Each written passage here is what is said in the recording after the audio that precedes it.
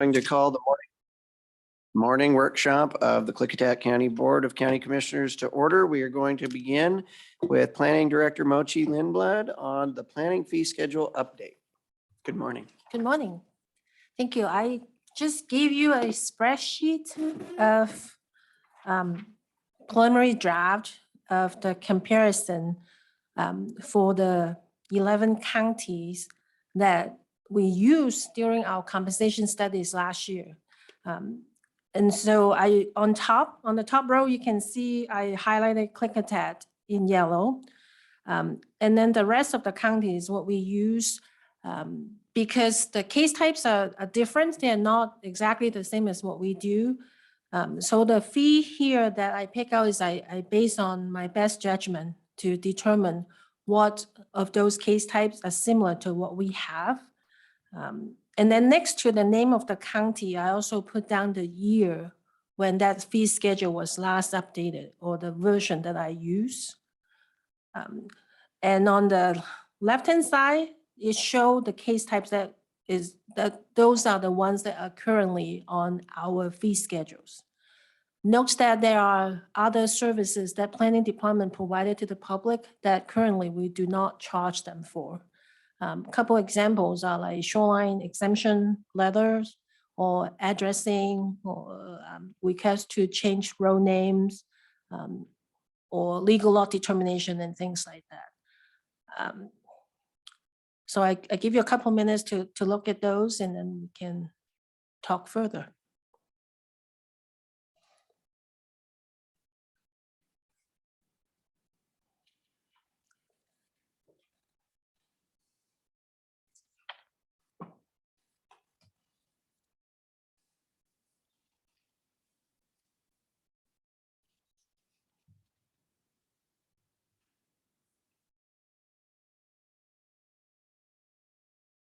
Wow.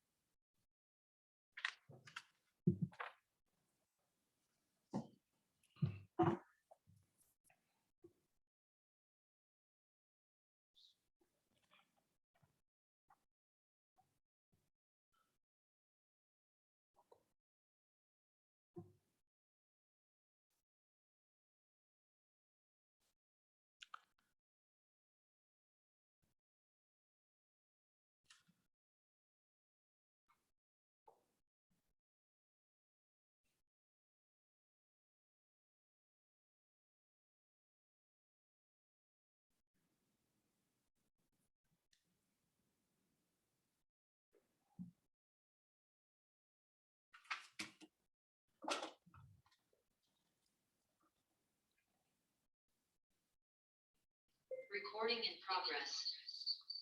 Sorry. Rookies.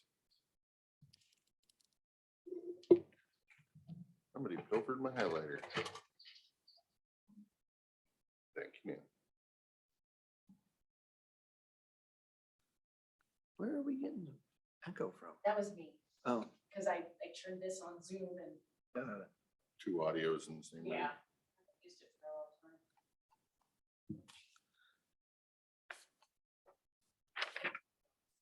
No, it's not as bad. The signature training we had last week, they couldn't figure that out. And there was people feedbacking constantly. They had to mute everybody for like the entire meeting.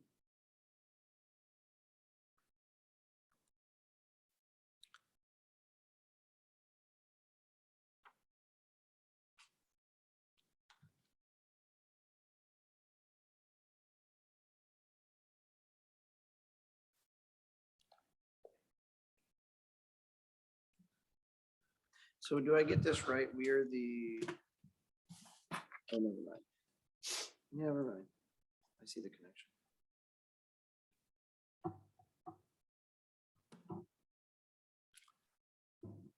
For non-project specific or a non-project action appeal, how do we assign It's category C, which just is automatically? $1,000 Okay. right now under the current fee schedule.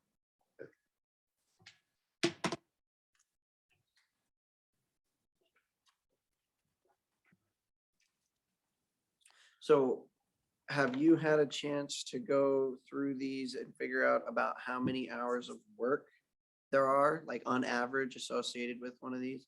I mean, your conditional use, that's a base fee, but it could be a conditional use that takes no time or one that takes a lot of time. So Yes. that's hard to do, but like with your short plats, your resource lands evaluations, short plat, and boundary line adjustment, do we have any idea how many hours those are? We do. I actually ask staff members to track their times, and so I do have some ideas, based on, like, for example, for conditional use permits, and we're talking about the full conditional use permits with a public hearing. And the hours that I have here is about 18 to 20 hours. And that include administrative staff time, set up files, and lead planner's time, Mhm. and my time to look over everything before we schedule for the hearing, coordination, everything from start to finish. So it's about 18 to 20 hours. And this is not including projects over $1 million, like if it's a large project. No, this is just an average. And we, traditionally, we do not track our time. We just work. But And thank you for doing all that extra work. of course, thank you. But, since we know we are going to update our fee schedule, and if my understanding is correct, we are trying to update the fee schedule to try to recover reasonable costs that associate with processing permit. So instead of the general fund subsidize, the planning department, because that's where most of our funding source coming from, we are trying to make our application fees a little bit more closer to get to cost recovery. It will never be full cost recovery, but at least get it closer to what it needs to be. And to me, for us to set like application fees, the best way to do it is probably to get like a minimum hours that we will work on certain case types. And then we set aside a hourly rate for planning staff, not position specific, but more like a average number that include direct labor costs, department overhead, and county overhead. What are those costs that really would constitute that hourly rate? Again, I check with other departments, like building, for example, and environmental health. Right now, they charge $60 per hour for their hourly rate. Public Works, I'm also working with them to update the fee schedule, and they are here at 10, so you can ask them more, but I know they are working on that. Right now, their hourly rate is $47.50, but I'm sure that they're going to change because that's their rate since 2011 when we adopt the current fee schedule. And so my goal is continue to work on hours or a base fee in conjunction with the hourly rate. So we know what is the minimum we can charge and assign to certain case type. For example, a conditional use permit, if we say 18 hours is the minimum, and we can allocate that many staff time, based on the $60, if that's the fee we choose. Anything beyond that, then we'll bill the applicant for the time that we spend on it. So if I'm getting you correctly, and if I'm remembering the conversation we had months ago when we were talking about this, is figure out the minimum that would just be a basic, easy permit of 18 hours. She's got to figure out the dollar amount. And then it would be, the base fee would be whatever, let's say 18 hours times that hourly dollar amount. So it would be average dollar amount plus actual costs. And then if it got to be a bigger than 18 hours, they would have their base amount plus the whatever, 5 more hours that it took at the $60 an hour. So a base fee plus actual costs allows a bigger project that comes in at 40 hours, pays the base 18, and then they're going to end up owing another 22 at the hourly rate over the top of that. So what, in essence, what you're gonna be doing is tracking all time at all times, Yes, which adds time in and of itself. But that's one of the benefits of having a set hourly fee as opposed to a, you know, if this person's doing the project, we're looking at their hourly rate versus if this person's doing the project, we're looking at their hourly rate. Because I would imagine whatever's happening here is also going to be what's happening down there.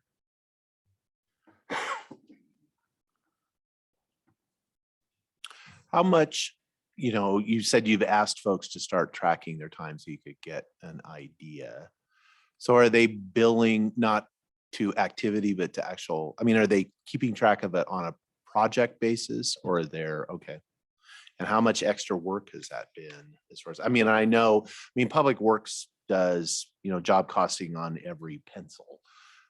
But there's also, they have a Financial staff. whole staff to do all that because they have to. And that's not, so if Public Works, if you're listening, that is not, I'm not throwing rocks at you. You have to do it. And so you do. So I'm hoping we can have some model that is somewhere between the necessary Public Works model, which is tracking absolutely everything job cost, to not tracking anything. right. So they have a job cost basis, but for right now, that the trial period that planning department is doing, we have a very simple forms that attach to the project files. Then whenever a planner or, work, or any staff member work on it, they just put down the date, a brief description about what that is, and then just the hours that they spend on. It's not to the second or to the minutes, a good, representation of what that may be. For projects that we're working on does not have a case or case files attached to it. They just put it on a piece of paper as the general items. And that's why I mentioned earlier, there are some services that right now we are doing that for the public or for people, but we are not charging them. We also track building review time because we are a part of the review team for building permits. Traditionally, we do not charge them, but I honestly, I think looking at those numbers, we do spend time, minimum an hour or so, checking our maps, working with the applicant to get an accurate site plan to know the proposed location. Sometimes it may be more, sometimes maybe less, but average about an hour or so to look at those. So that might be something that, yeah. How would that work if building ends up doing kind of the same scenario? How would you be able to tack an hour onto their billing? Would that be something that would be easy to do or not easy to do? If they're the ones that are doing the permit fee in their department and you're just Reviewing. yeah, they're subletting it to you for an hour's of work. How we track that in our budgets? Because on most of the building permits, they do have the initial, can we issue the building permit stage, and then final building permit stage. And so we will probably just either send a bill to the applicant or work with building department to ask them to charge a minimum 1 hour, unless we tell them otherwise that they need to pay that whatever hourly rate to us. Building would collect the money and then end up having a transfer over to the planning department. Or the applicant can write a check to planning department, and then we can put, because we do have a permit software system. And I think those are things that if we end up, that's the way that we're going, I'm confident that we can find a way to make that work, if that's what we want to do. Right. Because right now, like for example, when we're reviewing like a short plan or conditional use permit, we ask Public Works to review the project for us, and they do have a fee that they charge. We just let the applicant know, and they will need to pay those fees in conjunction with the review to Public Works directly. And they will manage to do that for years. And so I think that's a way that we can do it if that's the way we want to go.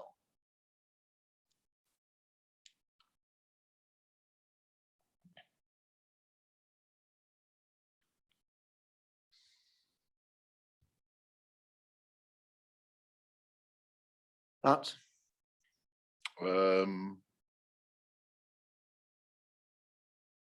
My thoughts are the same.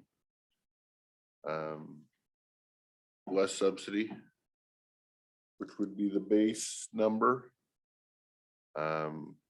Plus actual costs, which are determined by the number of hours spent over the base number. At the hourly rate. So if you say the average is 18 to 20, right? Base number needs to be 18 and then. But that's the average. That means half of those spend less time than that. So shouldn't the base rate be more like a third of I'm fine with that that too. or something? And then you pay per Because- hour above that?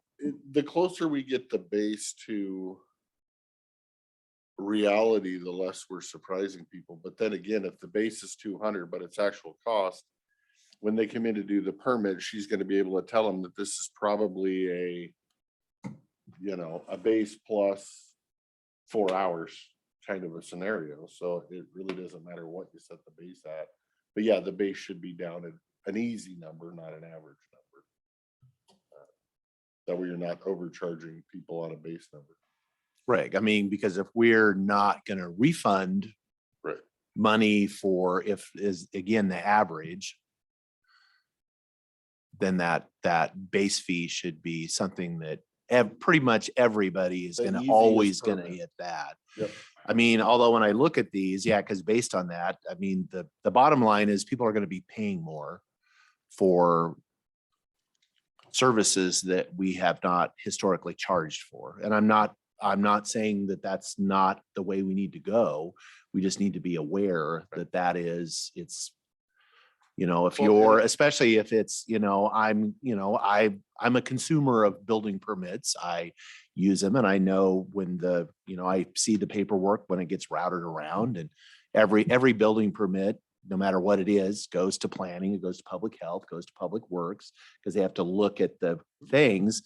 And, my assumption is when I'm buying my building permit, I'm paying for all of that, but I'm really not right now. Right. And so we're not transferring money around. The money, but It's all in the bill. I all- mean, it's the same. I mean, and we do have to be careful about, in fact, that would be something we need to check on, is that we may have to actually call that out in the permit fees, because the legislature has put some pretty tight restraints on building permit fees can only be used for building permit.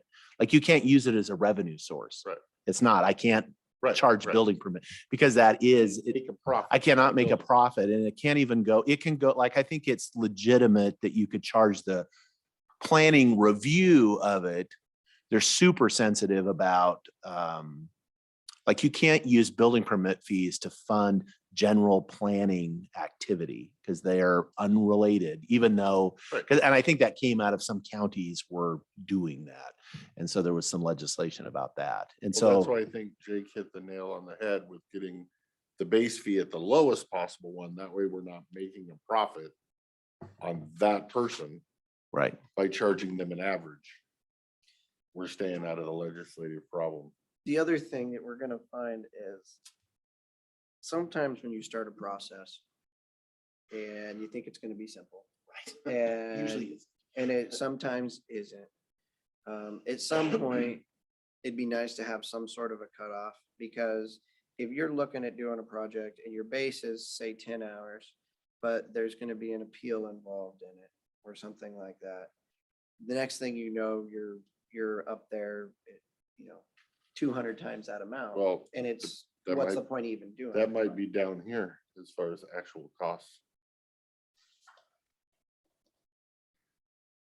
Cause it ain't the guy doing the short plat that is the reason for the appeal. Well, that's that whole thing I'm getting to. Like, what we did for a reason, and that is that you have an expectation and understanding, this is how much this is gonna cost me. We know that large projects over $1 million are far more complex, and that's why we have reimbursement agreements, because we're not going to saddle the general public on some Because we don't know what those super, costs are because gonna we be. have no idea. And so, do I think the conditional use, And if we just do the average and you say it's average of 18 to 20, it's $60 an hour, you're looking at like $1,200 at 20 for a conditional use permit. For most simple conditional use permits, that's probably gonna be fairly accurate. If we do that, then we don't have to just keep our job cost numbers. We don't have the time tracking. We don't have all of that. I mean, because pretty soon she's gonna be in here saying, I need somebody to send out all these bills and do all this stuff. That all has to be audited. All that, right? Because we don't know. Like the one that interests me, so for example, what we see a lot of are boundary line adjustments. How many hours did you have on average at that? Because that's the one where we're higher than everyone else. It's about 14 to 16 hours. Well, that was a lot different than I was expecting. It's like, oh, it's nothing. For each boundary line adjustment. Wow. Okay. Paulie Toledo.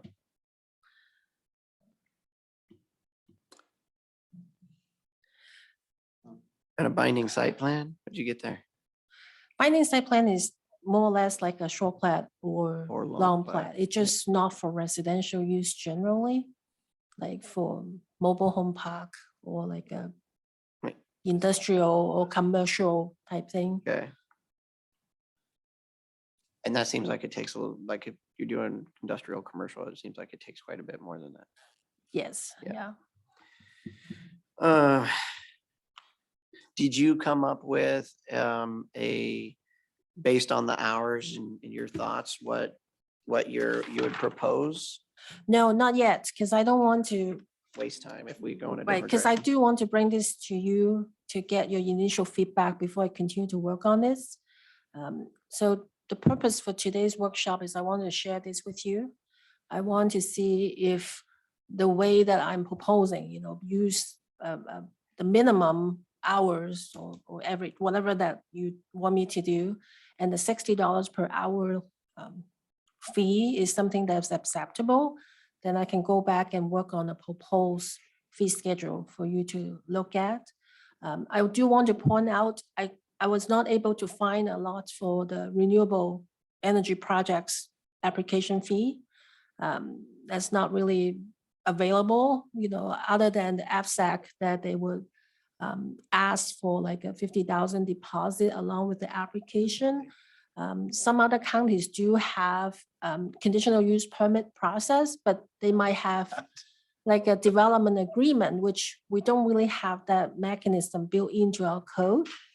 And so even with the baseline, like for example, if there's a CUP for renewable projects, if we charge them for the base fee plus the additional fee, we could potentially put in the fee schedule to say that they will need to also submit a deposit and maintain a minimum balance for us to draw that, on, so we know that they'll pay whatever that may be. In case they If, step away or yeah, something. in the events that we need to hire outside help, such as like biologists, hearing examiner, legal counsel, whatever that might be.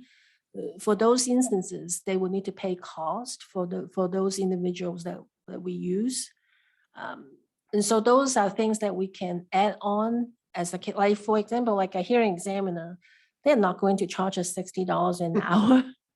And so for those, we might need to make that clear that they will be billed at cost, for the charge. And that also circle back to the appeal that right now we have 3 classes based on the project value, we charge them differently. And I believe we're the only county who is doing that. And honestly, that's not easy to administer because there's always a question, how to make a determination on the project value. Well, the hard part is now on the west side of our county, you could build a house over there and you're a class B because it's over $1 million house. Right. That'd make it a class C. That's why I said over B. Yeah. And so that might be something we want to consider, to actually have just one base fee for appeal. and then to add on any actual costs in conjunction with the appeal. For the most part, the appeal would likely go before the Board of County Commissioners, and you're probably not going to charge for that. But if we end up have to hire a hearing examiner, then it'll be clear to the appellants that we will bill them for the cost. That's me. I don't necessarily want to charge somebody $4,000 if they're appealing their neighbor putting up a shed on their property. Because we're gonna hear that, it ain't gonna cost $4,000. But, you know, some projects are, so we have to have some kind of I would think a base amount. And or a dollar difference, a project cost difference, or you have a base amount plus actual cost. So that you're not overcharging the guy who just wants to. What appeal a things, shed. what things have the wildest swings? So like, for example, a special use permit. That could be something that takes very little amount of time. That could be something that takes a lot of time. Is that something that you would just come in, we're gonna do a $60 base fee per hour for the amount of time worked on it? We could potentially do that. Special use is more like a one-time use kind of correct. thing, so usually it doesn't take very long. But before the proponents actually submit the application to us, you know, we will, we will talk with them, they will consult with us, we'll check with other departments, depending on the type of project. But typically, we wouldn't start charging them until we have a complete permit application. So that's something that also to think about, because right now we don't charge for pre-submittal conference.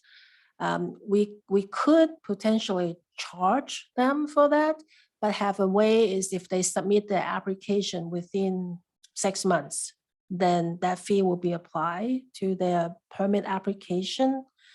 When I do my research, there's a variety of things that different counties are doing that we can borrow. But I guess I like to get some sense from the board. How would you like to proceed? How many pre-submittal conferences, whether it's just for an ADU or whatever, do you have that the people don't actually move forward with the project? I don't have a good numbers. I want to say 40%, maybe. I'm just guessing here.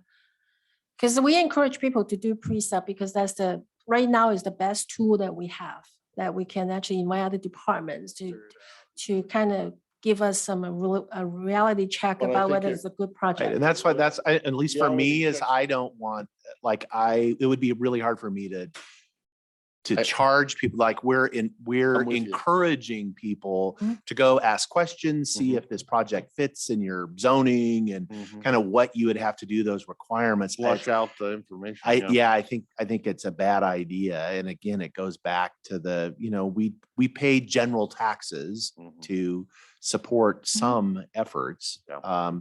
I think fees should be charged on project specific activities and then me as a consumer, I have control over what those are because I'm the one proposing the project. But if I'm just getting information about something, I don't want to pay for that. The pre-submittal might make you not do it too, if Yep. you decide that the costs are too far out there. So, yeah, no, I agree with you on that one. Yeah, How much I'm- did we bring in fees last year? Was it 30,000 or something? Yeah, I didn't have that number, but not very much.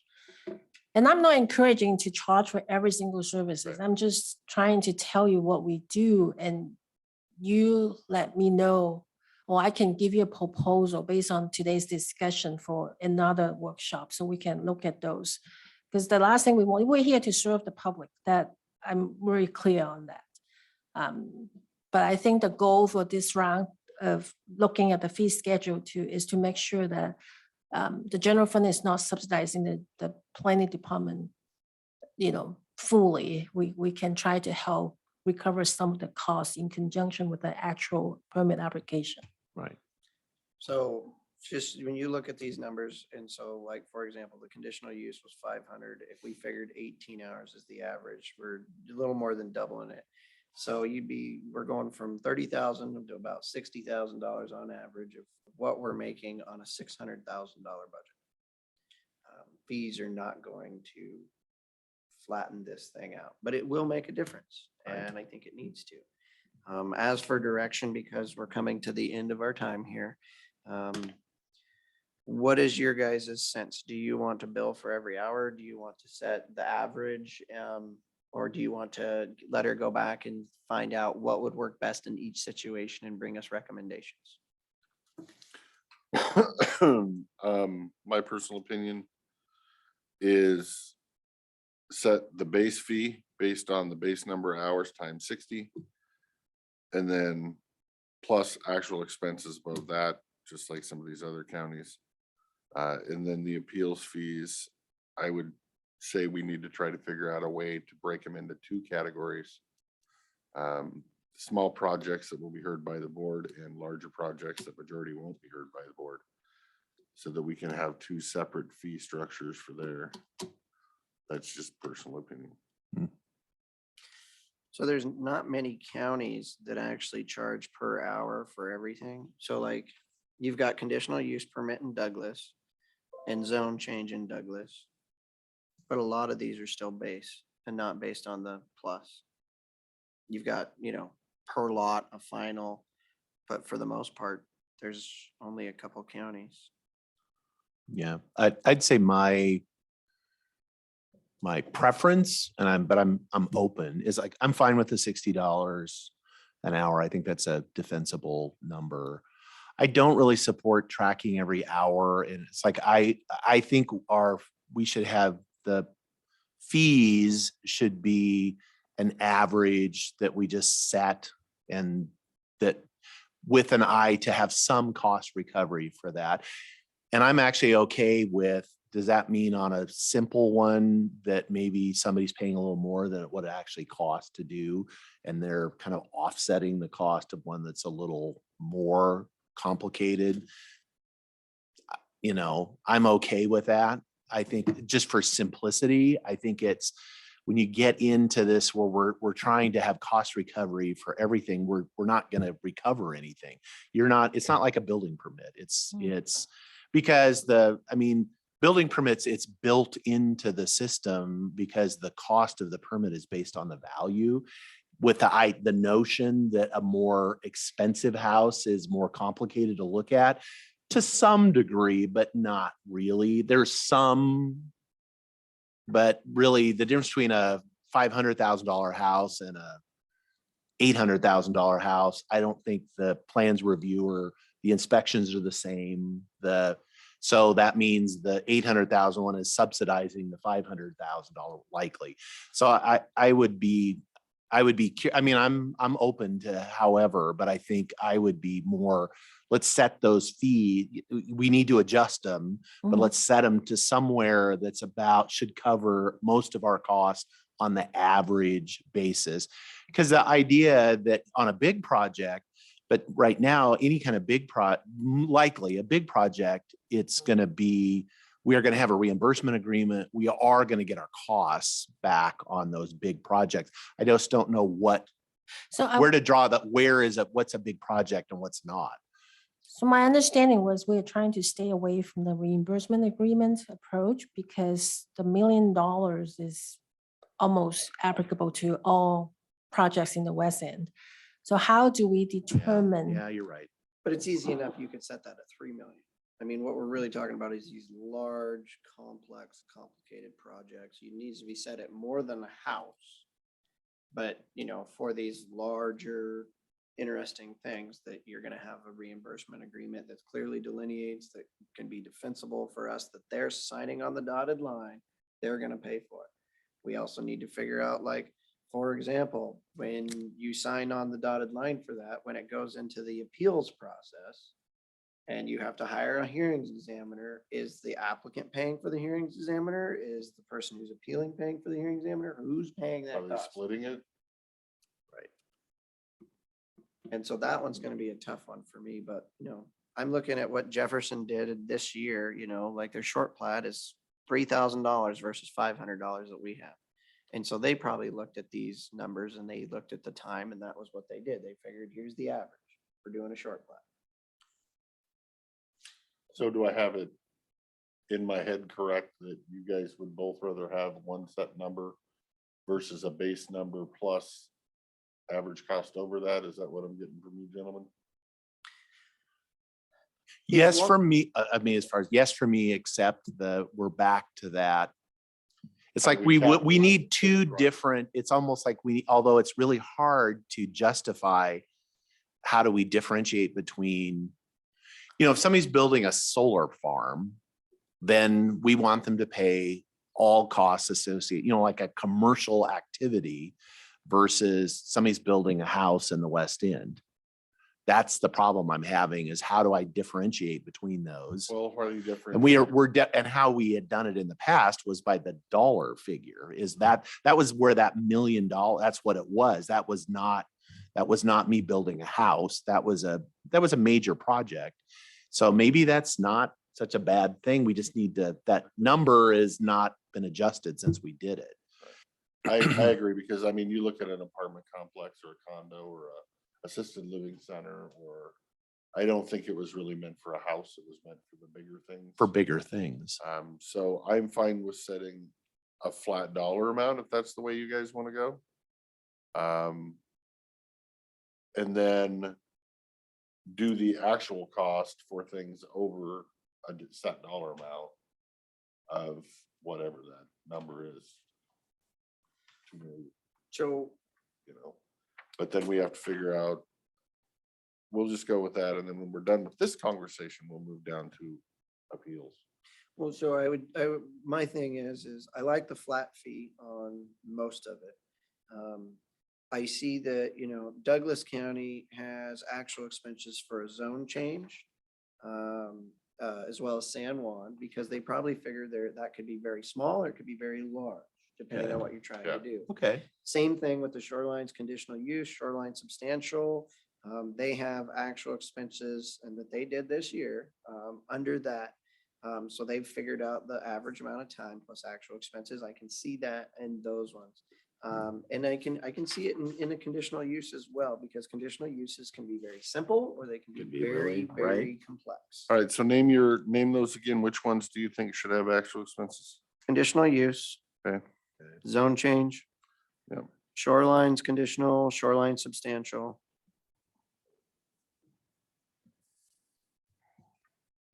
And then an amendment to the existing land use plans. Which have we even had anybody try to do that? A while back, but not recent. What was that? It's the sub-area plans update. Right, but we usually institute those. It could be, county would be, because when they approach us like a community council, for example, then we will take it on as a county project. So we don't ask them to pay for that. So, But those are the ones I thought, and then let's put some thought into that energy overlay zone one. And how that's actually going to, is that just the review of the permit? I mean, where does that go?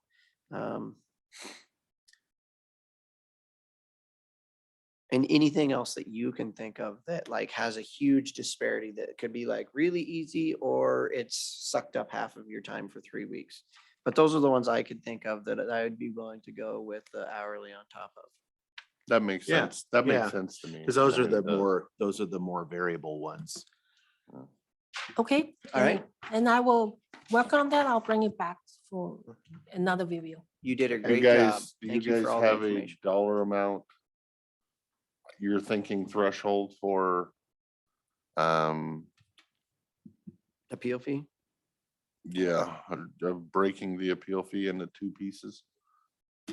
So what the other groups did up here, it says HE fees on a conditional use permit.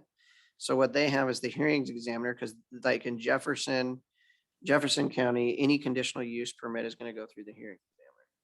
And so the applicant is paying for the hearings examiner in that instance, which I think like with the under canvas, the applicant pays for the hearings examiner, right? Because that was the direction that it went. And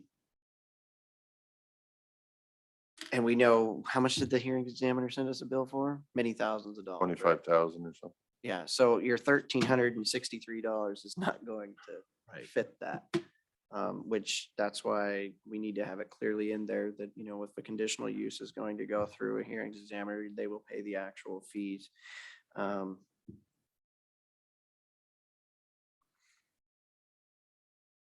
Well, except a conditional use permit would not ever go through a hearings examiner unless there was a SEPA appeal attached to it. Because the appeal would be to Superior Court. Everybody pays. Right? Right. Right. I've looked at that flow chart so many Yeah. times. Yeah. No, I the flow think chart's actually pretty darn good. Trying to make sure, But because an there's so many appeal- scenarios. Of But an That's appeal, not all. and that's not all. That was the simplified flow chart. Yeah. So Anyway, okay, yeah, but okay. I agree with there's- your point is the. I'm you know, just saying there's a that difference cost. between the appeal of your neighbor's shed Yeah. or an Right. EOZ. Right. I would appeal. put it at 1.5 million personally. If you want to split it in two, I would put it, anything below 1.5 million has an appeal fee, anything over has a different appeal fee based on, And but then then we we just- also need to delineate what that appeal fee is paying for. Right. Because if we're charging per hour it should- on a it should conditional use pay- permit, then we're already charging the applicant. What are those appeal fees paying for? It should pay for the first part of the appeal and the applicant picks up the rest of it. So the first 4 would go to the hearings examiner, their applicant would pay the other 21,000. Oh. I don't know if we could do it, but We're not making a profit off it. And then everybody's got skin in the game. Right, because if we use under canvas as an example, you know, we heard much about we had to pay a $4,000 appeal fee. Yes, you did, and we paid 25,000. I mean, Right, but they only paid 100 or something over there, but 200. 200. yes.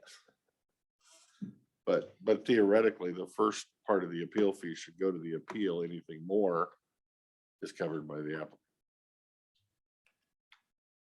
And in the contract. I mean, with I the think that was applicant, the idea, was Right. to have, everybody's got to have skin in the game. It's just a matter of, you know, I think 200 is small for a basic appeal. But maybe it's not. I mean, if it's just heard before the board and you don't really have lawyers involved. And, Superior courts and your prosecutor defending the case and. So, All right, let's come back to that. yeah, Okay, All right. all right. Thank you for all your hard work. All right. Next, sorry, guys, we've been cutting into your time. We have Public Works Director, County Engineer, Gordy Kelsey. And I would begin, Mr. Kelsey, we have a good practice certificate that the good housekeeping seal of approval to present. That is very important. Thank you, sir. You don't get that, you get no money. Exactly. Right. thanks, sir. Get the check. Yes. Well, getting your credit approved. Yeah. I wish it just automatically came with a check. but it No, we got to get the credit approved first.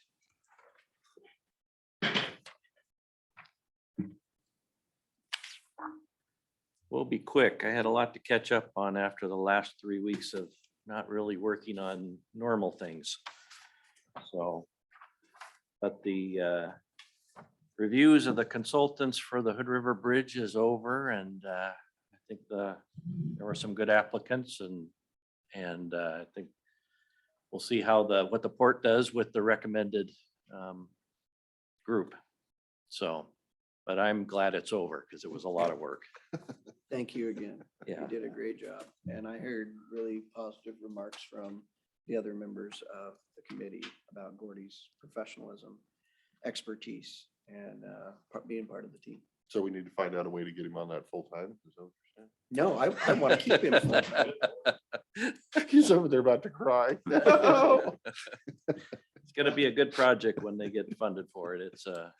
Yeah, as Just- soon as they, it's as a soon as big- they start charging, when we enter into the negotiations for the, hourly rates, Gordy might just jump ship. Oh, no. All right, so I'll try and catch up and be brief.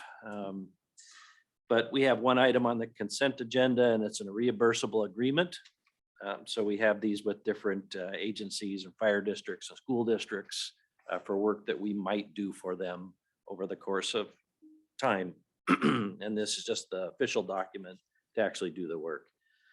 We have one- Question, Yes. sorry to interrupt, question. Yeah. What is the difference? I'm trying to kind of, Sorry, Jeff. what is the difference of who we can do these agreements for and who we can't? Public agencies? Yes, Okay, Yeah, taxing districts. taxing, Okay. yeah. because there was question on this year's past, so I was trying to flush that out. So that makes sense. So other taxing. Yes, Yeah. not Granges. I wasn't gonna say it. I just thought I I'd was roll trying her to be out there. nonchalant.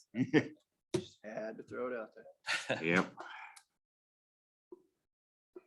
Okay, we have one pay estimate on Roosevelt Grade Road. So we completed most of the rest of the work. They still have some punch list items, but most of the work is complete. On the construction side, our contractor's completing the last of the signs on the grant funded signs and guidepost project on Canyon Road. They have about 2 weeks left and then there'll be punch list items, but it sounds like there isn't really very much that they have to fix, which is good. Courtney Road, contractor still grubbing and I think fighting the rain, which it looks like may have decreased finally for the foreseeable future. Excavating, building embankments and installing culverts and burning slash piles until that window closes for the year. Are we on schedule because of the rain? Are we already a couple of weeks behind schedule? Where are we at? I don't know. we're pretty close to being on schedule still. I think there was 1 week where they got rained out. Yeah, they've kind of jumped down below and put in culverts to save time. Yeah, I mean, it's been kind of like Goldilocks rain where it's Yeah. just right. It's not so much. Yeah. It's Goldilocks. Not too hot, not too cold. True. On the design side, we have our open house for the Klickitat path tonight. And we have all of our permits and our design is pretty much complete, just putting everything else together for the summer construction. Courthouse parking lots, we're filing those plans to advertise at the end of the month. Small Works guardrail project to clean things up. That opens tomorrow. So we'll see. I know there are at least 2 bidders that have expressed interest and they're asking questions. And then we have our call for projects for federal funding for 100% federal funding for bridge work. And so we've submitted quite a few and we'll see how that turns out for us. If I could, before we go, if we could go back to the guardrail, us being certified and being able to do that, how much of that do you think we're gonna divert out of that we'll just handle with our own folks now? Which I am assuming will save us some money. Yes. Every place where we have like an end where we just do the end, so that might be 25%. Oh, We okay, could, where we get the long runs because we have no way to drive the posts. right. So So really, the only thing that we're gonna be doing are those, which I know are not, those are not cheap. They don't, No. they charge us quite Yeah. a bit for those. Yeah. And we replace rail, but we've always done that. We just Right. haven't had the ability to replace the ends. Now we have Right. the ability to replace the ends. And, but again, if the posts are, we can replace one post probably, but not the key post to the end. I think we took 2 projects off this that would have went to bid on this last one. So I saw think- one on the Centerville Highway Yes. coming we up did the that hill. They ourselves. were, yeah, because I was like, ooh, I know what they're doing. So the key is you're gonna try to do that as much as possible. with Yes. the road Right. crew. Yes. Yes, exactly. I like Yep. Okay, It's much more timely to get it fixed and right, because otherwise Less- we used to kind of less save them cost. up to get them Once a year. because once a year, because it was worth them make coming it out. worth them coming. Otherwise, I mean, you could get them out here, but I hate to think what we pay for it. Yeah, but if Lot you're more. saving money, you can turn that around and use it somewhere else on Yeah. one of your But also, projects. if you wait once a year, you've got most of the year where that's not there and operating. and it's a safety. Right, it's a issue. safety issue. Safety You might issue. get two crashes in the same guardrail.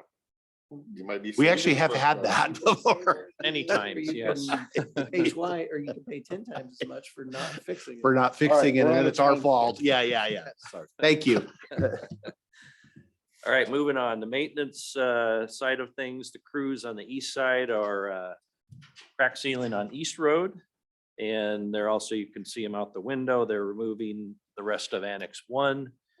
The debris from that and also the foundations and concrete that still existed from Annex 3 and 5. And so those sites will be ready to go. I'm sorry, we're trying to get you, let you hurry, and then we keep asking questions. How are those parking lots gonna work when there's a different grade up there and a different grade down here? And it's like a wall built on the other side of the phone building over here. Are you gonna actually chip into that parking area part of the alley and grade the whole Yeah. thing, or is it gonna step up? Yeah, that wall comes out and it'll be straight graded from the alley down From to the the alley down. street. Yep. If it wasn't a good one, it was a fair question, so I didn't. That was a have you fair to- question. Okay. Just gavel me right through. Yeah. Don't give me that off. All right, west side crews are patching and grading. On the facilities side, the civil work for the new building, they're doing the rest of the curb and the sidewalk this week. And then they'll pave next week. So it won't be long. So on all sidewalks, they never put rebar in there? No, Okay, yeah. wasn't sure. I was seeing them pour today and I was looking together and I was like, I see no mesh, I see no nothing. Yeah. Makes we it put- easier to cut and take out later. Exactly. Really, that is the whole idea. Yeah, and we're actually putting a good base underneath them too, so Yeah. that once you have that, you shouldn't need rebar. No. So. Okay, so let's see. I think we still have a few loose ends on furniture that should show up the end of the month or 1st of June, that dates just keep getting pushed. And the motorized shades should be installed in here. Yeah. Yeah, that's what I was thinking. Yeah. Yeah. Yeah, so I've heard they're installed, and we'll figure out how to use Yeah. them. Just start pushing buttons. You'll figure it out. Is it back there on the wall? Because the right side of the buttons in the back wall don't do anything, never have. Those They are may just, now. You may although now. I have to, and I know we're short of time, but I was so sympathetic. Last week I was at Tacoma Wednesday, Thursday, Friday for it was Wasac thing. And we were at the Marriott and their lights, they have that same, Oh, and yeah. their system harvesting. went berserk. And they had they had electricians, and in the end, they could not shut the power off to the lights, and they would just randomly decide. It was like, you have enough light, there's enough ambient light, and they shut off, and then a second later they would turn everything on. And but it had a huge impact and they had those same controls that they could not, so they moved us the second day they put us in a different place, and the same thing happened. Ah, And so What they, you're saying is the hacker convention was involved. yes, yes, they were in ballroom C. Technology great. Yes, so there's sometimes I'm like, really, how much energy did we save? Just turn the lights on, and when we're done, turn them off. Yeah. But so it was, Getting back to it. yes, thank you. all right, let's see. We still have work in HR and weed to get the door painted and the glass installed so Elizabeth can move into her office. We have a few minor items on the HVAC system left to determine a solution for. And I think just 5 locations left. And let's see, all the demo work for the annexes will be done this week.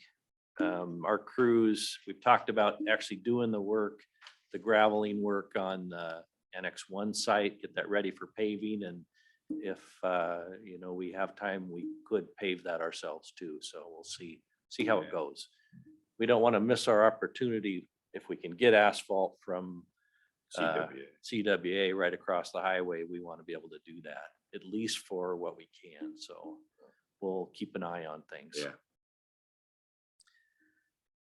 Let's see. So dispatch insulation, sound insulation starts Wednesday night. So it's night work. And we'll get that in for Jeff's group. Jeff Hunter took me up to visit the radio site at Sadis yesterday. They had me convinced it was, you had to rappel and know how to climb to get up there, but it's not quite that bad. That's pretty good. Yeah, it's a pretty good path. Did you have to cut your way in? No, as long as you follow the trail, you're good. To lug his camera up the hill. But though.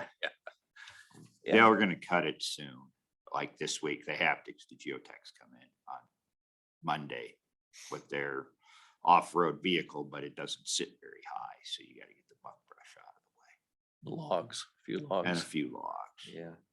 So they'll go up this week and cut the brush on the one piece of it. All right, so we're not ready with Mochi this morning, so we'll have our recommendations for fees this week to you. Oregon Trail Rally happens on Saturday. So they have a few roads they're gonna run, and it's all set up to go. We also have a Friends of the Fair barrel race this Friday at the fairgrounds, and so things are moving. It's good to see the fairgrounds used again after the last 2 years. I have all sorts of questions, sir. Go I ahead. will try to be fast. There's only like 5 of them. Rally race, where all the people that need to be notified. Because I have one out by me that wasn't sure if they were moving cattle this week because they didn't know if there was a race or not. There is a race, and everybody that is involved should have been notified. That's what I Yes. thought. Yeah. Brick stacks at the building. I went and drove by it. The brick stacks, very small, very few bricks. Is that all there's going to be? No, there's bricks. So there's brick stacks kind of random places Yeah, around there- the sidewalk. And then behind where the, one of the pieces of equipment, there's a large stack of Okay. glass blocks and other bricks. And Glass then, block's very popular. 3, where are we at? Where are we at on vending machines in this building? Where are we at on picnic tables for the courthouse lawn? And where are we at for the public works building? Getting under contract to own that we talked about last budget season. So for Annex 4, Yeah, yeah, so we haven't done anything more with that while juveniles there. So we have, right. I was just under the hope that we would have that contract done. So the $1 million you got this year could have been applied to it. maybe I'm not following. The plan was for the county to eventually own the building. That was our discussion as opposed to Public Works owning the building. And we were going to be using the landfill fees that we give to start buying out the building. Okay, And then I along not with- sure I really had clear direction on that. Am I wrong on that? And I then think we we- were gonna have okay. you Yeah. lease this section to help pay off and buy out. That is the way I remember it, but maybe I'm wrong. We talked about several options, but we never really settled on any Okay, one thing. future but to be discussion. We'll have that when you have investigated. more time. Maybe we'll do that next Yeah. weekend. Vending machines, picnic tables, where are we at on those 2 things? So I was hoping to put in, because I need some kind of concrete pad for the picnic tables, and hoping that when we do the parking lots, we can do all that at the same time. Bingo. And vending machines, I don't have any vendors. We haven't started or looked for vendors to do something like that. Or contracted, advertised for that kind of Do we have service. to advertise? We can't just call the phone number that's on the vending machine over there and say, You should Put one in. advertise, so it give everybody an opportunity see. that wants to a fair chance. okay. Good enough. You know where I am. We'll have future talks. Okay. Questions? No, just maybe back to his earlier about the Annex 4. I think the discussion was over, that's a public asset, but it belongs to the road fund. And so if we were going to transfer, over time, the road fund has to be made whole. You can't just gift it to the not road fund. Right. And so I think that was the idea, was could we look at paying that off, paying the road fund, which we'd have to, I'm assuming there is some legal process for establishing the value of that. Like basically the road fund would be surplusing it, just like we would anything else if it was a county shop or and then whatever that value is, the road fund has to get paid. But yeah, you should be able to you could count the transfers, the landfill dollars into the road fund, because those are those are outside as we could pay for it that way. Yep. Is that, because I think that's what you were talking about, right? That's the easiest way to do it. Okay. Okay. As long as it passes legal scrutiny. Right. And auditor scrutiny. Yeah. Anything else? Nope. All right. Thank you, gentlemen. Right on time. Yeah. Thank you. Oh, yeah. I had sent out a draft resolution to Oh. secure that as a park. I sent it also to Public Yep. Works. And there may be any direction as far as completing that. Okay. Still been working with the treasurer on, because there's two parks. That Triangle Park was created by plat, which somehow was put into us, but there's no covenant on it that requires it to be a plat. The part that's over by the airport where the school sits and now we have the community building, that was created a different way, and that actually has a restrictive covenant that it can only be used as a park. So we're still unpacking all that, because it can only be used, Dallasport's complicated. if it can only be used as a park, well, then how did the fire department be able to build on it? Because that's the other person. Yeah, there's two parcels. Right. One of We're them, really one of only them, talking about the 6th and B parcel. well, we're looking at the whole thing. And then if you, either Jeff or both, I'm sure you have nothing going on. At 2:45, we're gonna continue the discussion on Dallasport wastewater. Okay. So if you can be here to Yes, support yes. my analysis that Yes, I've and I done. should have, I'm reaching out, so that I have some other ideas. Okay, If good. I can get what I want, because there's a piece in there I want to discuss with you that I've been thinking about. Oh, okay. We talk about how can we control, somebody's worried about controlling the FTEs. Well, that should also play in effect all the entities that that are controlled. You still have to update your plan. That would be hanging out for Right, all right. entities, Wish Ram, everybody. Right. So I'm gonna try to get a little bit more Okay. clarification. All right. Thank you, gentlemen. Thank you. I'm looking forward to 2:45. We'll learn a little bit. All right, next up, we are going to move on to a department update from Human Resources and Administrative Services Director Rob Van Cleve and Casey. And we first need to know what was so funny in the back. Y'all were laughing about. Rachel was admiring my work phone and I asked her if she could teach me how to use Hmm. it. Because I told her my daughter is not patient enough. So that's why she was laughing at me. Good morning. Good morning. Good morning. Wonderful day in the neighborhood. Will you be my friend? Will you be my I'm neighbor? intrigued. You are I'm our friend. intrigued. I'm worried. That's all I I would got. be worried. That's all I got. Okay. Actually, If you don't sing it, it doesn't count. it doesn't sing it. A wonderful day. Yeah. My high school intern said I can't sing. Yeah. No. Literally. Okay, yeah, no, Yeah, bad same. idea. So good morning. So Casey's batting first, Jen's on deck and Jeff's gonna bat cleanup. So so we'll start off with, Okay, so I just have a few things on my side of the HR. The first is we are going to request verbal to advertise for our clerical position in the HR department. Sandy has submitted her resignation and will be transferring. as of June 1st. So we would like to advertise clerical 1 and 2, steps 1 through 3. Okay, Okay. very good. Thank For you. the I didn't give you a camera. thumbs up yet, but yeah, I was a little, so I was taking notes. Next on the list, coach compliance officer position was posted April 22nd. Actually, last week, into last week was the first review period. It's posted till open. We do have 6 applications, so I'm just checking in to see if you want to schedule a review of those in the executive session at some point. If you want to wait a little longer to get more than 6, just kind of check in to see where you're at in the process. I did send you the job description and the questions we used last time, just so you have those ahead of time.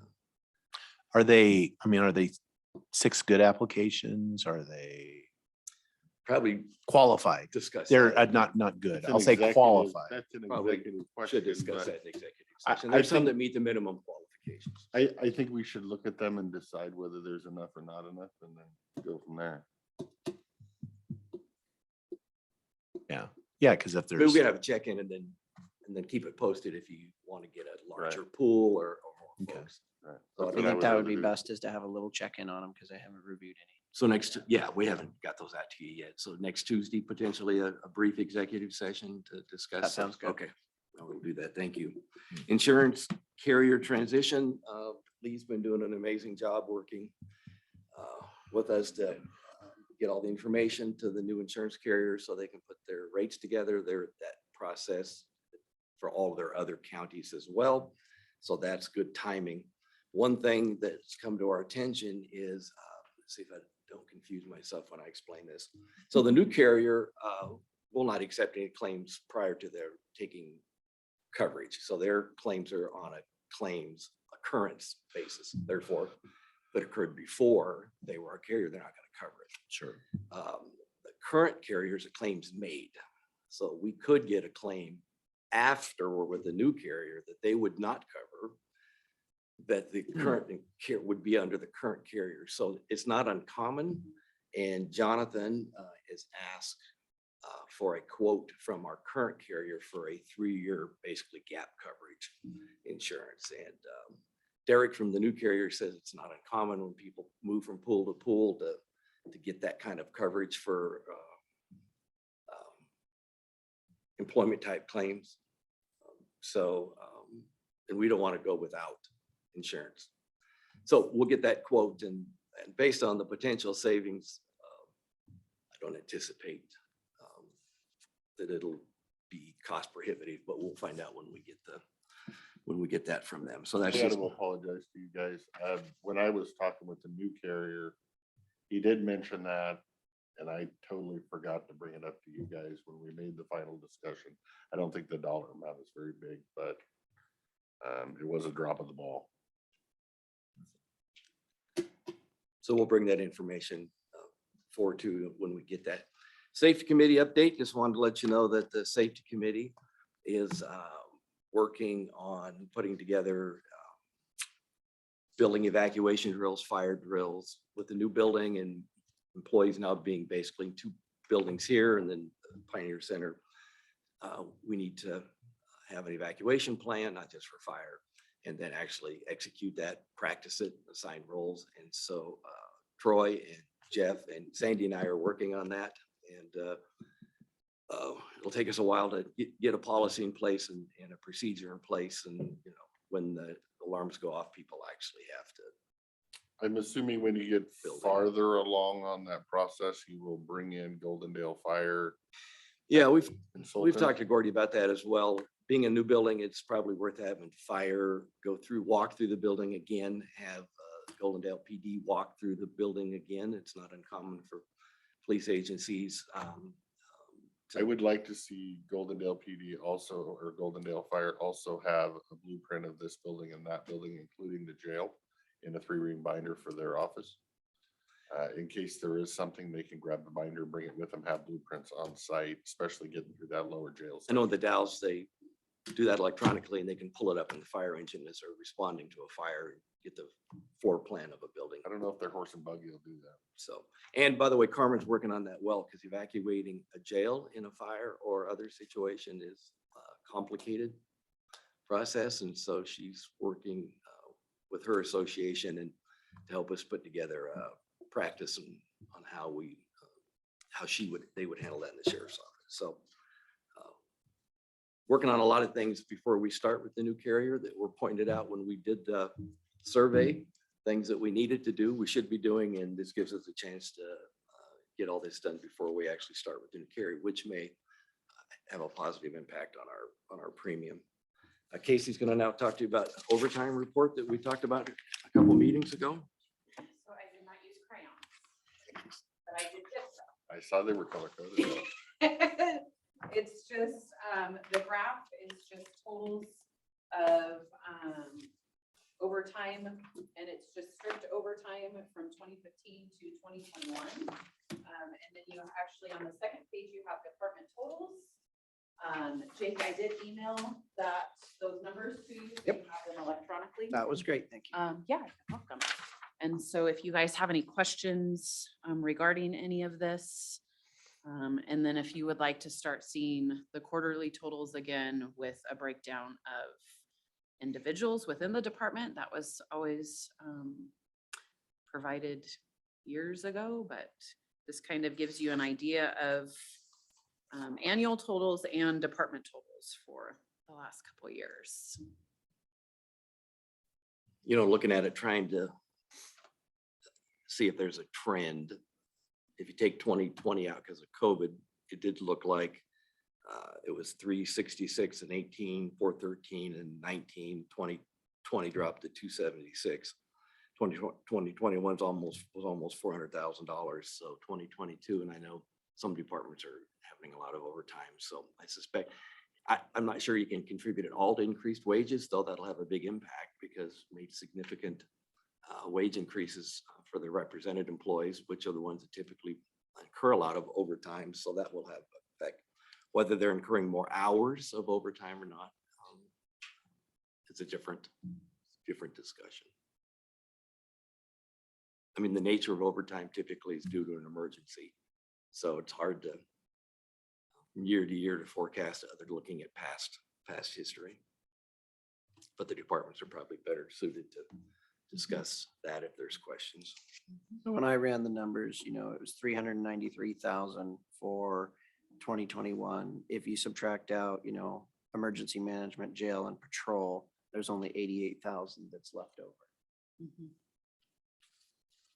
Just food for thought on how you're thinking about it, which knowing, you know, the changes that we made to emergency management, you know, they had 89,000 of overtime and we made significant changes and they're still short staffed. That's going to be a whole nother big bump. I think it's also interesting that there's, you know, we just went through a pandemic and you look at public health, there was basically no overtime through that, which is interesting that.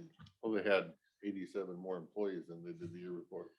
Yeah, I mean, and they had a lot of volunteers, but it's still, you would expect there would have been some extra. You would have thought 2020 there would have. Yeah, been, it would have you know, been with the emergency operations center, but Mhm. you know, All the that people stuff. that were staffing a lot of that are exempt employees. Right. Exactly, the nurses. A lot of hours were put. in. Yeah, They just because I didn't- know the hours got worked. We And just then, didn't and pay for then it. some of the temporary casual positions that were added were done through resolution and would still be, they weren't getting the overtime, they were Right. just getting the flat rates, but it was in addition to the regular FTEs. So you get numbers, but numbers don't always tell you the whole story. Is all I'm trying to. Right, absolutely. So I think in the past, weren't these reports given on a quarterly basis? Or, is there any interest from the commissioners in receiving these reports quarterly or twice a year? The only thing that really I'm looking for is, I guess I'd say it, if we could see a trend or a problem before it becomes too expensive. That's kind of what I'm looking. You know, there's always the debate about, well, higher staff, it lowers overtime. In some cases, that's true. But as you pointed out, the very nature of the majority of this is public safety, probably something happens at the end of a shift, there's a disaster, whatever.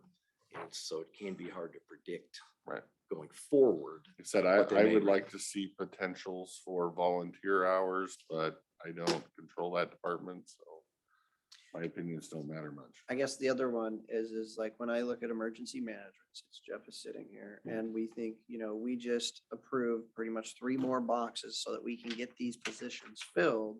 And we spent $89,000 in overtime, which seems like a lot. But if you're down multiple people and you only spend $89,000 more in overtime, then while that overtime, when you subtract out the benefits, is not a bad thing. Because if you had all those positions full, that would have cost you way more than the 89,000. So I guess that would be like, if you come back quarterly or whatever, let's look at how many positions are open versus how much that's going and how do we feel about that? Because your overtime may be up, but you could still be way under budget because you have those. You're not incurring, positions. you're not incurring Yeah, additional but the benefit overtime costs. is also a factor of burnout, so it isn't just all dollars. Right, but we're looking at the dollars here. And then we can take the numbers and then do the qualitative analysis. And then what we would suggest or recommend then is if there's a department you want to drill down on or ask more questions, either let us know ahead of time or so we can give a heads up to the departments so that because they're the best ones that really know and understand, I think, the staffing issues or what's going on in terms of staff shortages, vacations, emergencies, those kind of things. So we can give you the numbers, but the analysis is probably best left to elected officials or to the department directors in those areas. So be good teammates. And so the other question that, bumps up is in the PA's office, that was kind of an outlier. Because aren't most of those positions exempt as well? So what caused that? Do we know? So there were a few vacancies Okay, that's, in the victim witness and your. Sorry, here.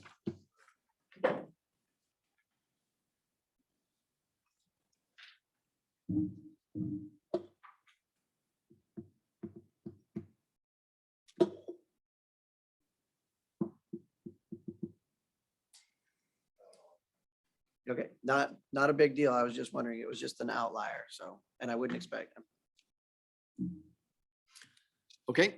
Okay. So we'll bring that back quarterly. Thank you. So I want to kind of just give you an overview of where we're at on the overall salary work that we're doing, the project work. So last week you approved moving 10 positions up a grade to the same step. Calculate the approximate cost of that was about $30,000. We're working on the additional positions. So that was from the study. Those positions were from the study. Then, as you recall, I brought forward positions that we had internal data, recruitment, retention issues, the deputy PAs and the PA, we'll talk more about that later. Chief accountant in the auditor's office, senior accountant 2, which there's one in there's auditor has one in the treasurer's office has one, senior accountant 1 has what? Senior accountant 2, there's only one and it's in the auditor. The senior accountant 1, there's both in Brenda and Greg's departments or offices. Fiscal manager, which is in my department. Senior planner, I'm working with Mochi, and administrative and division manager, public health, I'm working with Aaron on that. So these are all the PAs is the farthest down the track, and the other ones are being currently worked on with all of the appropriate department directors and elected officials. Have you had any department heads or electeds come to you with a request of somebody that was 92% according to the salary survey that they want looked at? No, not yet. And that leads me to so once we get done with this group, the other group I may look at and bring forward is, as you recall in the study, it was 110% and above, they figured was outside the market, and 85% below. So it was 10, 15. So I'm just curious, and there was some discussion at the workshop, who's in that 85 to 90? I think it's actually 85 to 88. What positions are in there? And what would be the impact? What would be the cost if you did 10% above and 10% below as opposed to 10 and 15? just to look at and see what the impact would be. So we'll be taking a look at that as well and bring that back just for discussion to see. I did push back a little on the consultant. I don't know why she did 10 and 15. She had a reason to do that. I thought that was better. to Could be how more the bell consistent. curve works, you know, when you see it. Yeah, could be. But I thought it was worth looking at just to see who's in there. And, you know, there are people that are, if you do 85, there's always somebody at 86. And if you do 90, there's always somebody at 91. So I'm just trying to want to look at that before we are done with the survey. And then I would gently and respectfully remind the commissioners that any other position that we want to look at the pay, whether it be new or existing, should go through the policy and the practice classification committee. We have a longstanding process and policy for dealing with people that are promoted, new positions, departments who think of positions needs to be looked at. That's all fine and well, but it should, at that point, I hope we go back to current practice. Otherwise, we potentially risk having to look arbitrary if we start picking and choosing outside of what we have evidence or data for. But I also don't want to close the door for departments to, or elected offices to come forward and if they believe a position is, you know, not funded. In that case, we would ask you run that through the classification process and we would take a look at that. So, but I think the ones I've given you are the ones that we have either study evidence or internal evidence. And I'm not saying there may not be others. It's just less apparent based on our data. Right. And my thinking was, you know, we have a lot of positions that aren't in that salary survey. So there's people that might have fell through the cracks of our searching. Right. And department heads or electeds might know who they are. Exactly. And a department head and an elected official always have the right or opportunity to come forward to the commissioners and ask. That's the way it's been for a long time. So anyway, So with the 10 positions we moved in that 30, so it averaged out to about $3,000 per position. yeah, some were higher paid, so they cost a little more, but yeah, roughly $3,000 Okay. a position. So, and some of the other ones we're looking at, for instance, we've talked about when Aaron was here, we don't think the pay is necessarily the issue there. We think the title is wrong, the job description is wrong, that we're fishing in the wrong pool.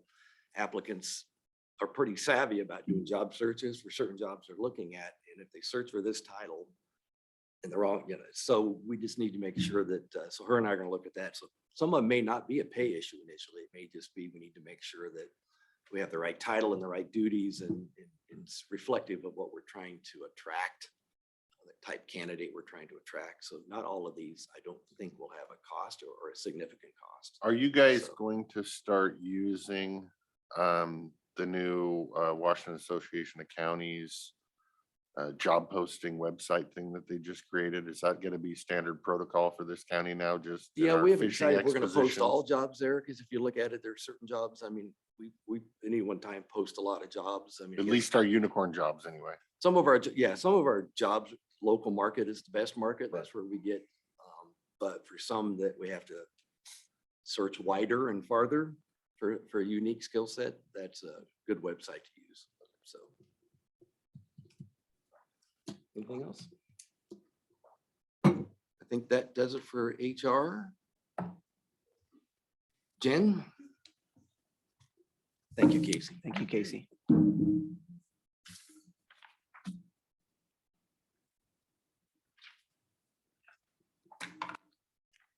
Good morning. I will be brief today. Just to start off with the ARPA funds where we finished out there. US Treasury's annual report was due on the 30th. That was filed by deadline. And per US Treasury guidelines that had changed a few times over the course of the year. Those guidelines ended up being that I could report both tranches, even though not receiving both tranches, as lost revenue. So all $4.2 million was reported as lost revenue and being used as general governmental services. On the other side of that, the state auditor's office has gone back and forth about how they are going to audit those funds. They still don't know. So it's been a little challenging through the process of trying to file the Treasury's annual report in coordination with our state annual report that Brenda's office has been trying to file. But it ended up that Katrina or Teresa's firm, working with Debbie, had used all of those funds that we'd put into the general fund, reported those as general government services, and used salaries. I thought the ARPA funds, the Fed was gonna make a certain amount audited or just exempt. The up to $10 million. So So, I of mean, lost, that we wouldn't well, even- not exempt, as that we lost wouldn't- revenue. Okay, because I was thinking they weren't even gonna make it. They had to be lost revenue. It was just, We just don't have to do the revenue calculation, oh, I see. Okay. which since ours fell under $10 million, that's, I'm It's assuming still that is considered why lost that they revenue, just you said, just go didn't ahead have and to jump report through the all of steps. it Okay. at once in one annual report, even though you haven't received both tranches yet. Got it. Okay. We should receive our second tranche of $2.177 million by after June 24th, somewhere around there. That's when June that should come 17th in. is my birthday, so Hmm. come in on that. That'd be fine. So this year's current budget, this first supplemental was done. The JV's been entered. It's been sent over to the auditor's office for approval. Let me interrupt you there. I want Oh. to make note that it's worth noting the supplemental first one was very smooth. And I received lots of compliments about the work Jen put into it. So when it's smooth on this end, that means there was hours and hours and hours of work on the backside. And the process that she's put in place, and I know she's even going to improve on that. She wants to improve on that. I think she did a great job, and it's just a much better, more transparent, easier process for departments and elected officials to use. I just wanted to acknowledge, I thought she did a great job putting that together. A lot more transparent for the public too, and I'd agree. Yeah. with you, so. Sorry. No problem. So once that's done, we'll do a budget relink, and then the numbers will show up in all the reports that I have for you guys.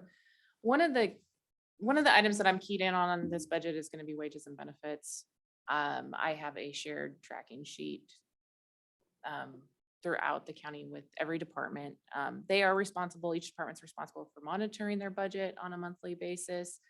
But because of the budget reductions and the 4% COLA that was implemented without having it budgeted yet, I'm also monitoring and tracking everybody's wages and benefits on a monthly basis from a higher level, but I am keyed in on departments.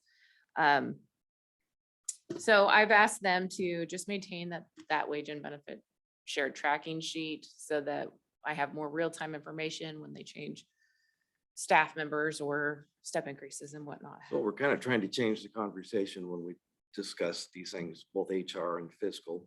It's one thing to have the money in your current budget to cover things, and that's good. A lot of times departments have vacancies and are able to cover things that come at them from all different directions. But when we look at the 4%, it's important to know what the full year cost could be. Or down the road, we will find ourselves, if we spend all the money, if we fill all the positions, which we want to do, and we hope to do, then the ending balance, the rollover is less, and it creates another pressure. So always looking at what a full cost is for a full year for anything we do, we think is as relevant as being able to cover something, which most departments or elected offices can do on any given year, unfortunately due to vacancies and other issues. So the second supplemental will be in August. By then I'll have a much larger set of data to determine what departments might need a supplemental, and I will try and capture the majority of wages and benefits in that second supplemental. Is my plan anyway. I mean, it'd be good this year because it'll be the first year for quite a while that we know what the wages are going to be when we build the first budget. We know the unions are already set. And so as opposed to at least the last 2 or 3 years where we didn't get that information till later in the budget process, all that forecasting and modeling and looking Guessing. at the impacts will be done ahead of time. Which is just it's a polite way of saying guessing, So. it'll be- modeling, forecasting. Yeah. What are you, a weather person? Yes, yes. And the sun's shining. Yeah, yeah. The other part of this budget year is adult probation. Courtney and I met on Friday to discuss the litter crew transfer and what that means to the budget and her finances. So I will be working with her and we have a meeting set up, or we'll be having a meeting set up with the treasurer's office, the auditor's office, Courtney and myself, to brainstorm and discuss the basic accounting principles and what would be best suited for her with the grant associated with that litter crew as well. And getting those funds out of Fund 140 over to the general fund in that department.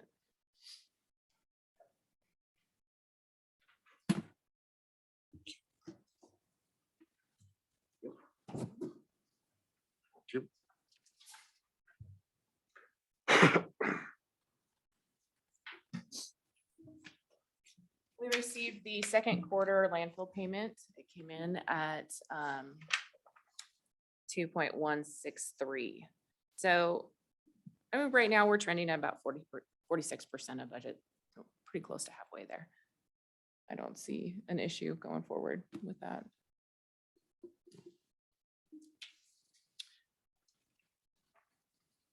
Greg and I are working on assisting Rob with keeping track of the landfill. But I was assisting you too. Oh yeah, that too. Something like that. I'm not really sure. We're working together. We're working together on it. As for 2023 budget, that process has already started. Phase 1 is already been sent out and is due back to me by June 10th. Phase 1 and consists of vehicles and IT facilities, non-capital and capital improvement requests. Phase 2 will go out at the end of June. That's where I'm at. Any Questions? questions for Jen? No, not right now. Still digesting. Okay, I'm gonna have, thank you, Jen. Thank you, Jen. Very much. I'm gonna have Jeff join us, and then the prosecuting attorney will join me after, or he will come forward after Jeff. If he so chooses. So just a couple items for IT. Fleet management. Yeah, we have about 6 cars right now with the fleet management hardware installed and 6 more to go. So we've started collecting data on that. Are they spread out? in Yeah, it's different senior departments? services, public health, building, and the sheriff's office. So just want to keep you an update. There was a training. What do you have left to go? Are you picking other departments after that or? Those are our training departments, so no others. Okay, you just have More 6 vehicles. more to go. Yes, and I thought- senior services. I thought the little come in was going to be a few vehicles. 10 seems like a lot, 12 total. or 12. I think we initially talked about five Yeah. to 6. But I think the more data we can get at no cost will give us a better view. Yeah. And some departments really were excited. Sheriff's Department was right up front and wanted to put it in one of their cars. Yeah. So other departments are taking a wait and see attitude. See if it's voluntary or mandated. Yeah. So, You did have some of those questions? well, the Comment. ones we asked were willing to do it. So I think everybody's curious to see what, So nobody said no. Right, I'm just nobody said. no. guessing. Yeah, nobody said no. And yeah, Curious if you've heard pushback. It I sounds live, like there's I live pushback. in the high road. Take that high road. So it's a tool and we'll see how much information we get from it. And then everybody who's using it seems happy to be in the experiment. How does it work exactly? The I mean, how much work is it for the operator, or is it just in the background? kind of in the background, you could set up a lot of automated tasks, so you get reports when you want them. It depends on how you use it. Like the sheriff's department kind of wants to use it to keep track of their deputies, to know where they're at, so they'll probably be more active. Same with senior services. For public safety. Yeah. For officer safety, because sometimes if you've lost radio contact, it gives dispatch the ability to locate the vehicle. So. So is there a Okay. moving map with all of them that they can see? Yes, as long as they're in coverage range. Some department, and Kinda then when they cool. when they come back into coverage range, it loads up all the information. It's always gathering the information, the Right, and then locations and stuff. And then when it comes back to the cell system, it paints the full picture. Some departments do a really good job of maintenance, oil changes and things, and so they may not use that feature initially, but engine hours and mileage and those kind of fuel, it'll tell you how much fuel's in there. I think one of them said it was driving them nuts because you can set to get a notification if the fuel's a half tank, quarter tank, you know, and they didn't realize every time you turn the car on, it sends you the same notice. So Yeah. I was like, okay, I just need to know Feel- once, Feel free to turn that one off, right? you know. But, you know, so yeah, unless you're the one that gets in the car and have to be somewhere and it's a quarter tank and it's a long trip to go where you're going in the middle of the night. So public safety, they're just seeing, we're gonna see what features are usable and bring us information. Some like the maintenance function because it reminds them that, you know, you get busy, you forget a car's needs an oil change then there's, you know, senior services has one. I think Sharon's pretty excited about. Yeah, she's wanting to be able to know where the buses are. So when people call in, they can tell them, you know, an ETA and, Oh, I never thought of that one either. yeah, cameras for safety, of the passengers and the bus driver. Yeah, some wanted cameras, some didn't want cameras. So just hopefully with up to 12 vehicles, we get some or all the features used by some so we can see the value of it. So with regards to like the sheriffs, and you can see where that is and you can visualize that, is there a way, and then like, you know, the sheriffs that are like just road deputy patrollers, can we visualize that to see if they are honing in on certain areas or if the entire county is getting a good set of coverage of miles driven? Yeah, you could see history. So you'll see lines of where they've been in current days or on specific days. Does this one have the geofence function? Yes. Some other agencies, I was talking to Gordy, another county uses it in public works because they can, somebody says you haven't plowed my road in 3 months or graded my road, they can pull up a history and say, well, you know, they put a geofence around a neighborhood and say, we were in that zone 8 times over the last 3 months, you know, so it does provide that as well. And then in terms of safety, they used animal control as an example of a city or county.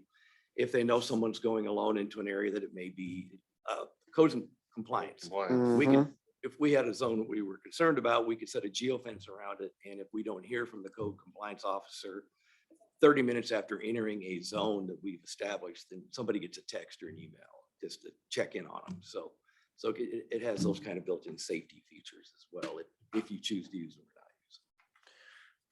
or not use Minority Report. Yeah. them. Technology. Okay, Moving on. and how long is it gonna last? The trial is 120 days. Okay, 120. Our goal is to have information so we can bring it back as a budget. Bring it back to you as how the study went and then what the proposed cost would be if you want to consider it for the budget.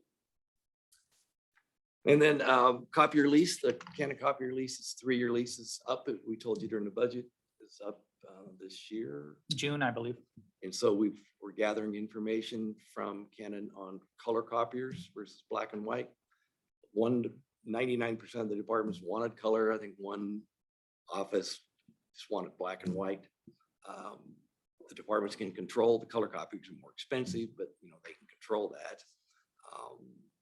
So we expect the cost would have went up with black and white, just like everything else electronic. But we will compare the current cost of black and white Canon copiers to the new cost of color copiers. The lease rate now, Sorry to interrupt. Can we get the current cost of black and white as well? You Well, the understand what I'm lease saying? rate, yeah. We have the regular cost that we have today, but if we look at color here, that's gonna give us a bigger margin than color here, black yeah, and white here. we're doing that, but can we Yeah, do it we're for- building a spreadsheet Can we with do it for those the differences. copies? Do we have? I think it's all the same.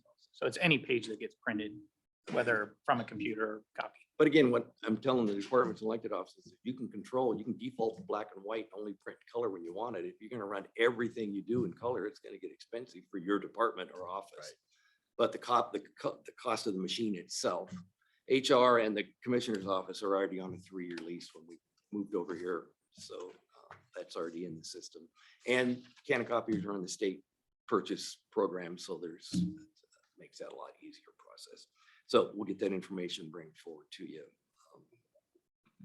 And then Jeff wants to talk about the on-base. As you know, in the past, we've had multiple discussions about the use of on-base in the county and various departments. Yeah, so currently, we're testing with Public Works, and if they choose to move forward, it will change our licensing. The clerks currently pay for licensing.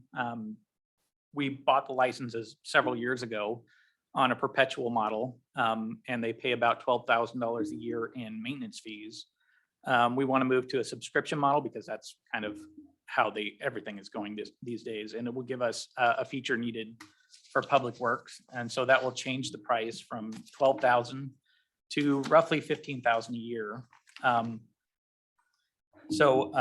When we make the decision to go ahead, we'll need to get the okay to pay the difference or know who's going to pay the difference. My thought was that IT would pay for it, as we were hoping after Public Works to move to planning and then building. So we didn't have to split up the bill amongst multiple departments. Which is a trend we have with the phone bill now is centralized in IT. Copiers, hopefully we would move there. The insurance, we're considering having that be a single bill and not spread out to all the funds in the departments, and it just makes it easier to do it that way instead of dividing something up into 43 separate bills. But at this point in the year, we don't know if we'll end up with the fund 5,000. Is that what you? Yeah, roughly 5,000 For Public Works, for for public. to change the licensing to subscription based. Does that affect Public Works job costing if you guys have the copiers and the on-base and the whatever? I checked with Gordy on the phone system about whether it would impact grants. I checked with all the major grant departments if the phone bill wasn't spread out, did they use it for Job costing type yeah, stuff. and for at least for the phone bill, which is pretty substantial, they all said no. Okay. We haven't followed up with all these others, like insurance and these others. but- Yeah, they're the only ones that really do that job costing thing where insurance might be factored into what they bill something. Well, for, like we so- talked about in the past, I think Glenn was moving towards spreading all the cost out, the true cost to departments. But we weren't doing water and power and garbage and figuring out what rent in the building is and trying to cost out everything. So Well, and it we kinda made were inaccurate stuck. numbers doing it We that were way. kind of too. halfway there, and so it's just complicated and burdensome to take the long distance bill we used to get. Took hours and hours to spread that out to all the Right. departments. And, you went and to- short of there being some Yeah, grant benefit, right, it's all the same money. Right. right. I And I mean, think we know who's actually paying for it all. Well, and it can be more accurate because like the insurance, if you look at each budget's insurance line, added them all together, that did not match what our Right. insurance payment was. And I think one of the departments So- is looking at a negotiated administrative fee. You can negotiate a fee. The government has a formula, so you can factor all that in, and then the granting agency agrees that it's 10%, 15% or whatever, based on a formula as opposed to doing the true actual cost accounting for. Actually, the costs. Public Works is a lot of that insurance premium. So that's the one that I was mainly worried about. We'll job double check cost. with them. So. Anything else? I don't think So you want us to proceed with on-base with Public Works? We can't guarantee we'll have the money at the end of the year. I think $5,000 we should have, but we're like everybody else halfway through the year. We do have a staff opening, so the money could be moved around a little bit, but it would be a true cost next year. But the goal is, if we're going to do it, to keep adding departments, and they've all shown an interest. Many departments have attended Yeah, certain demos for the software. demos, and it's very flexible. Software can be used for multiple things like archiving, and there's a lot of interest, but it's just moving it department by department, not forcing them to move, but moving as it makes sense and they have a need. Yeah. So, The world runs on technology and this county needs to start doing it too. So I'm in favor. Well, I would say that Joe is a primary example that this county does run on technology already. Not all the departments. okay. That, Any questions for? No? Thanks, sir. You want me to stay or you want to take the table? Just thought I'd call over consent today on his meeting while he and KC are here to follow up on our conversation from last week. Just moving forward, seeking. Sure. Thank you. Seeking a verbal authorization to move forward with a proposed payment schedule. Jen Barley prepared some preliminary numbers based on projected budget impact is in line with what I forecasted, because these numbers include the benefits. So that essential difference does not look like it would be lead to any request for any supplementals this year. There'd be a possible impact if fully staffed and fully functioning for the full year next year, which is unlikely, but in the event that would occur with benefits coming in at that 150 number, which is consistent with my understanding that the calculations that were discussed before did not include any of the costs of benefits, which is generally about a third. In your department, Office. in your office, yes. Others, it's more like 40 plus. But, well, it could be 40 plus, but right. Yeah, I worked out 30 for the 4 positions, $37,651 total of the benefits addition. Mhm. So So it's consistent with the understanding I had moving forward to the board. I was very explicit that the numbers that the concrete numbers that were provided were salary only. Right. So. yeah.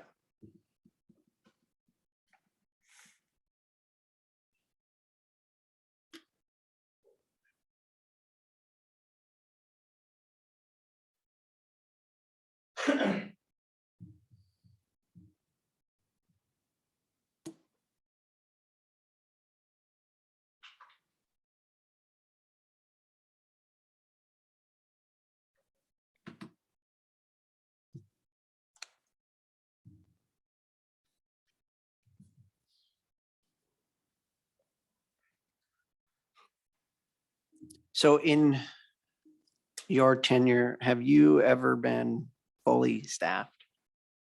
And if so, how long? Fully staffed, including attorneys and support staff. I don't believe so. I think we are full attorney staffing for maybe 6 months. at one 6 point. months. Right. I'm just looking, between like,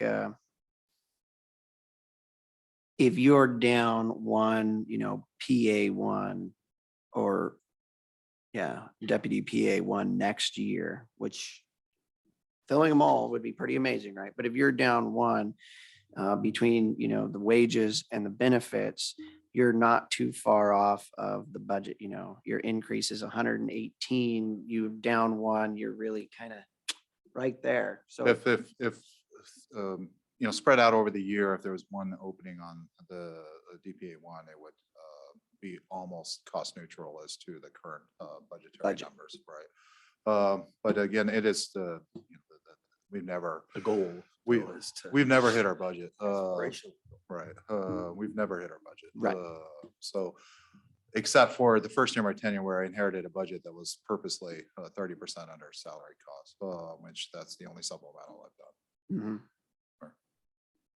And let's be clear, when you say you've never hit your budget, meaning you haven't hit the expenditures, The allotted. like, it's like, oh, I blew that budget, but pass. I don't want there to be a misunderstanding sometimes. I've never gone over the budget. Exactly. That's the over your budget. Right.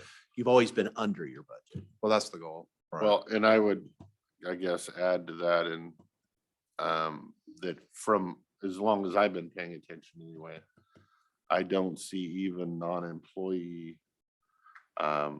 parts of his budget being bad. I think he's very frugal in his budget management, and I applaud that. Well, there's been consolidation of positions in the past. If that had not occurred, the current budget would be approximately 200,000 more than what's been budgeted the last 2 or 3 years, because I moved to consolidate several positions about 5 years ago when I had capable employees that had the respect and dignity to come to me saying they needed more work.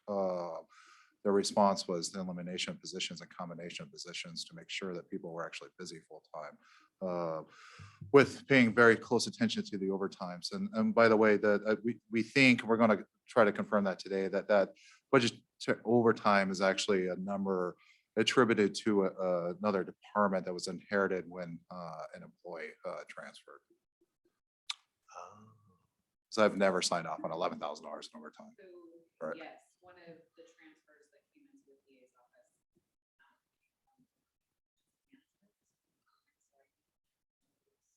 It pulled theirs into his. So I will go and check those numbers and send you guys.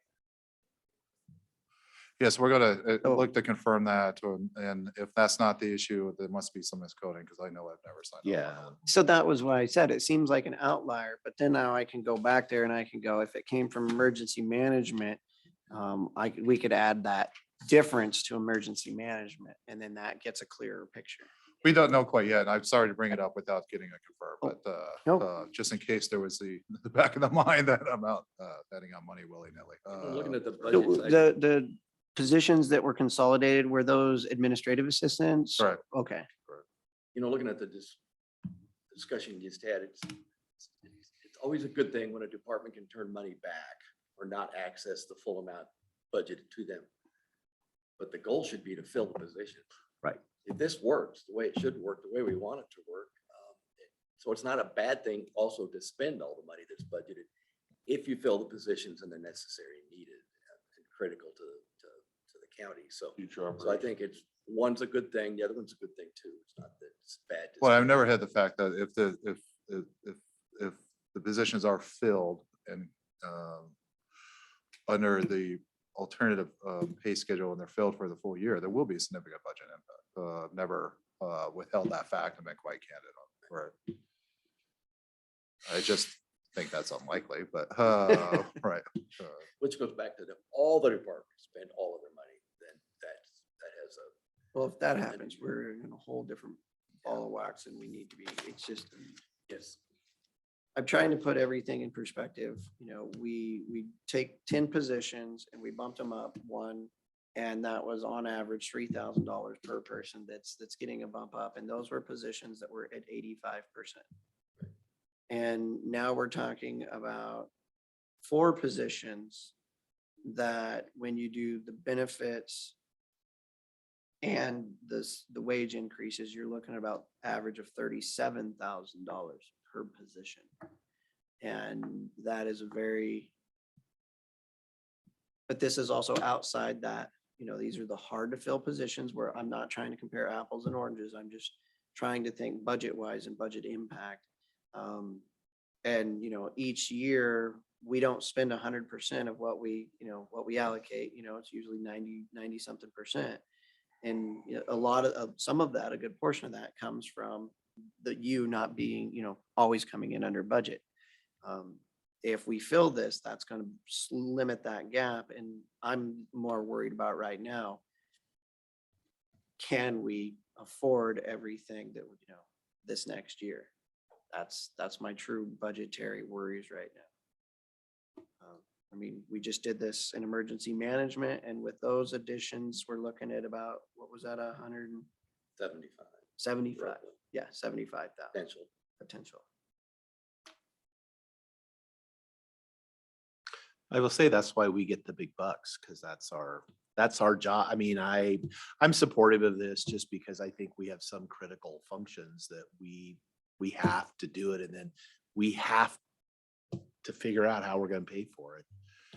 And I'm not saying that's easy, or it's not.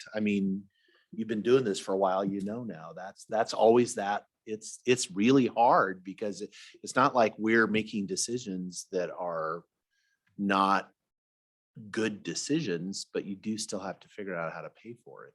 And that's, we made hard decisions doing this budget that we're in, as far as because we recognized there were some things we had to do and we're not done. But you can't have a prosecutor's office that has no attorneys. But part of the can't- issue is my failure to. You can't have an advocate. emergency management that doesn't, there's nobody dispatching anybody. It's not, it would be like law enforcement. If we, I mean, there's certain critical functions that's just the baseline, and we get stuck with the trying to figure out how to pay for it all, and we get that. And well, I would agree with Mr. Sauter, and I don't know that I would classify what we did with the salary survey to this, because that's to me apples and oranges, because a lot of those salary survey positions were entry-level type positions. This is skilled professional, higher education demands. Right. You pay for what you get, which is why I think the positions are open right now, because we're not paying for what we want to get. I would also say that if we don't do this, and he does have staff shortages this year, as we go through the year and we're looking for legal opinions for upgrading some of our comp plans or our landfill contracts or whatever, we might be waiting 6 months for a legal opinion or more. That could then be a detriment to the county. So no, I'm in favor of this proposal. I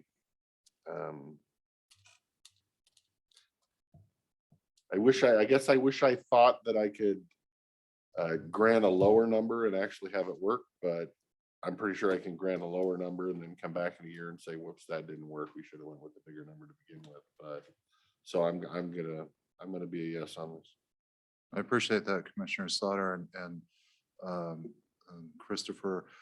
You know, I think a lot of the situation we're in is based on my failure to fiercely advocate for, and my predecessor's failure to fiercely advocate for a reevaluation of the placement of these positions within our current classification process. I think I've been on the classification committee for years. I think it's a vast majority of time, it's a great process when implemented pursuant to protocols and so forth. But our classification process gives no way whatsoever to the advanced skill set and education that is relevant to these positions. And that was where I was gonna go with it. Our classification system has nothing to do with people who are, you know, spent that much time in school and that much on their education. And when I look at, you know, the rates and the wages, these are fair. And I'm a firm believer in paying a fair wage for fair days of work. And these are not easy jobs. They're thankless jobs. They're some of the most difficult jobs. That are some of the hardest to hire. And if we want to fill them, the only way we're going to fill those is by being the leader, so that hopefully we can get them filled, because I don't see this problem getting any better anytime soon with regards to the judicial system. And it's my firm belief that the judicial system is a core county function that we have to ensure remains. The fact that the PA is down there having to try, you know, what district court cases today. Did you get out today? It resolved. Oh, it resolved. Well, the fact that he's here is a good Right. thing. It's a good, Because, you know, he shouldn't be having to do that. And I'm of course in favor as well. All right, thank you, gentlemen. So as I understand it, there's 3 that are firm, at least verbally at this point, to move forward with hopefully effective June 1st on the new proposed pay schedule. I'll coordinate with KC and the HR department to submit the necessary documentation, hopefully by next week, consent to implement. You're talking June 1st, 2023, right? I made him laugh. Look. This is the first time for everything. Yeah, yeah. Too worried about next year's budget right now. Right, I will be here shortly, but right. yes. Yes, thank you. And I'll quit while I'm ahead. Right. All right, thank you. Thank you. Thanks, guys.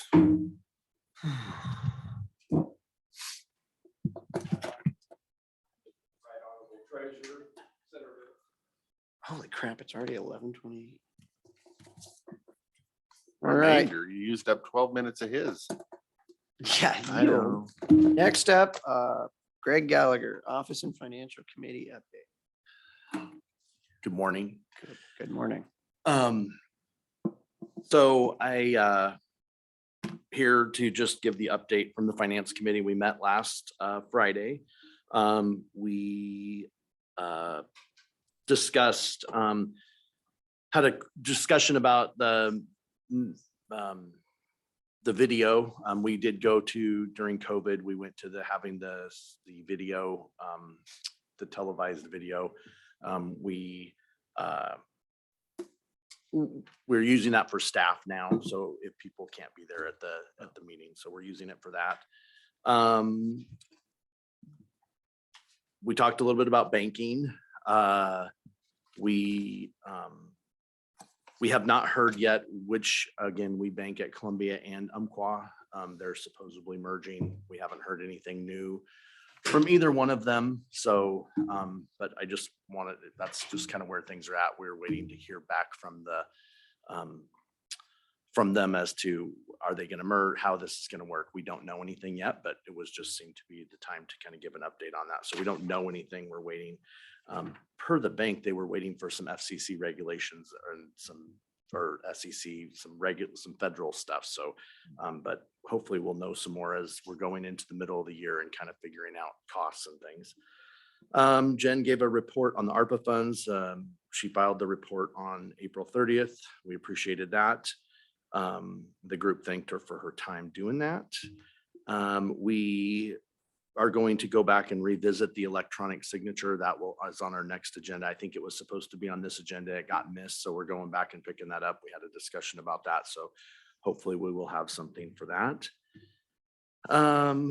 Let's see. And the reports from the group, we were working on the auditor and the treasurer were working on the annual report. That's here at the end of the month. And we will not be having our next meeting will be June 24th, due to scheduling with the Memorial Day weekend that's coming up. And then having some pieces at the first, I think Golden Bill's graduation is the 10th, which is the first day. So there was some scheduling challenges. And so we moved the next meeting to June 24th. We didn't really, it was a pretty brief meeting. We didn't really have much else going. It was, I mean, there wasn't really, most of the thing that to make sure we brought up was the e-signature is coming. We're trying to get that continuing. I think it got dropped from agenda, so we're getting it back out there. Does anybody have anything additional to add that I missed? I don't know, Brenda. Did I? And as far as the treasurer's office, we are done with tax collection. We collected I think we were at just short of 60%, which is standard where we are this time of the year. So we're moving on to summer and trying to just work through with our staffing folks. We're hope to have Tanya back the 1st of June, which she had a baby here a while back, and we'll be missing Stephanie here in June to July. So, but I don't really have much to add. It's kind of a busy time. We're focused on getting the annual report done and pretty much about the extent. Are there any questions? No questions. No. All right. Thank you, sir. Thank you. Okay. Anybody like to make a motion? Is there anything you would like to discuss? No, it'll wait. Yeah, I'll wait till board pending as well. Yep. Okay. Mr. Chairman, I move that we adjourn for lunch, come back at 1 o'clock. Second. There's a motion and a second to recess. Recess. That's what That's what I meant. meant. Yeah. That's what I heard. All those in favor signify by saying aye. Aye. Aye. Aye, motion carries. We will see everyone at 1 o'clock.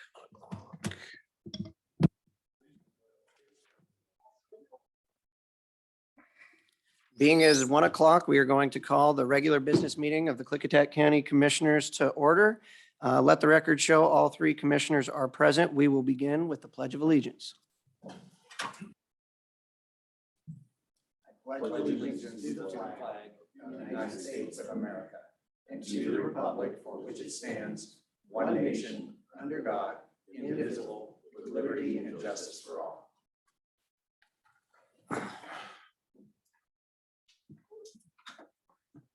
Okay, Mr. Chair, I'd make a motion to approve the business agenda as presented. I would second the motion. There's been a motion and a second to approve the business agenda. All those in favor signify by saying aye. Aye. Aye, motion carries. Minutes.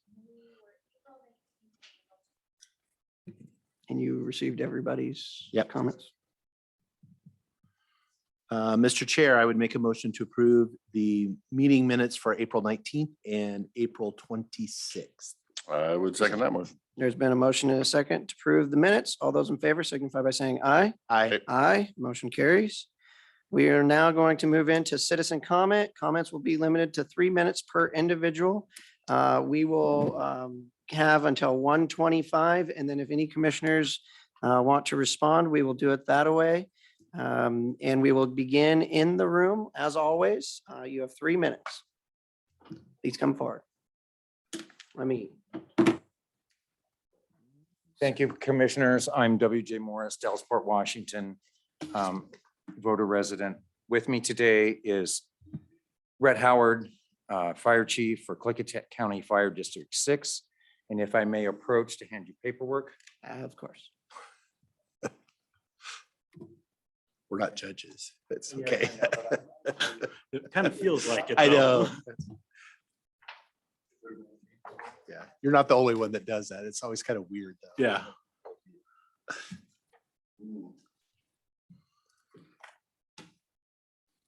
May 9th, 2022, Klickitat County Board of County Commissioners. Dan Christopher, David Sauter, Jacob Anderson, CC David R. Quinnell, Prosecuting Attorney. On August 4th, 2020, Klickitat County Fire District 6 ran a proposition for a levy lid lift for the Fire District 6. This proposition passed with 50.32% of voter approval. The proposition reads as follows. This is what appeared on the ballot. Because of limited time, I'll move beyond that. As you can see. You have 3 minutes and he has 3 minutes. Oh, okay. Oh.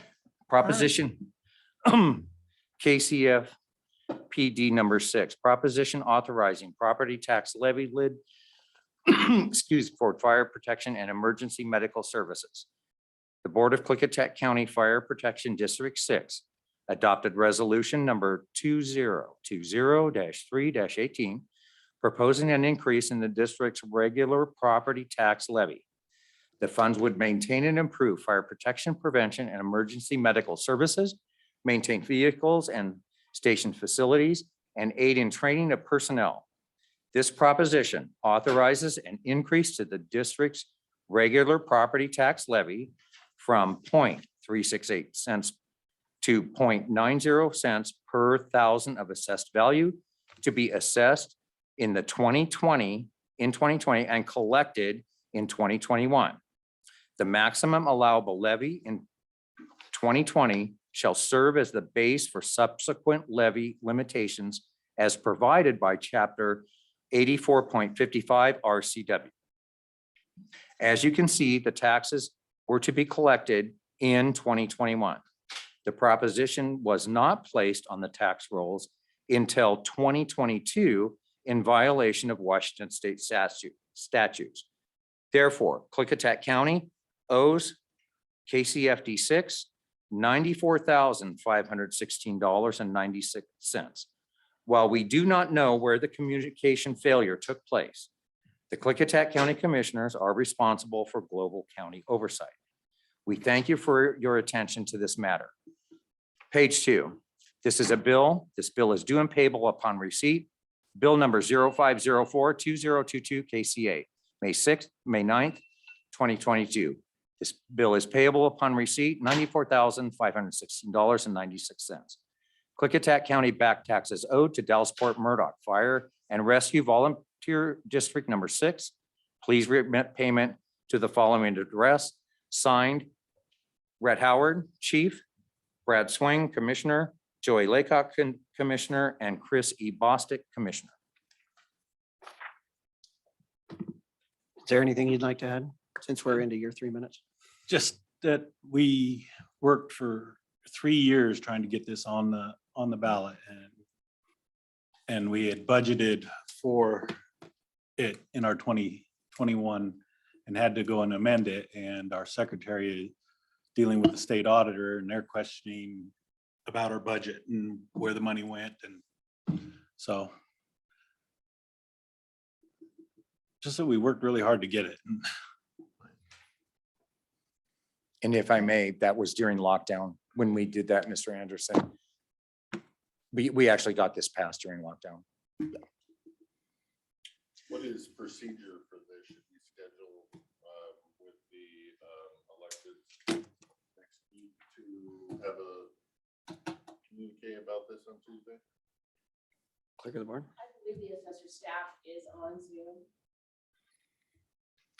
I don't know if that, I mean, they're just receiving the information too. I don't know. that- I think what we're gonna have to do is we're gonna have to look into this. This is kind of a big, potentially a big deal. So we will add time next week for sure to respond to you, but I am positive that you will hear something from the assessors or the auditor's office before that, or the treasurer, somebody. And if I may, if you would prefer, I can actually deliver copies this to each of those three offices or leave them. It's up to you how you want me to deliver this. You're welcome to. I'm sure if you go over there, you can probably have a conversation and figure out what's going on. Wouldn't hurt. All right? Okay. Thank you. Oh, hold on.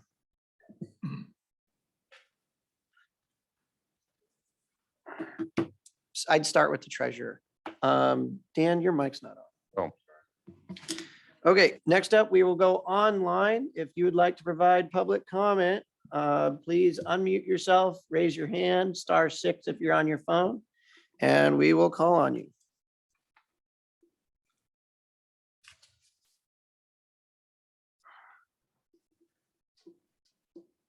I am not seeing. It was unmuted for a second. Oh, Sherry, are you there? I am. Okay. Ms. Bosque, you have 3 minutes. Good afternoon, commissioners. This is Sherry.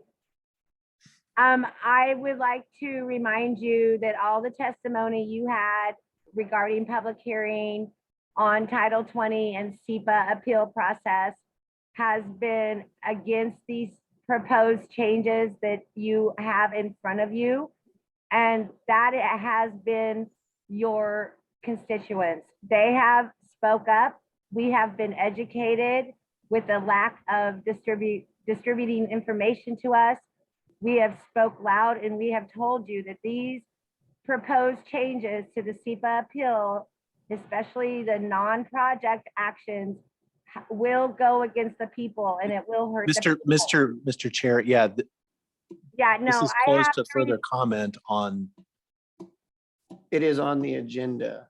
Yes. yeah, and it's Yeah. closed to further public comment. So I- this seems like public comment on the thing that's in front of us. You are correct. Sherry, if you would like to go on to something else that is not on the agenda for today. So I was under the impression that public comment was anything I wanted to speak about for 3 minutes. So That- long it is not part of a public hearing that is on the agenda. And the agenda has a public hearing Okay. today for this. Okay, well then what I have to say is that you have public hearings to hear from your public. You are to listen to the public that speaks. You are not to make assumptions for other people who do not speak. And from the people who speak to you, you must take into that consideration. Those people have educated themselves, they have come forward, and they have told you why they don't want things approved. And if you approve things when your people of your county, your constituents who you've been elected to represent, tell you they don't want you to approve something and you go ahead and approve that anyway, such as taxes, we could go on and on. That's going against your people. So I guess when you make a decision on what I'm not supposed to speak about, and you know that the people have asked you not to make these changes, that it will hurt us in future decisions of the county, then you are going against the people. And I hope that you don't make this one more thing that you decide to do that the public has told you not to do to us. I hope that you will continue to listen to the people. And one more thing, because I have time, I would like to request that you work with the city of Goldendale And you have this meeting that you're supposed, that the city of Goldendale's talked about for the solar projects. This has been put on the radio from the mayor. He is asking to talk about it from my understanding, and I hope that you will bring to the people of Goldendale this whole solar invasion, this industrial solar that is proposed to go here. The people deserve to hear about what this is about. Thank Ms. you. Bosque, your time is up. Thank you for your comment. Okay, we will go back in the room. Would anybody like to provide public comment? Okay. All right. Mr. Wagner. Greg Wagner with Cease.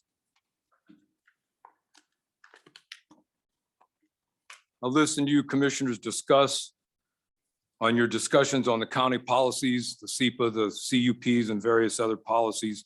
It's apparent to me that you don't fully understand what you're talking about the policies, and you shouldn't make any changes until you do. Most of these changes exclude the citizens and hurt the citizens.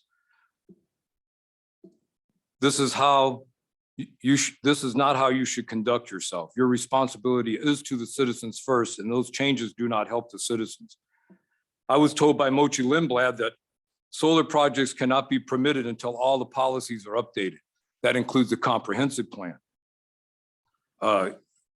You are rushing through the updating process apparently to help the solar companies, because I remember when we had our solar moratorium, Mr. Souter said, I don't want to do anything to slow down the solar company plans. I ask you to start representing the city's citizens and do what's best for us. And I'd like to ask, I received some documents from the county that shows 293 changes to the county codes. Did you guys authorize this?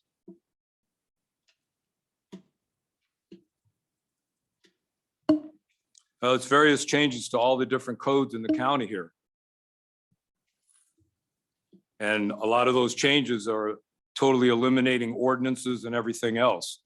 So I wonder why that's being done on top of the other changes that you're going to discuss later in the public hearing. They all go against the citizens. You guys are citizens too. One day you'll have a problem on your property and want to appeal something, and you won't be able to do it either, nor will your family. So thank you for your time. Thank you, Mr. Wagner. We will go back online. Is there anybody who would like to provide public comment? *6, turn your camera on, raise your hand.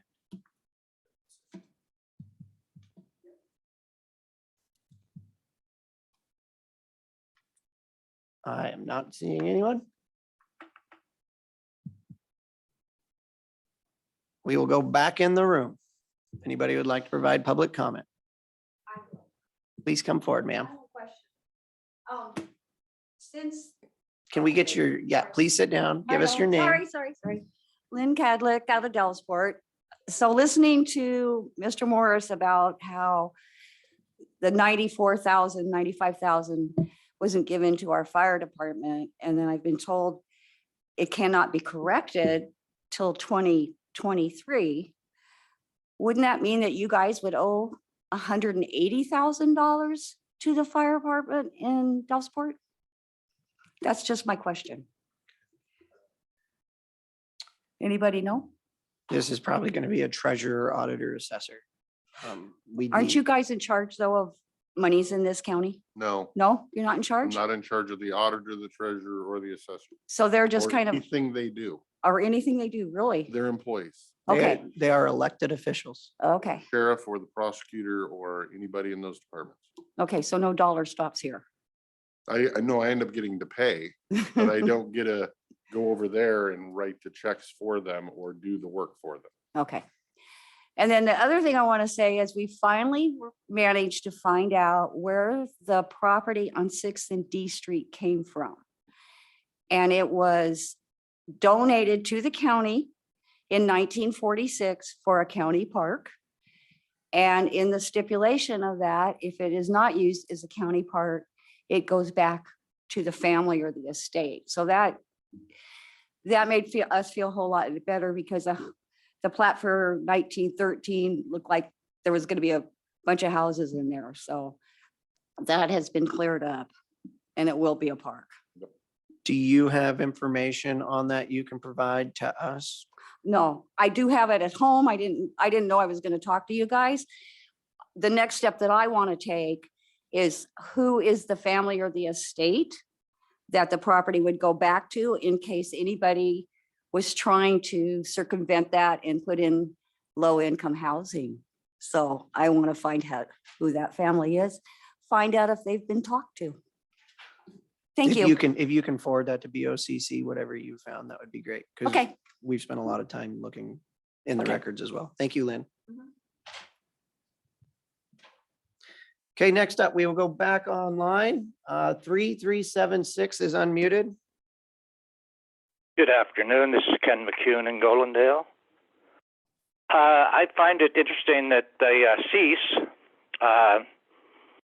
they're not trying to stop solar. They're trying to regulate it. And you might think, well, what is it you want to regulate?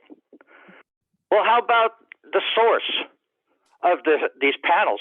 Where do they come from? Are they made in America? No. Should they be? Yes. Should they cover thousands of acres? I don't think so.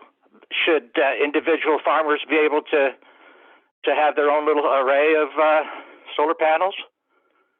And yeah, but the scope of the whole thing is kind of, it's mind-boggling to think what billions of dollars, how it could transform our beautiful valley here into a surreal environment, like a movie set somewhere. And in this natural, beautiful valley is all of a sudden techno valley instead of organic food producing. It's I don't know. You got to regulate it. So hopefully the city will come around and have their meeting, and we can sit down with Cease and maybe some of the farmers want to talk. Nobody really. Everything's so secret. We don't know who's signed on the line to have farms. I want to know. We got to regulate it. That's all I got to say. Thank you, Mr. McCune. You're welcome. We will go back in the room. Is there anybody who would like to provide public comment? Dan, can you turn your microphone up or on? I haven't said anything.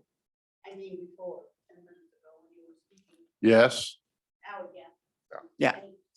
His mic was off. Yeah. Okay, is there anybody else in the room who'd like to provide public comment? Okay, back online. If there's anybody who would like to provide public comment.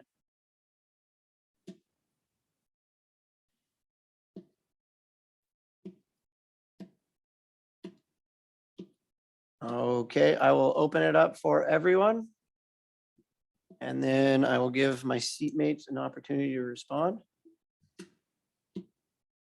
I am not seeing anyone. Here's somebody. That was Ken, it looks like. Okay. Seatmates, would either of you like to respond to anyone? I had a question. Mr. Wagner, could you, so you said 293 changes to county code. What are you referring to specifically? So are you talking about the track changes that were in the?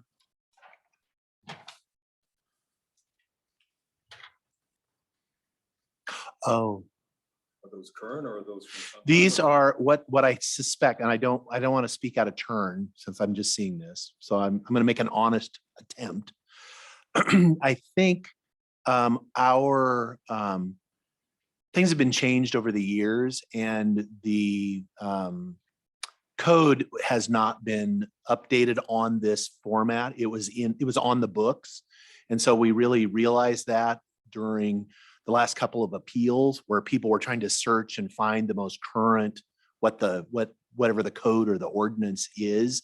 And that's when we really kind of discovered that the online version of all this stuff was Municode was out of date and it didn't have the most up-to-date changes that really going back for several years. And so this was let's get everything cleaned up. The changes didn't all happen. They actually, what's that? When did that happen? Well, that's what I'm curious. He ran this report today, but I think this happened, I want to say over the last 6 months or so that Municord's been, so the changes actually took place over multiple years. But it's just, that's what had me I was a little concerned because it's like, no, I can see that. Right. So that is the most current. That we as citizens refer to, but yet we don't know things have changed because there's no dates on them. And then we get told we're given misleading information. We go by what the county has posted. Right. Mr. Wagner, would you provide that to the clerk so she can make copies since you've given it up here? Then all three of us can have a copy. The clerk of the board, she'll make and copies give of you it yours so that back. it can be entered into the record since I looked at it. since you looked at it. Right. Okay. Because someone could ask. Lynn, as far as on your question about is the county liable for 2 years worth? Well, the first thing to determine is, do we have any liability at all? When you said as far as the assessor, the other independent electeds, they're elected officials just like we are. So we don't have anything. Ultimately, if there is some liability to the county that we have, then we will be involved because we're the ones that have to write the checks. So I don't know as far as, again, we just got this today and we'll refer, because that's a pretty serious thing if there was a mistake made, and then what our liability was. So I don't have any answer for you other than, if we always make good when if it's our fault, we'll fix it. But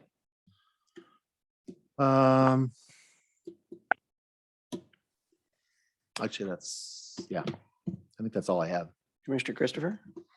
Yeah, I guess I would just say the same kind of what Mr. Sauter said. Don't know what elected office might have made this mistake, if it was a mistake. And I'm sure between those elected officials and the prosecutor, this will get figured out. And then if there is liability from the county, again, we're the ones that write the check. So we'll give it over to them and see what they come up with. I guess to Sherry's statement that there was a handful of people that testified, and we should listen to our citizens. I will remind her that there's 24,000 people in this county, and 12,001 is half. 10 is not half.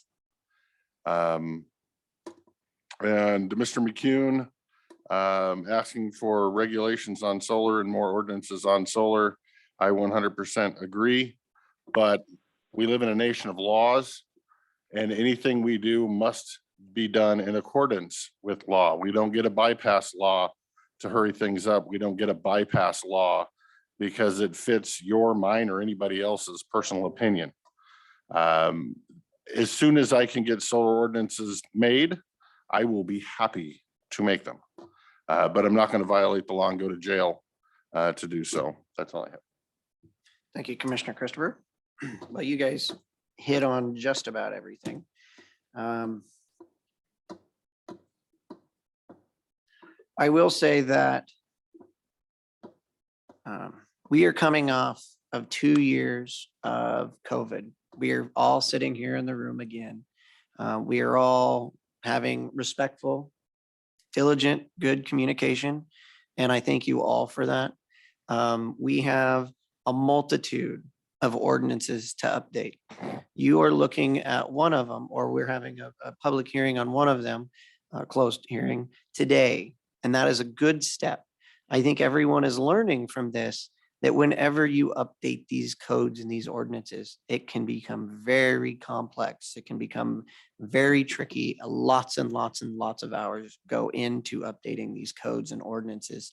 Creating new codes and new ordinances takes a lot of time as well. I remember back when the EOZ was created in the first place, that was a multi-year process. And there was still, appeals and disagreement.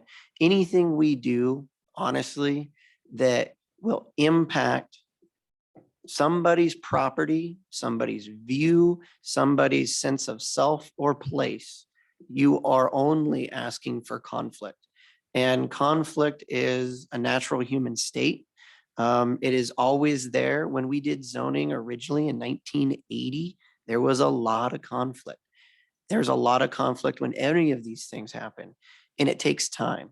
And I come from the private sector where I like to get things done as fastly as possible because I fix problems and I move on. That doesn't happen the same in public and in government, and it takes time.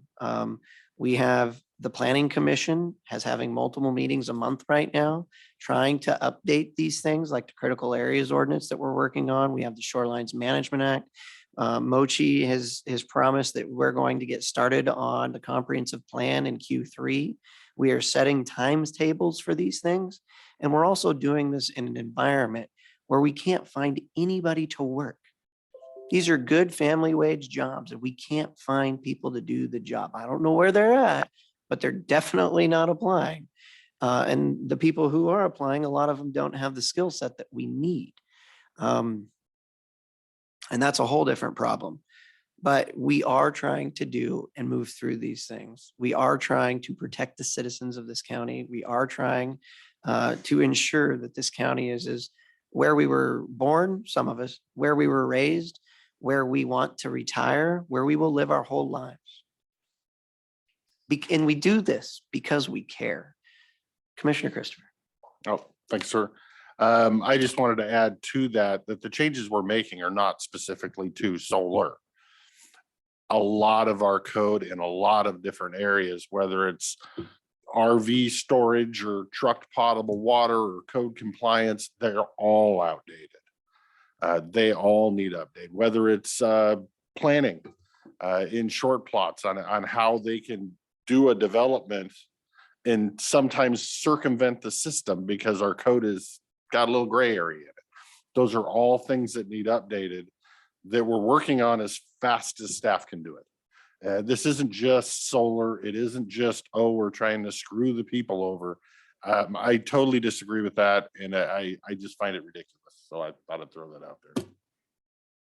And I would like to finish with our staff, whether it be our jail, whether it be our patrolmen, whether it be the people, and if there was an honest mistake made in the treasurer's office or the auditor's office or the assessor's office, we are not perfect. We all make mistakes.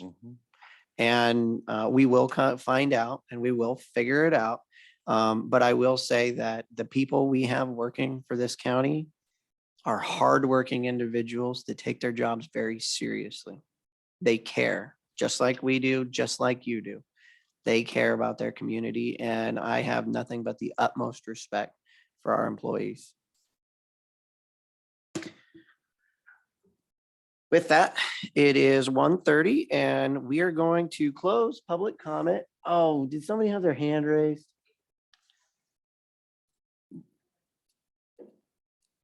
Lynn Mason, I'm going to give you 3 minutes because I took up too long. Okay, thank you. No worries.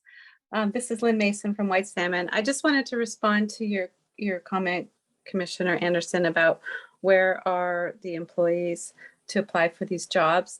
And I would ponder a guess that many of the women who would be applying are actually at home taking care of their children because of the lack of childcare in this county, in this state, in this country. So to bring the issue of childcare again to the commissioners and to the forefront so that we can keep this conversation going about this critical need right now to to advance our economic development and also get 50% of the population back to work. Thank you. Thank you, Ms. Mason. Okay, we are going to move on for a public meeting for the consideration of the approval of short plat SPL 2021-12. I'm not going to read the parcel number. Applicant is Donald Larson. Staff report. Okay. Okay, short plat SPL 2021-12 is a proposal to create two lots from parcel 0515-1113-170100 located in the Goldendale vicinity off of Boss Road. The administrative review of the short plat has been completed. Signatures have been obtained from the Road, Health, and Planning departments, including the Treasurer's Office. All conditions attached to preliminary approval have been met. If the board finds that it's in the public interest to approve this short plat, a motion needs to be made granting final approval of SPL 2021-12 applicant Donald Larson. Is Boss Road a county road? Boss is a county road. Okay, I just saw Boss CO and I was like, is that a county? Boss Who County named Road. that? North of Cedar Valley. Yeah, I Or see it. off I of just Cedar Valley, never, headed never north. been out there. Any questions? I've been out there. I almost bought property out there, but no questions. Questions? All right.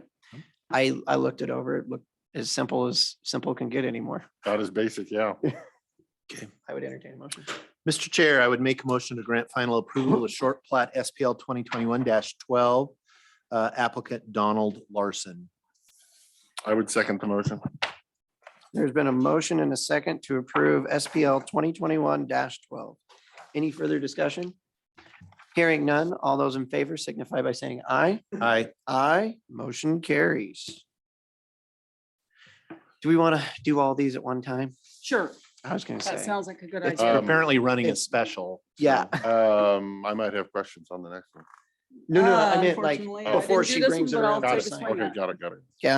Yeah, no, Next. we can't come back to- No, bad. Yeah, no, that would be bad. Unilaterally, I'm like, whoa. Consideration for approval of SUB 2021-1 is a subdivision alteration.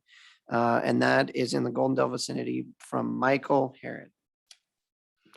Okay, sub 2021-01 is a proposal to vacate the community park that was created through the old plat of Old American Way on lot 5 of parcel 04162853000500. They're doing a replat to change that, remove that park and create a development lot out of it. Run it through the process. Everybody got that? Okay, it's in the Goldendale vicinity, of course, off of South Columbus. The administrative review of this subdivision has been completed. Signatures have been obtained from the Road, Health, and Planning departments, including the Treasurer's Office. All conditions attached to preliminary approval have been met. If the board finds it's in the public's interest to approve this short plat, this plat alt for a subdivision, a motion needs to be made granting final approval of sub 2021-01 applicant Michael Herron. Discussion, Questions? questions. Do we have somewhere in our statute, sorry, I'm going out of building now. Do we have somewhere in our statute that, I know they do in Goldendale, that if there's so many properties, that must include a community park? Do we have anything like that in ours? Why was this a community park? That was part of their proposal. They proposed to create a park here and they later changed their mind. So that was the part of the proposal before the planning board that got the approval to begin with, included a park. This had to go before the planning commission, would it not? The short plan? Right. Or I mean, the Subdivision. The subdivision. So part of the conditions or reasoning in my mind, the planning commission may have made their rulings based on the determination of this park. And now if we're removing that park, we're kind of removing what the planning commission had in front of them at the time. So it's scaring me a little bit. Let's just start with that. And I will think on it for a while. Commissioner. Chris? Yeah, a question I had on that as well. Are the other, because it was hard for me on the map to determine the size of the, exactly. It's very busy. There's a lot. Okay, the size of the actual lot being vacated? Yes. If you look at the map, you can see the bolded area, lot 1 of SUB 2021-01. So that's, And then actually the more relevant question, I guess, would be, is everybody in the subdivision, have they signed off and said it's okay to vacate the majority of the land? and that's what the okay. statutes say. I Okay. believe it's. That's what the statute RCW. says. The RCW says the majority. Majority of land owners need to sign off Okay. and agree with this change if you're changing a recorded plat. Altering. So there's a lot, I'll say I couldn't lot see 1, it on. sub 2021. So there's lot 5, part, okay, so it's that one. So the one that's I don't getting wanna lose this vacated, page. so the one that's getting vacated is this. And that is 1.41 acres. The actual subdivision that created the lots. So there's 1, 2, That's what I was 3, 3, 4, 5, 6. This was its own kind of lot. See, because there's these ones, then you have 1. So the 2 subdivisions with the smaller parcels just to the west, right? So you've got, Yes, I see. was that part of this subdivision as well, or were those previous? No, the property owner's in the middle one right there. So this The is, next one up. right, this, I'm the owner of that. I think that's the old family. How many lots? How many? So, If you go up there and look at the dead well, ends, so I you guess can kind of do the math. So here's how you look at it. This is there. All of these are still owned by the person who owns all of this. So they basically have the majority. They have by the themselves. majority. Well, and then look at the big property up there that it hasn't been divided yet. Is the same, yeah. Right, okay. So that's why I'm kind of, I don't know, this scares me. So there's an Old American Way and there's an Old American Way First Edition. You can see like the lots in the lower The lower left, southwest corner, yeah. lot 1 Old American Way and that. And then you've got north of there, you'll see another set of lots. Old American Way First Edition. So it was a phased subdivision. Okay, Old American Way, Old American Way First Edition. So this kind of gets back to the Dalles thing that we're looking at. Sorry, I'll stand closer.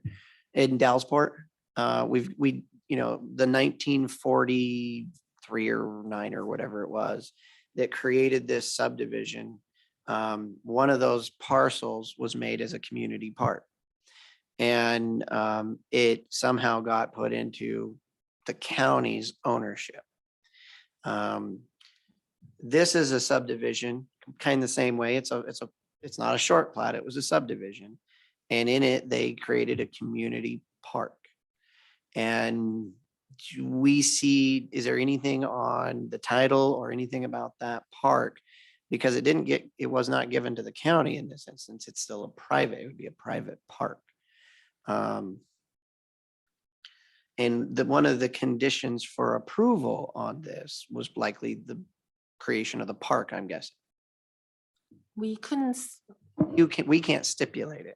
right, because we did look for covenants to see if that was indeed a conditions of approval. When we look at this park status, it was actually only shown on the face of the plat, and it was only dedicated for the Old American Way, the initial subdivision. People with the first edition, it appears that they do not have any right to use that park because it was only dedicated for Old American Way, the first initial subdivision. Am I correct? Did you guys need to? Do you have any further to add on to that? No, I do know that, yeah, when we looked into this initially, that we couldn't find anything besides on here about that park designating what the conditions were for that park. You have copies of paperwork from when you did the original planning commission meetings? I mean, I can't imagine you minutes, keep all something. that. Yeah, we did look for those, and we also comes with the title report to show the status for this lot. So there's nothing more other than a label on the plat to say this is a park. So for that, if the landowners, the majority of the landowners within the subdivision want to go through a plat alteration process, we follow the state requirement. Now, 15, yeah. next question for me is, did the majority of the landowners, is that really the majority of the landowners, or is that Within the one guy subdivision. owns most of the properties and he's in favor of it? So Is it the majority of the property owners, or because one guy has a majority, that's enough? No, it was a No, majority of no, property okay. owners. Yeah.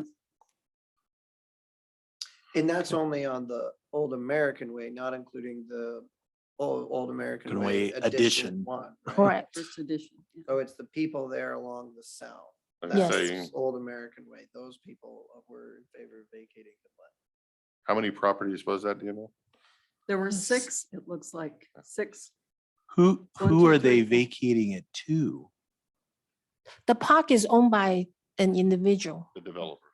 The park is. It's Heron, Right, yeah. And so they are just vacating the status or the use. as a part, the Yeah. use of. They the were not park. using Okay. it as a park. It's a and- bizarre. It is, The that's whole why I thing was said set up I in a just- strange. Yeah. That's why I needed to verify and ask Okay. questions before I could. Okay, I think I'm okay. unless Yeah, someone has a I think couple I'm of questions. okay. I still, since this was a subdivision, it went through the planning commission. That's where I'm at. And the planning commission must have given a recommendation forward to the county commissioners. You're not required in the county code to create a park when you're doing a 6-lot subdivision. So that was something they were offering. Likely because he was planning on developing this much larger area and wanted to have a park as part of that. Would be my guess. Again, that's assumption. I wasn't on the planning commission when this came in front of us. I still have questions. It's just, Okay. I let's agree, defer then. because even if he's gonna divide this whole property, why would you have the park on the very far outside? If you don't own the property to the Yep. south where you're gonna develop again and put this park, it's just weird. Oh, does he have the property? in the No. city? No, that's Forney Brooks. I mean, that's a, So I don't know what, I mean, I guess a part of me would feel more comfortable sending this to the planning commission for a recommendation, but I don't know if that's even. They couldn't have the old information from when it was ruled on originally, because the information's just not there, so I don't know what they could do with it. when was Or if Old that's even American something, Way so. done in the first place? Because we have some longstanding members on the. planning commission.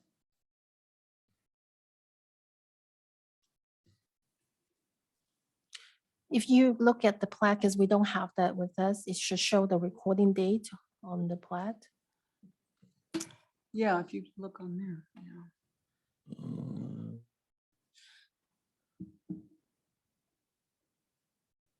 Well, there was a boundary line adjustment in 94. Oh, Wait a minute. Yeah, good luck finding documents. maybe it for might that. be on looking. here. It'll be Was scribbled on BLA tablet and for stone back references. So then. when was this originally done? So it had to be. before. 2002, sub 2002-02, auditor file number 1077983. And that's for number This is- one, not the addition. Yeah, this, there's Old American Way, and then there's the addition. So the Old American Way, I have an auditor file number. They didn't give me a number on here for references. And then there's a subdivision 2002-02.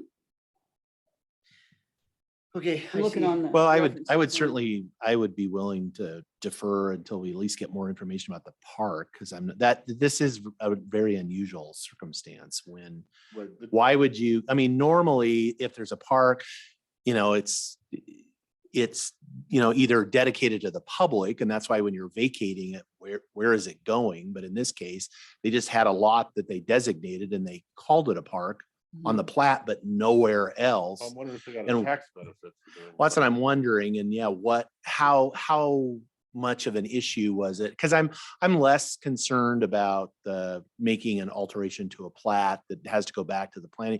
It's like we make that's and every time you're going to do an alteration on a plat, we could send it back to the planning, but This was just weird. but this one is weird as far as just to understand what was the point of the park and did it serve some purpose then that was part of the reason they did it, and we don't have any of that Or information. part of the reason some of these people bought the lot is because Could the be. park's gonna be next door. So I guess two things. I wouldn't mind it going back to the planning commission. I would also not mind if Mr. Heron came and gave us an explanation. And so why don't we defer it to the next meeting if Mr. Heron wants to show up and the other people who signed off?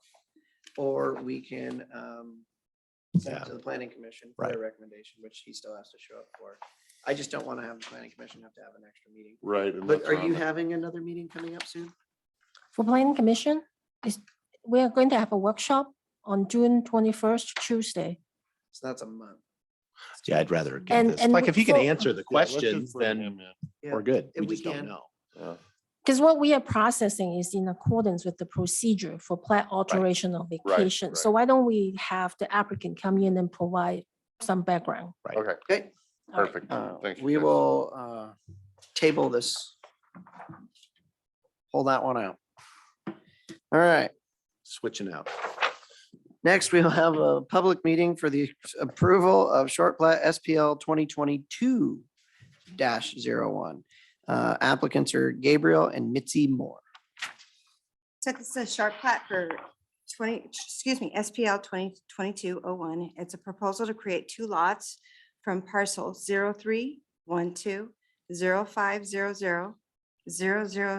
0312-0500-000200. The proposed short plat is located within the portion of section 5, township 3 north, range 12 east, Willamette Meridian, Klickitat County, Washington, in the Snowden vicinity. The administrative review of this short plat has been completed. Signatures have been obtained from the road, health, and planning departments, including the treasurer's office. All conditions attached to the preliminary approval have been met.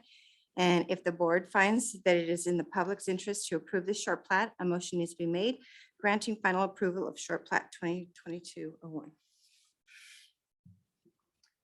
Any questions? No, this one was easier. Yeah. Just a smidge. Yeah. There are no questions. Okay. Any discussion? No, if you're I ready would for a entertain motion. a motion. Mr. Chairman, I would make a motion to grant final approval to short plat 2022-01. The applicants are Gabriel and Mitzi Moore. I would second that motion. There's a motion and a second to approve short plat SPL 2022-01. All those in favor signify by saying aye. Aye. Aye, motion carries. All right, next we are going to move for public meeting for the consideration for approval of boundary line adjustment BLA 2022-01 again. BLA 2022-01 is a proposal to adjust the common property line between parcels 0213-2856-010400 and 0213-2856-010500 off of Elm Drive. The proposed boundary line adjustment is located within a portion of section 28, township 2 north, range 13 east, Willamette Meridian, Klickitat County, Washington, in Dallasport vicinity. The administrative review of this boundary line adjustment has been completed. Signatures have been obtained from the road, health, and planning departments, including the treasurer's office. All conditions attached to the preliminary approval have been met. If the board finds that it's in the public's interest to approve this boundary line adjustment, a motion will be needed to grant final approval for BLA 2022-01. Questions? No, oh, go ahead. Is the house like literally right on the old boundary line? Yes, this boundary line Like an adjustment is to encroachment. fix the encroachment. Okay, so it How did they says, ever get the permit to build on the property line? Oh, That was predates zoning and building code. It was built before those times. Okay, good answer. and the lot lines back then can be a lot different than they are now with GPS. You own all of your property back then? Well, you own where the fence was. right. Yeah, really. Sometimes more, sometimes less. So does it, I'm trying, it's not clear on here. It says adjusted line. It looks like a 3 feet off the south wall. Is it really 5 feet? They just want to adjust that for 3 feet because it's already a legal non-conforming lot size. And they have the neighbors participate to facilitate for this boundary line adjustment to meet the underlying zoning. And so that is the area that they can exchange. Any more than that, it cuts into the neighbor's driveway. And that's why we have a note on page 2. Um, Basically, is saying that we're just trying to facilitate to no more encroachment. Right. Any further redevelopment of this lot need to meet zoning code and building code Probably requirement. that little boundary line goes over and then kind of up and then diagonal is to try to save as much of the neighbor's driveway as possible. Well, no, I think it goes up and over so that he's gaining some and the other guy's gaining Right, they're some. So it's, trading. they're trading, is that's how it looks to me. 3 feet's tight, but Better than 0 it's feet. better than the wall. In that driveway, to the other house that comes in, the BLA #1, the north lot doesn't use that at all, do they? No. Okay, so it is. I'm 3 feet's not much, but if that's It makes it private. more compliant. Yeah, private's Or fine. less non-compliant. Except on the other boundary line, but anyway. I would entertain a motion if you guys want. Mr. Chairman, I'd make a motion for approval of boundary line adjustment BLA 2022-01. The applicants are Mary Lee Holloway, Ernesto Rodriguez, and Maria Herrera. I would second the motion. There's a motion and a second to approve boundary line BLA 2022-01. All those in favor signify by saying aye. Aye. Aye, motion carries. All right, That's why a don't we lot. do all these signings now? Get 'em done. And if somebody needs a minute or so, now is your time.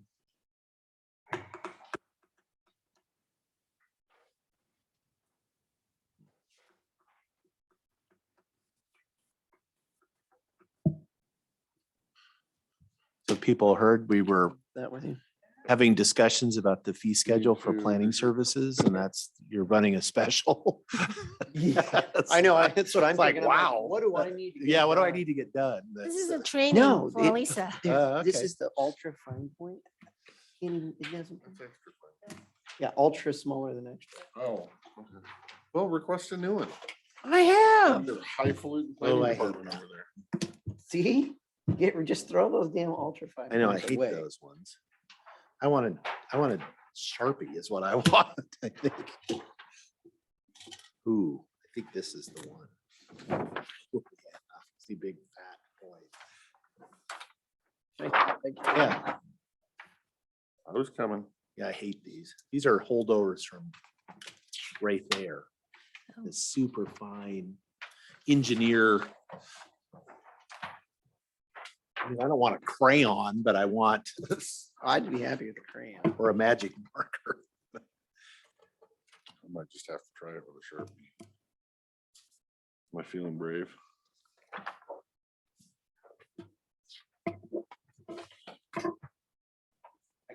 Oh, you stole his. He ain't getting it back now.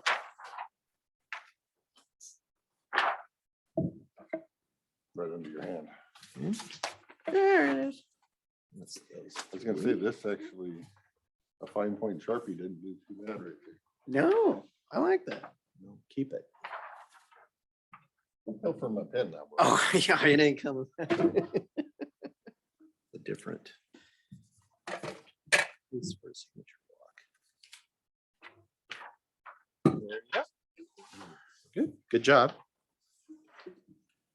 Yes, great job today. Yep.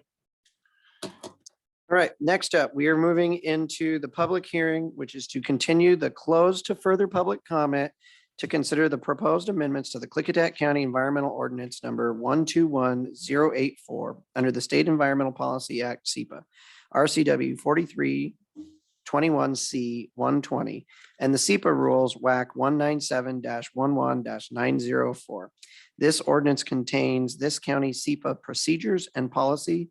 The SEPA rules, chapter 197-11 WAC, must be used in conjunction with this ordinance. And just so people know, these WACs and RCWs tend to change from time to time. And that's why we adopt things by reference. Discussion. Gentlemen. Who will last? Nah. It's the chair's prerogative to go last. Thank you. If Well, he so pointing at me to chooses. go first, huh? No, I'm fine. let that's him fine. go first. What? Go ahead. No, I was gonna say, you like to see where I'm standing before. Yeah. Like I said before, that I don't think this change is what everybody thinks it is. I think there's some people that don't understand it, but I think it will slow down solar regulation by, I don't know, an appeal or two, which is a year or two. But if that's what the people want, give the people what they want. So my recommendation would be removing the no appeal for non-project actions, keeping the date change because that's an RCW change, keeping the updated wordage in there so it's easy to understand, and keeping the flow chart so it's easy to understand. Well, you can't keep all three flow charts. The one flow chart, yeah. Well, there, That'd be well, two. I think you have to adjust all of them because they all have that no appeal for non-project action on the flow Because chart. one was if nothing changes. Oh, there you go. So, Mr. Sutter. I basically agree with that. I think I'll elaborate a little more on the, I think, based on the testimony received, I think what the proposal was is not doing what everybody thinks it's doing, but sometimes perception is reality. That from a practical standpoint, although, and I will say, I did appreciate, we did get an email, I think we all did, because we were commenting last week, we were talking about the last time we did a non-project action that we didn't have a SEPA appeal, did not have an appeal of it. And then Miss Arnold did say, oh, remember, because she, we were all kind of scratching our heads, and it was like, no, actually, we did have a couple of them. We did, Dallasport did update its sub-area plan, and we had some other appeals out of Dallasport, but not on that. Not on the SEPA. Not on the SEPA. And so it is possible. And as I had said last week, I need to not necessarily use past experience that it's absolutely going into the future, that the same thing is going to happen. I hope I'm wrong. And so I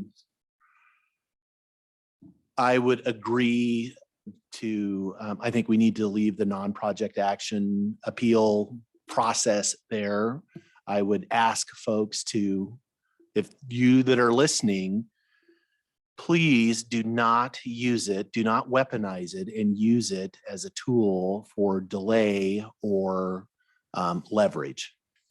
It is, if you have, I know, and it's or land trades, or, that it is, use the appeal process for what it's supposed to be, for actual things, because we never can seem to get to the policy thing that we really want to talk about. That we have all these preliminary things that happen. So, and again, I think that's what we were trying to do. in the proposal, but that's not the perception. And I got that from some of the written comments too, where, you know, people, the examples that they were using, you're talking about project actions. Some of them weren't. I mean, they just made a distinction where it was about non-project actions, but much of the testimony received talks about, you know, you're denying people their appeal rights and you're not going to be able, it's like you are talking about projects. Nobody's saying that there is not going to be an appeal process for a specific project. But that said, perception is reality. And so I think I would support that. And I would keep the other changes because I think those are the timelines. The other stuff is really just cleaning up, clarifying what we're basically already doing and removing the contradictory language and updating and make sure we're referencing the right RCWs and all the other. I know it looks confusing with all the track changes, like there's a bunch of stuff, but it's basically not. It is just cleaning there. It's housekeeping. It's nothing substantive. The most substantive issue was are you going to allow administrative SEPA appeals for non-project actions, and then changing the date as far as the times to just clean that up. So I would support it with that revision.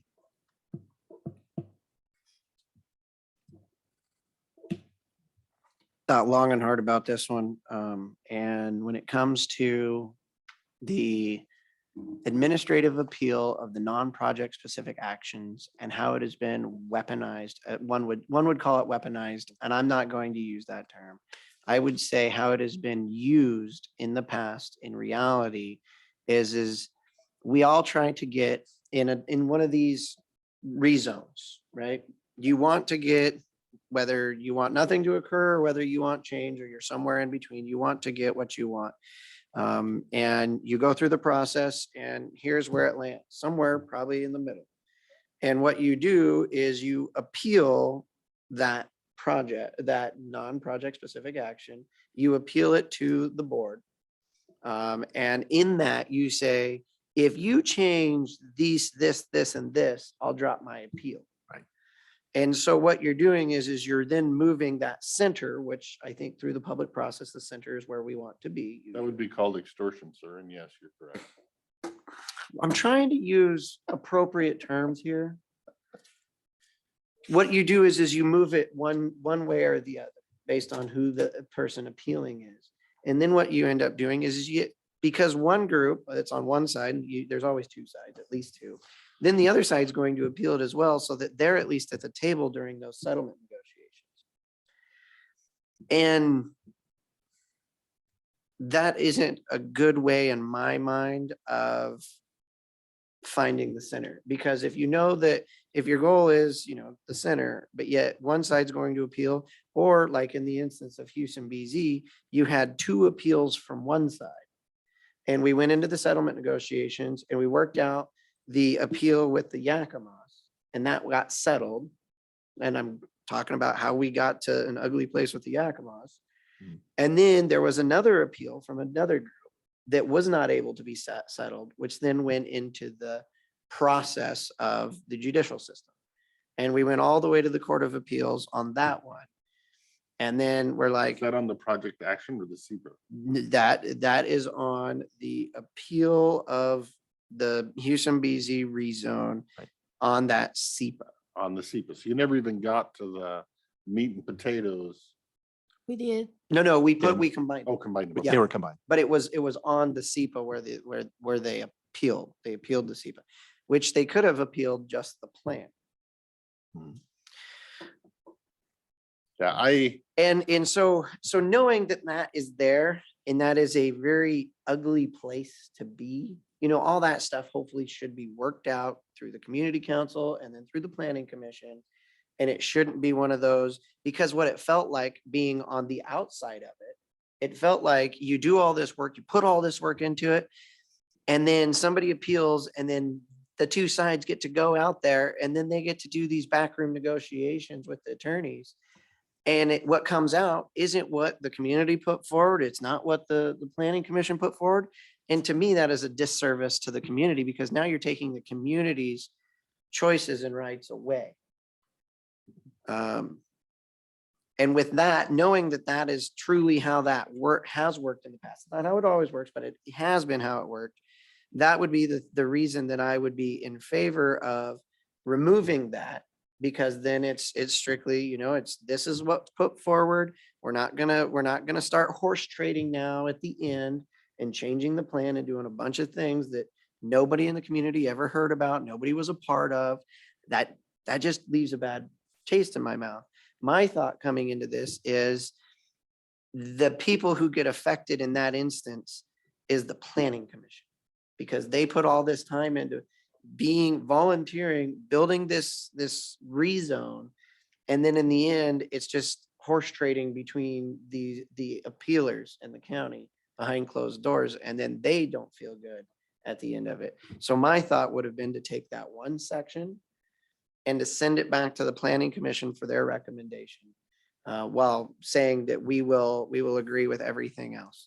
That would be my thought. I know there are other instances of non-project specific SEPAs, such as like the 6-year road plan has to do a non-project specific SEPA, and a couple others that we have. But the one that's always going to be the bear in the room is always going to be those rezones. And this is what we're going into. If we're going to start planning again, if we're really going to start pushing these sub area plans, that needs to be understood, that if somebody wants to play the game, you're just going to appeal the SEPA, and knowing that somebody's going to, you're going to appeal on the other side, so that at least you're sitting in the same room when the negotiations take place.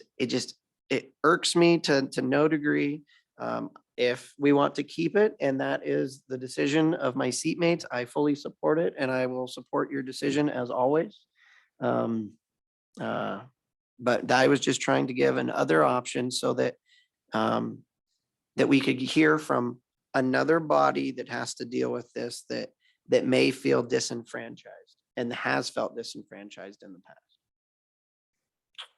Well, I don't know how we could send it to the planning board, because even if they want to keep this or throw this out, they have no say so on the other places that SEPA appeals for non-project actions take place. So they're not a ruling body for this issue. We are. So if they can't hear all of the SEPAs, they shouldn't be ruling on the SEPAs. Well, they technically don't hear the SEPA, they hear the plan. But the SEPA, like based on how it goes through, the SEPA. But there's SEPAs that they don't hear anything about because it's out of their wheelhouse. Right. So I don't know how you can have a citizen body hear half of an issue, because the issue only affects planning half of the time, and the rest of the time it's completely somewhere else. So I would think that decision would need to stay here on this specific issue. But like I said, I would support the board decision. If I'm out, numbered on that one, I would go with it either way, because I can understand the argument. I don't know that it's going to change the citizens' comments. And I think where you're opening your planning board up to, I'll just say it, abuse.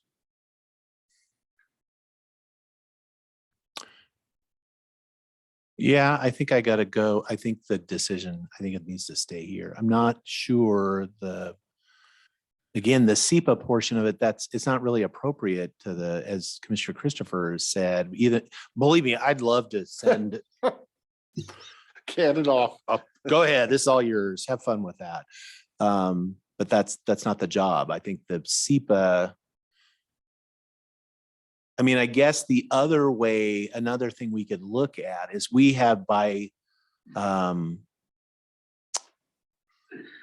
typically how it works, and correct me, all of us. So if we have a sub area plan update or a non-project action, the first thing you do the SEPA determination, you do the issue. If there's an appeal of that, historically, we don't go on until that's settled because the outcome of that could change whatever and so that's what's kind of slowed everything up because we often wait till the plan and then they get consolidated and you have one big thing. But maybe what the board needs to do is just commit to, if there's a SEPA appeal, it gets processed, the appeal gets done and gets settled, and then you move on in as timely as we can. And there's in many times, in some ways, I don't want to say SEPA is simpler, but it's not. In some ways, it would be easier to have it not always consolidated because it's most of the really complex land use issues are in the plan. They're not in the SEPA. SEPA is not, people keep using it for things it's not for. It's actually fairly simple. Here's the standard, apply it. Did the SEPA official apply the standard or didn't they? And if they did, you check and it's like the SEPA is upheld. If they didn't, if they missed something, if there was some piece of information that they could have had access to and didn't or did not, or had information that did not get considered, other than that, it's not that complicated. The complicated stuff is in the plan. And so that's where we get hung up where so I'm wondering. So, but I think the SEPA part, I think it's got to stay with the board. I just don't see any way. Again, I'm very sympathetic. I would love to hand the whole thing to the planning commission, but I don't think that's, so I think I'm going to stay where I was as far as on this. So that's my position on this.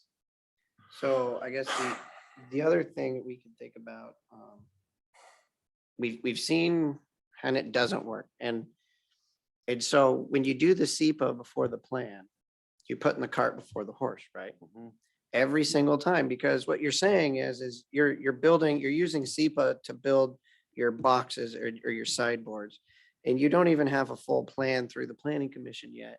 But now you've done the environmental determination of what can happen with that plan.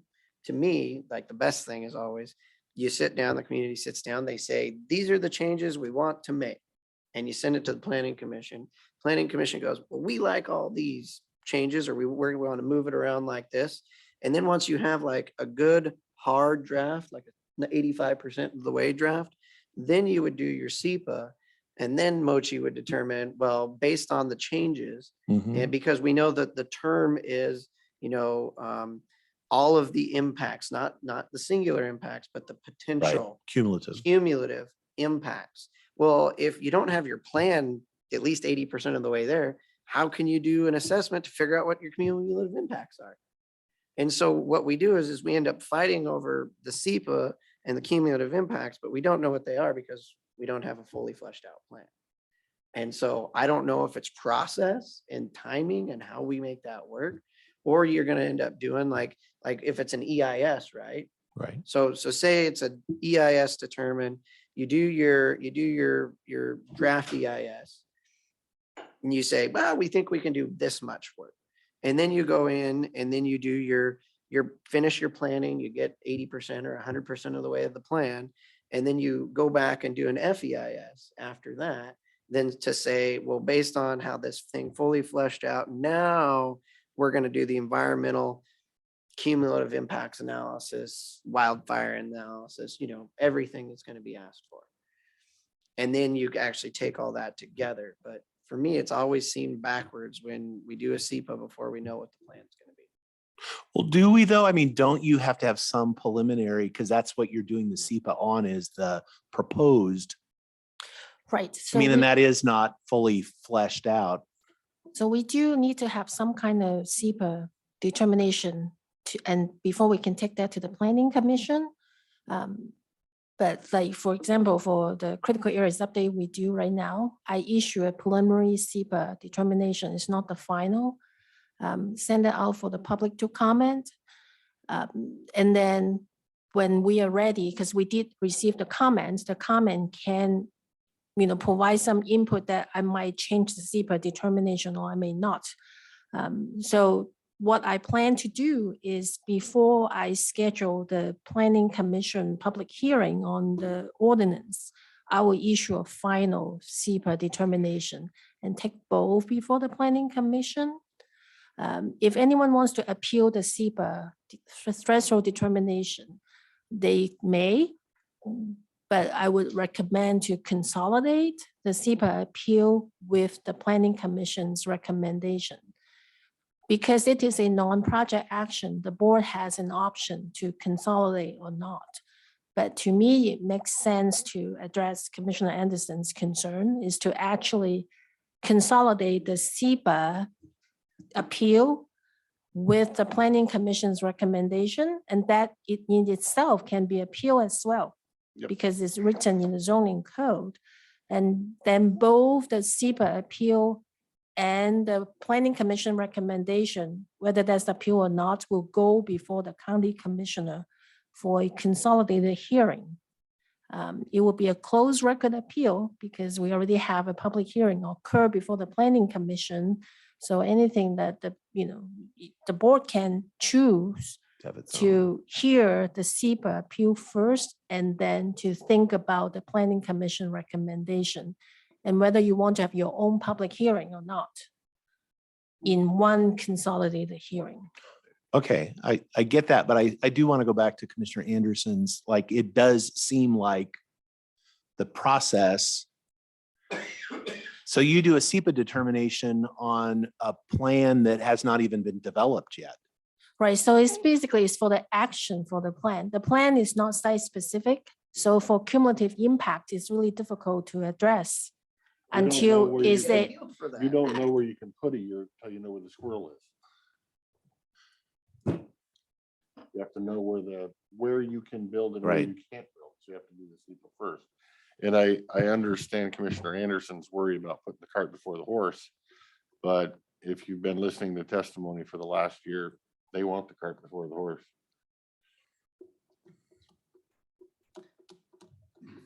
So you have to issue your preliminary SEPA determination before the public hearing, correct? Yes. It's But actually you in can code. but correct me if I'm wrong, say you're doing a sub-area plan. You can have 30 workshops Right. before that SEPA determination is issued. And that's not a problem. And you can get pretty far along to developing that plan. With critical areas, as I understand, we hired an outside consultant to do a lot of the work on the plan. And then it went in front of the planning commission and they're like, well, we need to, like, what's going on? Like, we didn't build this, we didn't design this ourselves. Where are we at? But the SEPA determination was issued prior to the workshops with the planning commission, correct? Right. Correct. That's they a have to be. preliminary that, yeah, we. Or issue- the workshops, not the hearing. Right. You don't have to issue the SEPA determination prior to the workshops, do you? No, I don't. But that's a separate process. We have the SEPA process and we also have the update process. Though we have both happening at the same time, but they have different requirements. Right. I issue a preliminary DNS on the critical areas update to seek people's comment on it, because that will also dictate or affect how we are going to handle the rest of the process. Right. I don't see a way around it. I don't see how changing it is gonna make it better. How we do it, I think she's doing it the right way to me. Because I don't know how you could plan something if you don't know where you're allowed to plan something. You have to know the SEPA first.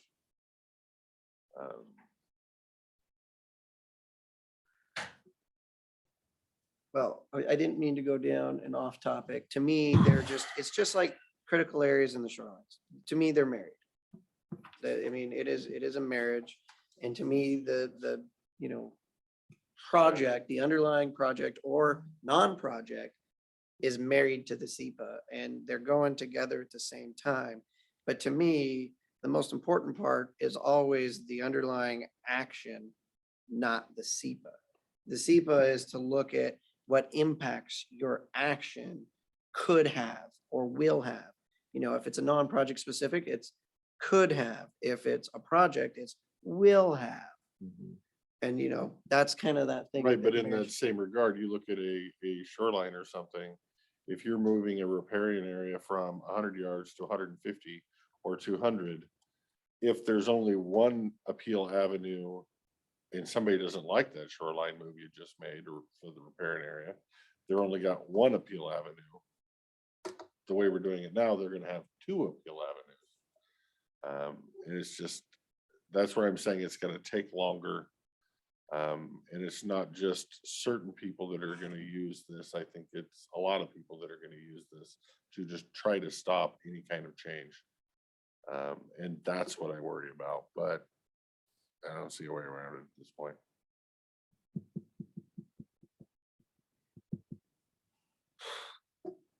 All right, well, I think I know where both of you Yeah. gentlemen are, and I would entertain a motion, or if you'd like to direct staff to make the changes and present it in a final form before us so that we can see it at next week's meeting, I would be fine with that as well. I think that's what we should do. So what the motion we're making is crystal clear to the public in what is delivered to us Direction. next week of not having the SEPA appeal part of this in our agenda next week, and then we'll approve that.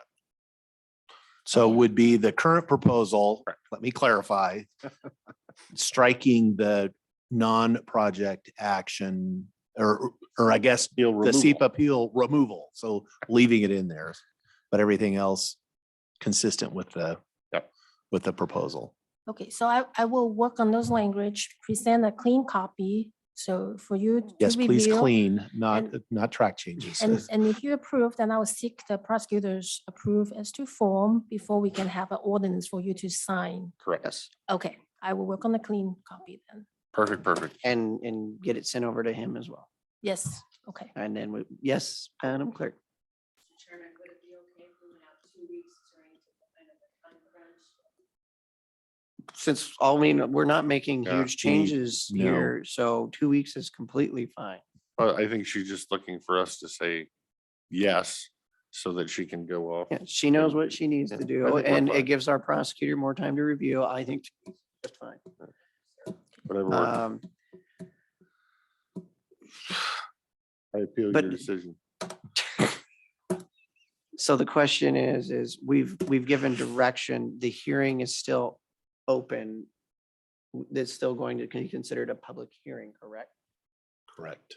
And what we are doing is, okay, got it. All right. And I suspect, now that we think about this, if we are, so we have the proposal in front of us, I don't know if we don't accept it, if we modify it, does that change have to go back through a Public process? hearing process if we change it. Thoughts? We'll find out.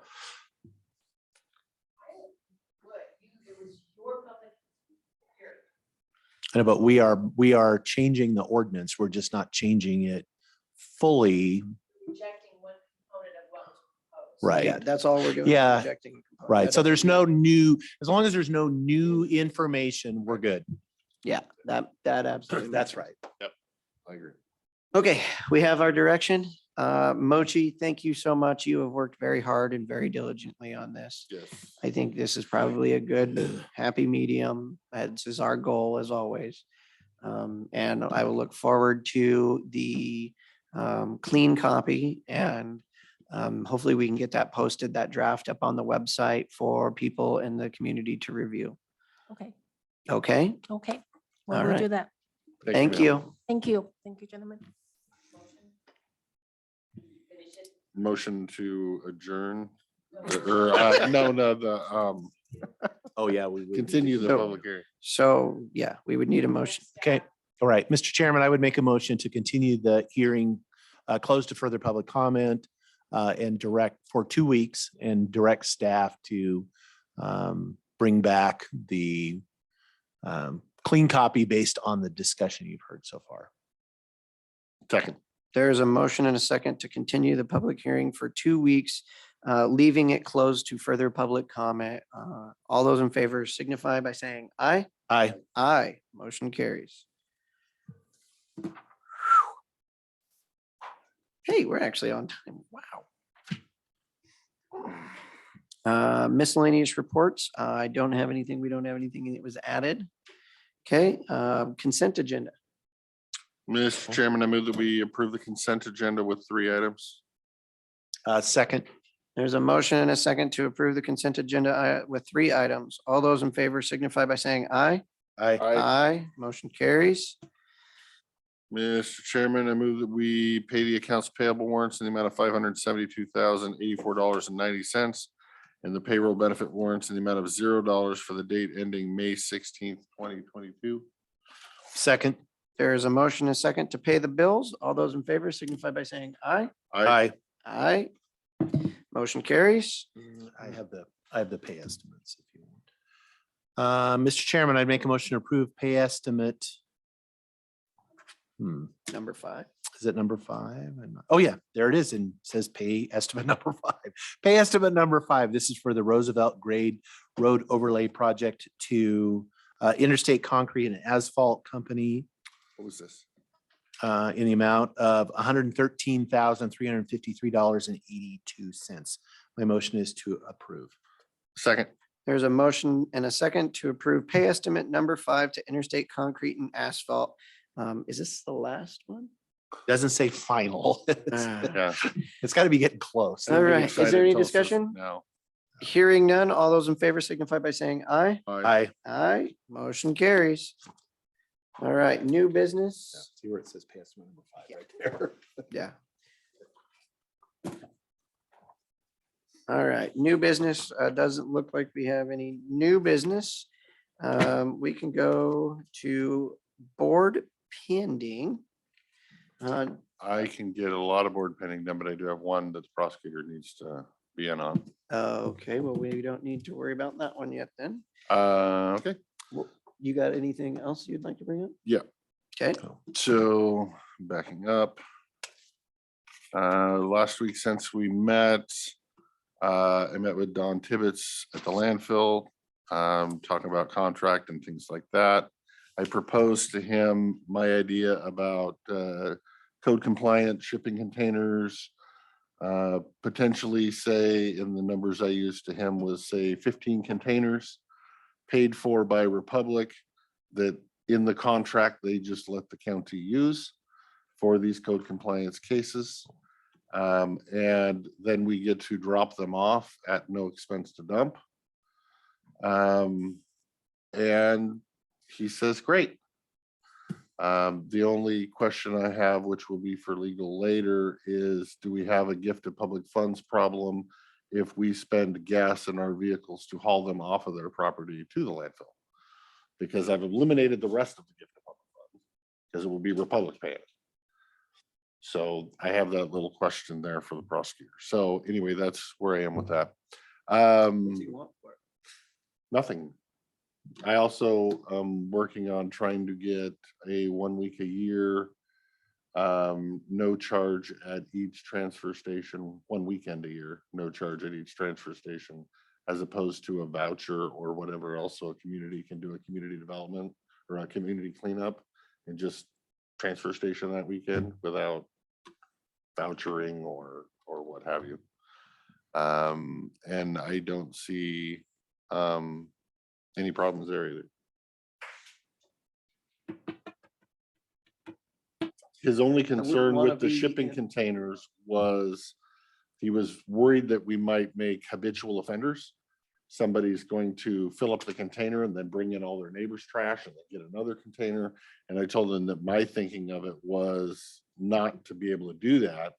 So code compliance goes out, says, okay, here's your options. We're either going for this lien or we'll bring you a container, but the container's only a one-time deal.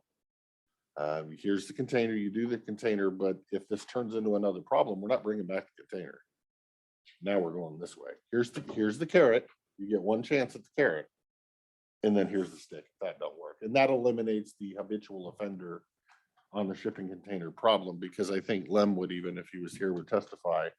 that the ones he's working on now, if they can somehow find access to any kind of a big truck, big trailer, big something, they get cleaned up like that.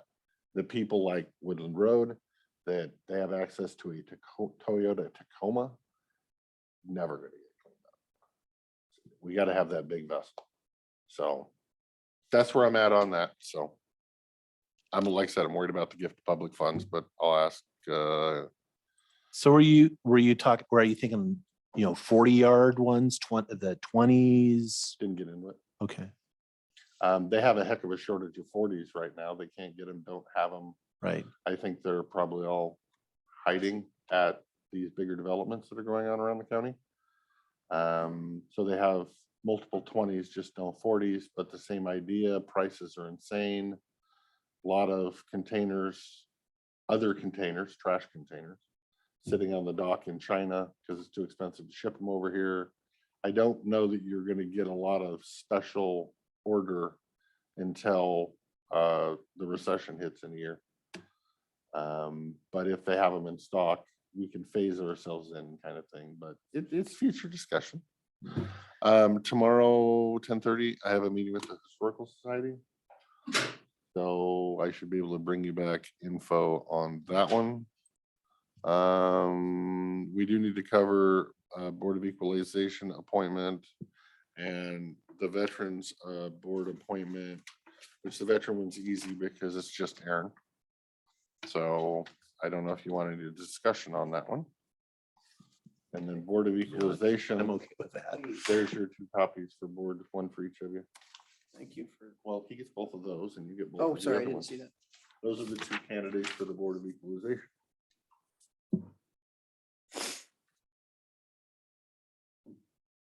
I just thought we should have at least comment to the public before we put veterans on the agenda, even though there is only one applicant.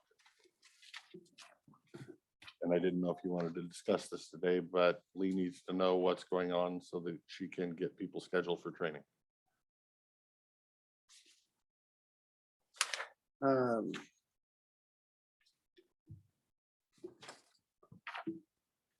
Let's take things one at a time. I know that was a lot, huh? You just kept, there was a lot going on there. Let's just look at one of them. So we have a choice on the Board of Equalization. And it is in your district, correct? Or is it in Dave's? These are non-district, Oh, Board of Equalization. no districts at all in these. Okay, and we have one opening. Mhm. And do we have a recommendation by you? By me? Yes. No. Okay. Do you have a recommendation? Well, given one of them is the current member, so is the incumbent, if I'm reading Yep. this right. Is there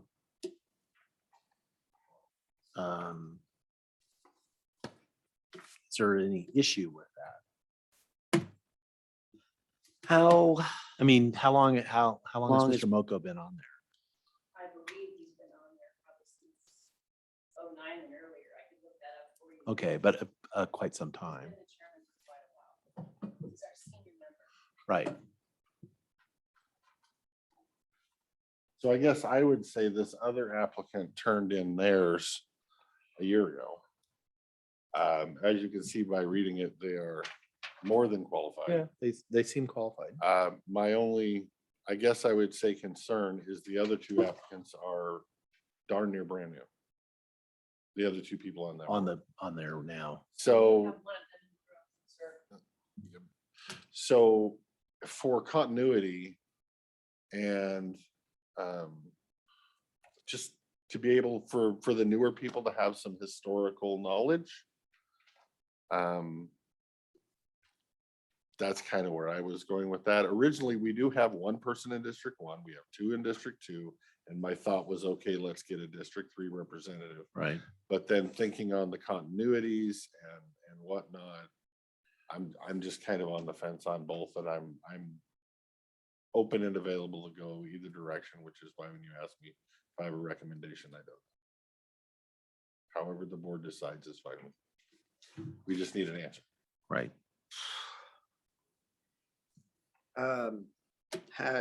Being in a position about to lose a whole lot of historical knowledge and experience and all of that, and the fear that I have with that, with you. dinosaurs. Yeah, That's, the asteroids in the atmosphere. that's where I'm coming from on this. Um, A year ago would have been a different story, but there's been other new blood on that board, so now Yeah. it kind of changes things. I would feel confident in keeping continuity and someone to teach the young bucks the ways.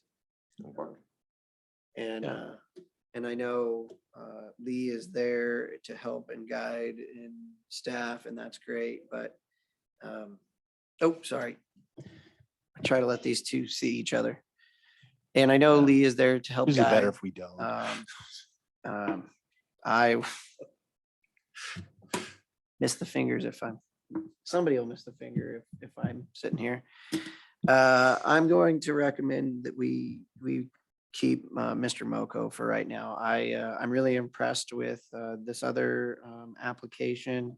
And I think in the future, they will probably be a very strong candidate. But for right now, we've got to get these people trained through the process and everything in moving ahead. So that would be my recommendation, but I'm more than willing to accept others. I would go forward and agree with that recommendation.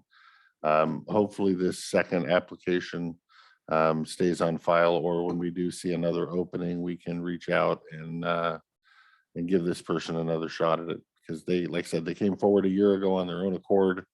They obviously care. They're obviously interested. And I hate losing a volunteer, but yeah, I would agree. Yeah, I concur. Okay, so that is consensus. Yep. All right. Now, before we go on to your other list of things, we have Rob and Jen and Courtney are here, and they'll have like regular jobs to do, not just listen to us talk about this. So if they would come forward, they have an issue they'd like to discuss. That works for you guys? Of course. Mr. Chairman, the agenda is yours. Yeah, I will more than likely be saying that. Good afternoon. Yeah, you might want to leave. So Courtney Step in. was, has offered the litter crew supervisor position to an existing employee who's accepted the offer. And the existing employee is at the grade, the same grade as the new position, her current position and the new position, but she's at a step 9. The position was posted at a step 1 through 3. Historically and consistently for internal applicants, they remain at the step they have earned based on time served, years served. And that's what has been done in the past. The issue here is even at posting at step 1, 2, or 3, the position was not covered by the grant. So it already implied there would need to be additional funds to cover the position. This is also unique because Courtney's and Jen can go into more detail, working on the budget for that department anyway. And now we're transferring the litter program into this department, which we're meeting Monday to work on how to do all of that.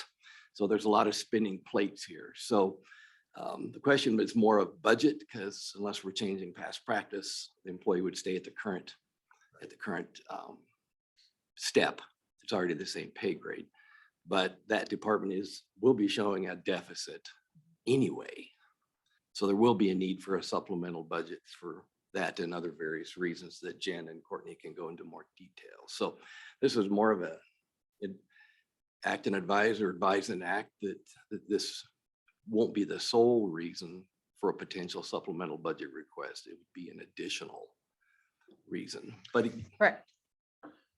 And this, we're talking about probation. yes, I'm sorry. Okay, it was the Yeah, I should department maybe- that shall not be named. Okay, It was the way he was oh, being fine. so Don't see cagey. her. around- Well, I know, but If there you want may be details. other folks that's like, Yes, who are they talking about? Courtney's department. Yeah, Courtney's department. Yes, I'm sorry, yes. sir. Yes. Adult probation. So let me make it be clear about this.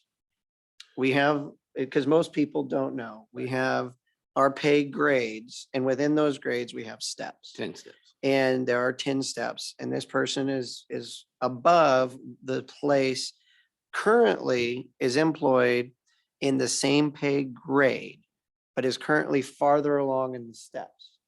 And in the past practices, as long as you're moving from a position from the same one place to another within at the same pay grade, then we keep your step because you're doing the same level difficulty of work. It might be new work, but it's the same level. If you were to move up or down, that would change. And there may be examples of where they were at a higher grade, but they came in at the same pay. I mean, I can't say that it's always been the same pay grade, but we wouldn't put somebody at 76 to a grade 36 and expect the department to absorb that big. Usually they're within the same pay grade or close enough that they can adjust the steps. The person does not take a pay cut to move to another department. Oh, yes, he does. Or did. Other than that one person. So, so historically, this is dealt with. They're in a supplemental. Departments can usually cover it because they have an open position or vacant position, and there's a dozen other reasons. And is that I mean, the issues with the department were all, I mean, we already knew we had some issues with, when moving, that we were gonna have to sort out as far as the budget. That's correct. So this is not creating the problem, it's just adding to It's just adding to it. Yes, it's an additional budget concern. But even if we advertised it at a 3, we are still, or even if we accepted somebody else at a 3, we were still gonna have the same problem. Right. Even at a level at step 1. Letter -5. It would take a -5 to. Normally we solve- come to you and solve say that it may or may not be a budget issue because of existing funds in the department. We can't say that in this case. We don't know that right now, and that's also okay, but we also know that this position previously was being subsidized with landfill dollars from that solid waste side through the administration part, is how I understood it. Correct? Because the grant never cover 100%. Never Especially with cover, benefits, especially as a but benefit. no grants ever cover 100%. I don't care. Every time we accept a grant, we might get 80% and we covered the difference. And with that, because they're in the same step or the same pay grade, I have no problem keeping it at the same step. And we will find the money. And That's twice today. I know. And do Sorry.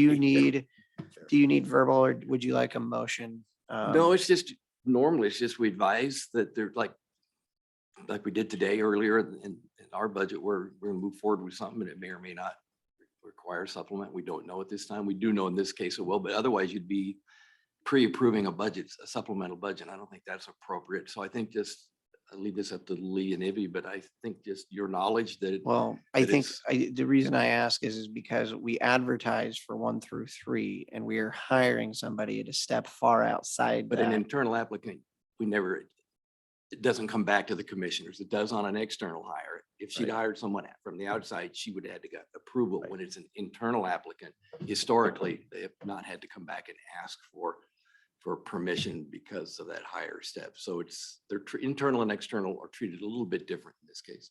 So if we come back with a personnel authorization Right, from the outside the normal paperwork, during the consent Yeah, agenda. So that'll, it's yeah, documented there. it'll get caught there. So Yeah. as long as it gets caught.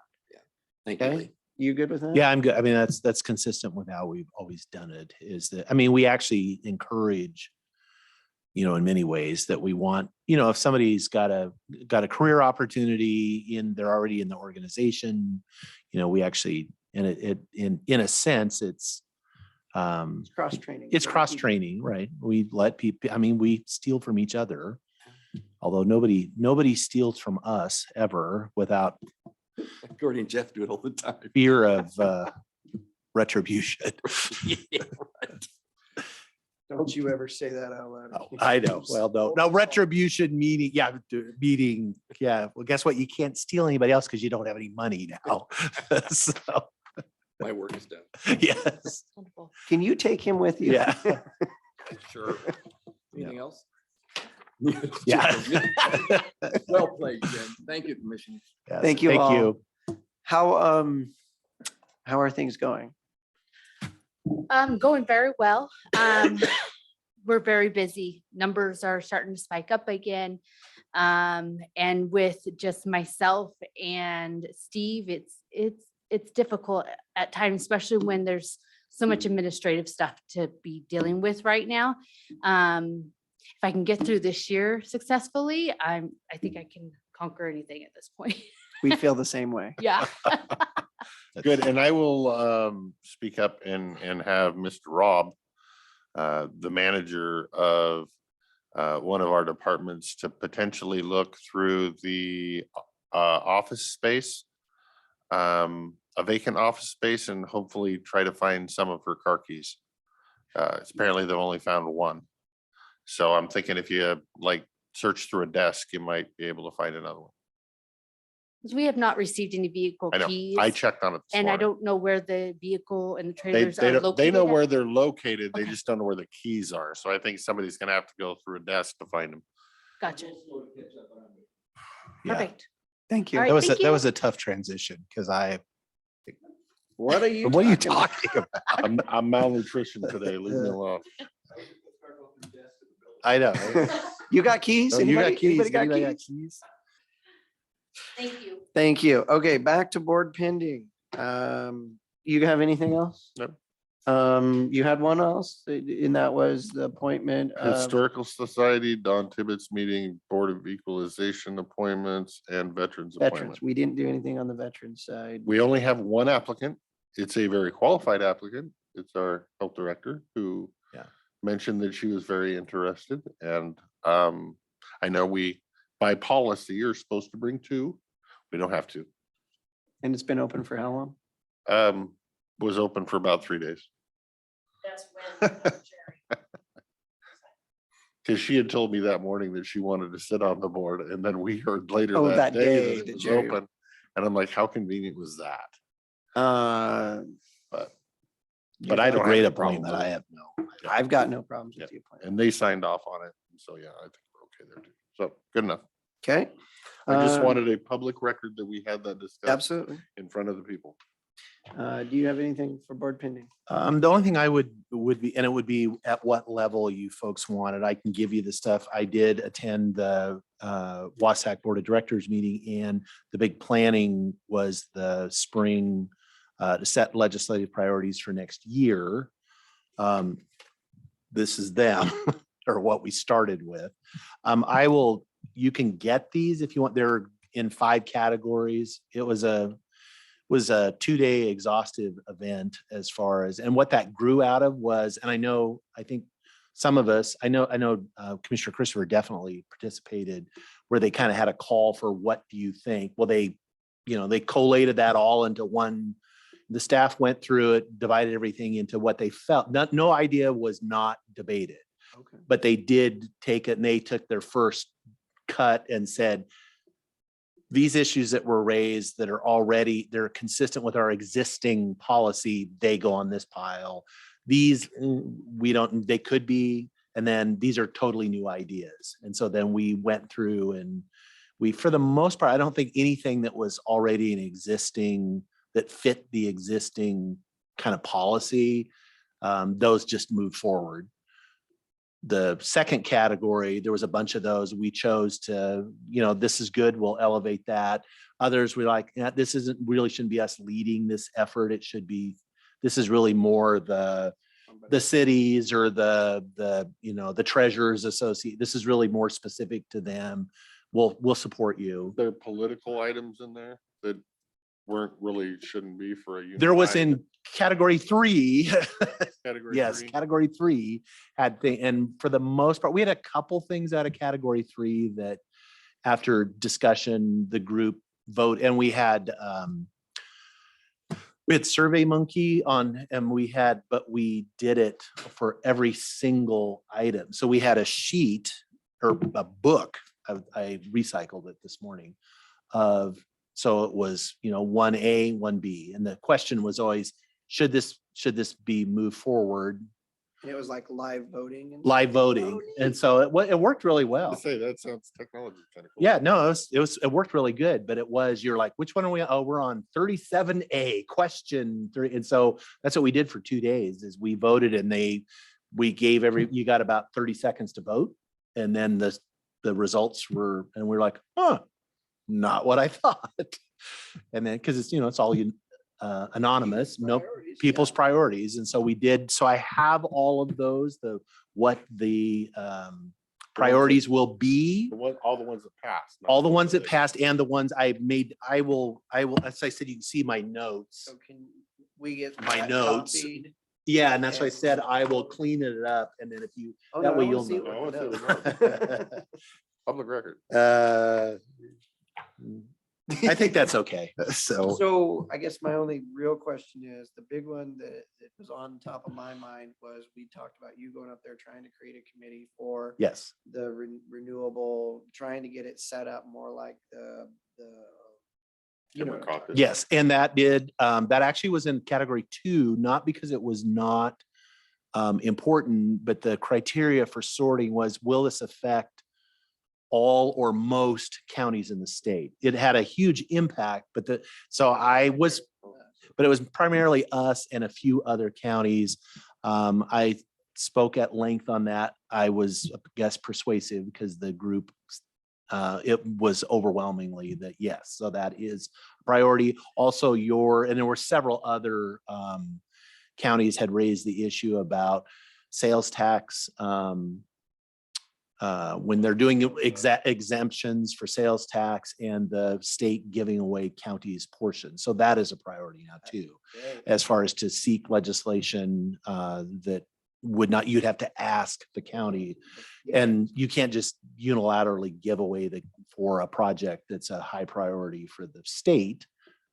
That should be. So that got moved up. What about getting a meeting with our legislatures? Is that a priority?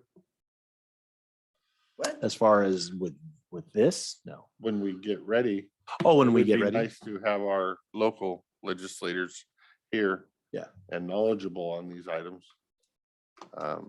Before next year.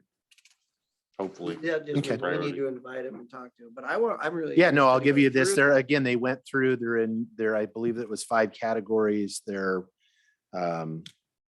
So infrastructure was one one group, fiscal, governance, environment and land use. That was a riveting, I mean, seriously, it was. And then also social justice and equity, which was a pretty broad term for that, was really around all things. It could be public health, it could be childcare, it could be any of that kind of stuff that was in there. So yeah, I'll get you a copy of what the final draft. I am assuming Wasac's going to generate one that's got the final, but it would probably be good for you to see all the stuff that didn't make it. Right. It would to me, that's where I would learn something. So, Okay. Since you're retiring is soon and one of Yeah, us so got to take that over, and that's. Good job Of very good advocating interest for the to me. county. They being convincing, that's, Yeah. I was sobbing and yeah, carrying on. well, most dinosaurs do. Yeah, If our 2 big things made the priority list. No, our 2 big things that's- made the priority list. That's So that great. was good. You have any other update? Okay, mine is with the Hood River Bridge. We are putting in an application for $195 million for the federal big infrastructure package. We are trying to get letters of support from the local counties and businesses. So I spent all day yesterday reaching out to all of our ag businesses, aggregate businesses, timber, sawmills and all that, to get letters of support for this massive application that WSP is putting together for us at the last minute. And Lee worked up a letter of support that hopefully we have somewhere around here to sign. It's in the sign folder, and I just wanted to make sure you guys are aware of that, if we were to get this, that completely changes the timeline and the ball game for getting this bridge built. We would hopefully shave years off of 2 to 3 years off of the length of time before we can finish construction, which would save us millions and millions of dollars just in the inflator cost index of that. So if you have any questions, I'd be happy to answer them. Okay. When will, I mean, I know there's no crystal ball, but when When is So- when are the feds So the thinking plan they'll? is, we get this done. Our lobbyists are getting letters of support from our legislators. And then in July, we're gonna go back for a few days to DC and lobby for it and work with our legislators back there. And then hopefully August, September. What they said is the only thing that we'll know is it'll come out before the election, Right. the results. Yeah. Right. Only way to make it make sense. So that was my big update. Okay, I did have one item and I want to be respectful of Public Works time, but I did want to I don't want an answer. I just want you thinking about it because I don't necessarily have an answer either. But I've been working with the housing authority, or actually Columbia Cascade Housing on the assisted living. We got the state director for USDA RD down a couple weeks ago, visited, toured the site, blah, blah, blah. Also learned, I think it's Anita, whoever, we've tracked down Anita at the national level, who is the decision maker on, is your application okay or not okay? One of the issues that they raised is that, so the county bought that property for that assisted living. For 660,000. Yeah, 650,000 Sorry. plus probably closing costs. But we retained it, we leased it to them for this project for, I think it's 99 years. USDA is asking, and the whole point of why we didn't just give it to them was because we want to make sure the project happens. Oh, right. And that's potentially one of the stumbling blocks for the funding. And so they had asked, would the county entertain transferring it, but only at closing of the whole project, of the construction of the project, because even though leasehold interest is a viable property right. 99-year lease. Exactly. But that's one of the stumbling blocks potentially. And so I said I would raise the issue. Would that be something for us to think about? There would be the transfer would only happen at closing for the project, which is what we were always with. We didn't want to turn it over because what happens if it doesn't happen? And then we just gave away A lot of land. Yeah, but same scenario. I thought this was gonna be hey, we want more money. And this ain't a hey, we want more No, money. this is not, hey, we want more Better than money. that. Yeah. You just don't have ownership rights to the land, which really we're gonna have for 99 years. Right. Anyway. Right. And do you want to So- repo an assisted living facility? I would chew on it, entertain- but I don't. I would entertain the idea. Okay. I mean, I'm just think about it. I was just said I would introduce it. I mean, we've already spent the money and we've got nothing for it yet. Did anybody say what their funding gap is now? Is it still getting bigger? Is it getting smaller? I don't want to. No, I don't know. I think USDA I think they're trying to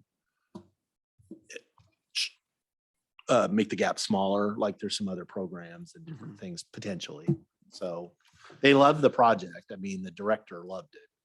And it helped that it was a really nice day when we stayed out of the poison oak. Anything else? No. Okay, we are going to move on to our unfinished business, which is the discussion and update on the Dallasport wastewater plant.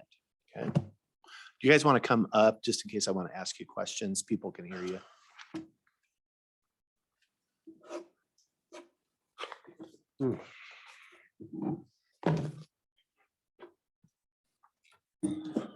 I guess I'd ask first, do you have any new information from the last time we talked? No, Okay. I'm still trying to get with our consultant to check, like we talked about, a possible upgrade to permit. Right. Okay, have met with the PUD twice now. We have some residents of Dallasport here, so that's good and bad. You get to see behind the curtain, which is okay. It's a public meeting. So just from the beginning, for folks that may not understand what we're even talking about, the Dallasport wastewater plant was constructed 20 years ago. The county owns the facility. There was I've referred to it as a bond. It really wasn't a bond. It was a Public Works Trust Fund loan that was over 20 years. That term ended, so we've made the pay, or we are scheduled to, I don't know if we've actually made the final payment, but it is budgeted to be paid this year, be done with that. That always precluded the county from even contemplating transferring the asset to somebody else, meaning some other public entity, be it the PUD or somebody else, until those loans were paid. It wasn't even we couldn't even contemplate it. So those are paid. We are done. We did reach out to the PUD to see, county is not typically in the wastewater business. And we generally don't want to be. We're not in the utility business. PUD, we had, so we did our sewer plan update, which I've been over this. I got some highlights. I got some notes from Jeff as well in there. We got this last year, I believe. This one. Did you get a copy? Do you have this? Oh, okay. I'll give you this, or we can make some more. Yeah, we can make some more. It's Yeah. just not, it's a draft, so it's not.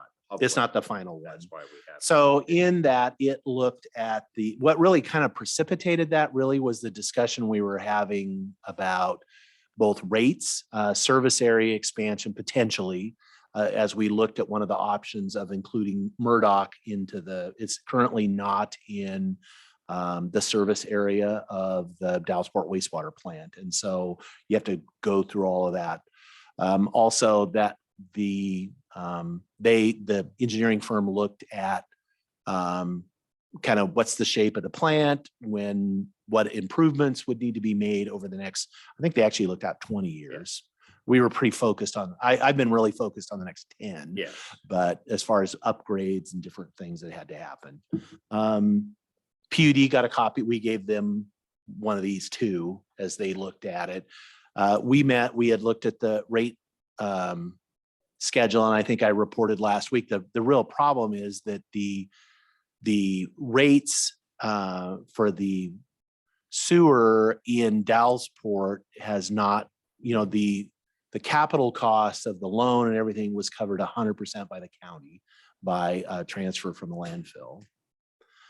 We've indicated from a budget standpoint, we don't want to do that anymore. Every other wastewater plant in the county self-supports, it supports itself. Based on the rates that we have there, the rates generate enough cash to pay for not really M&O, but for the operation of the plant, scheduled maintenance that the engineers have said, which is subject to we've got some questions about timing and do we really need that? Does that plant really need that? Looking at whether the rates cover M&O based on Current number of hookups, and they did projections they did estimates of growth in the region based on past, that's in the binder. So you get the whole, it's a good, I thought we all got one, but I guess I was the lucky one. I'll get those to you because it's good reading as far as kind of gives the background of stuff. As I had stated last week, the real issue is the rates will not support, the system can't pay its own way at the current rate structure. And so we've looked at different scenarios of, do you phase it in over time? Do you have, and it's, and since there's folks here, the current rate, I believe is $48.49. That has been escalated. It's 3% per year back for the last 20 years. The rates at the other one? Are the we other ones, lower? we are, as far as we looked at all the PUD operates 5 other wastewater plants in the county. The average rate at the other is about $58. So it's about we're between $9 and $10 lower than the other everywhere else. Means that the county has been subsidizing for this time, right? Yes. That $9 or $10 for every. person. Exactly. And so when you look at the numbers, and again, these are all these issues, it doesn't matter who owns the system. These are system-based issues, whether it's in county ownership, PUD ownership, or some other third party. via the rates and or potential maintenance. Right. So there's three cost drivers. So you have the operation. So, the lab stuff, the labor, because it's currently, I think it's 1.5 FTE operate that system. And then capital. So as you have to do, and we have a big issue and we've known about it, the orthophosphate. So we have, I don't know, do we actually ever exceed it? I don't know, but we were close to it.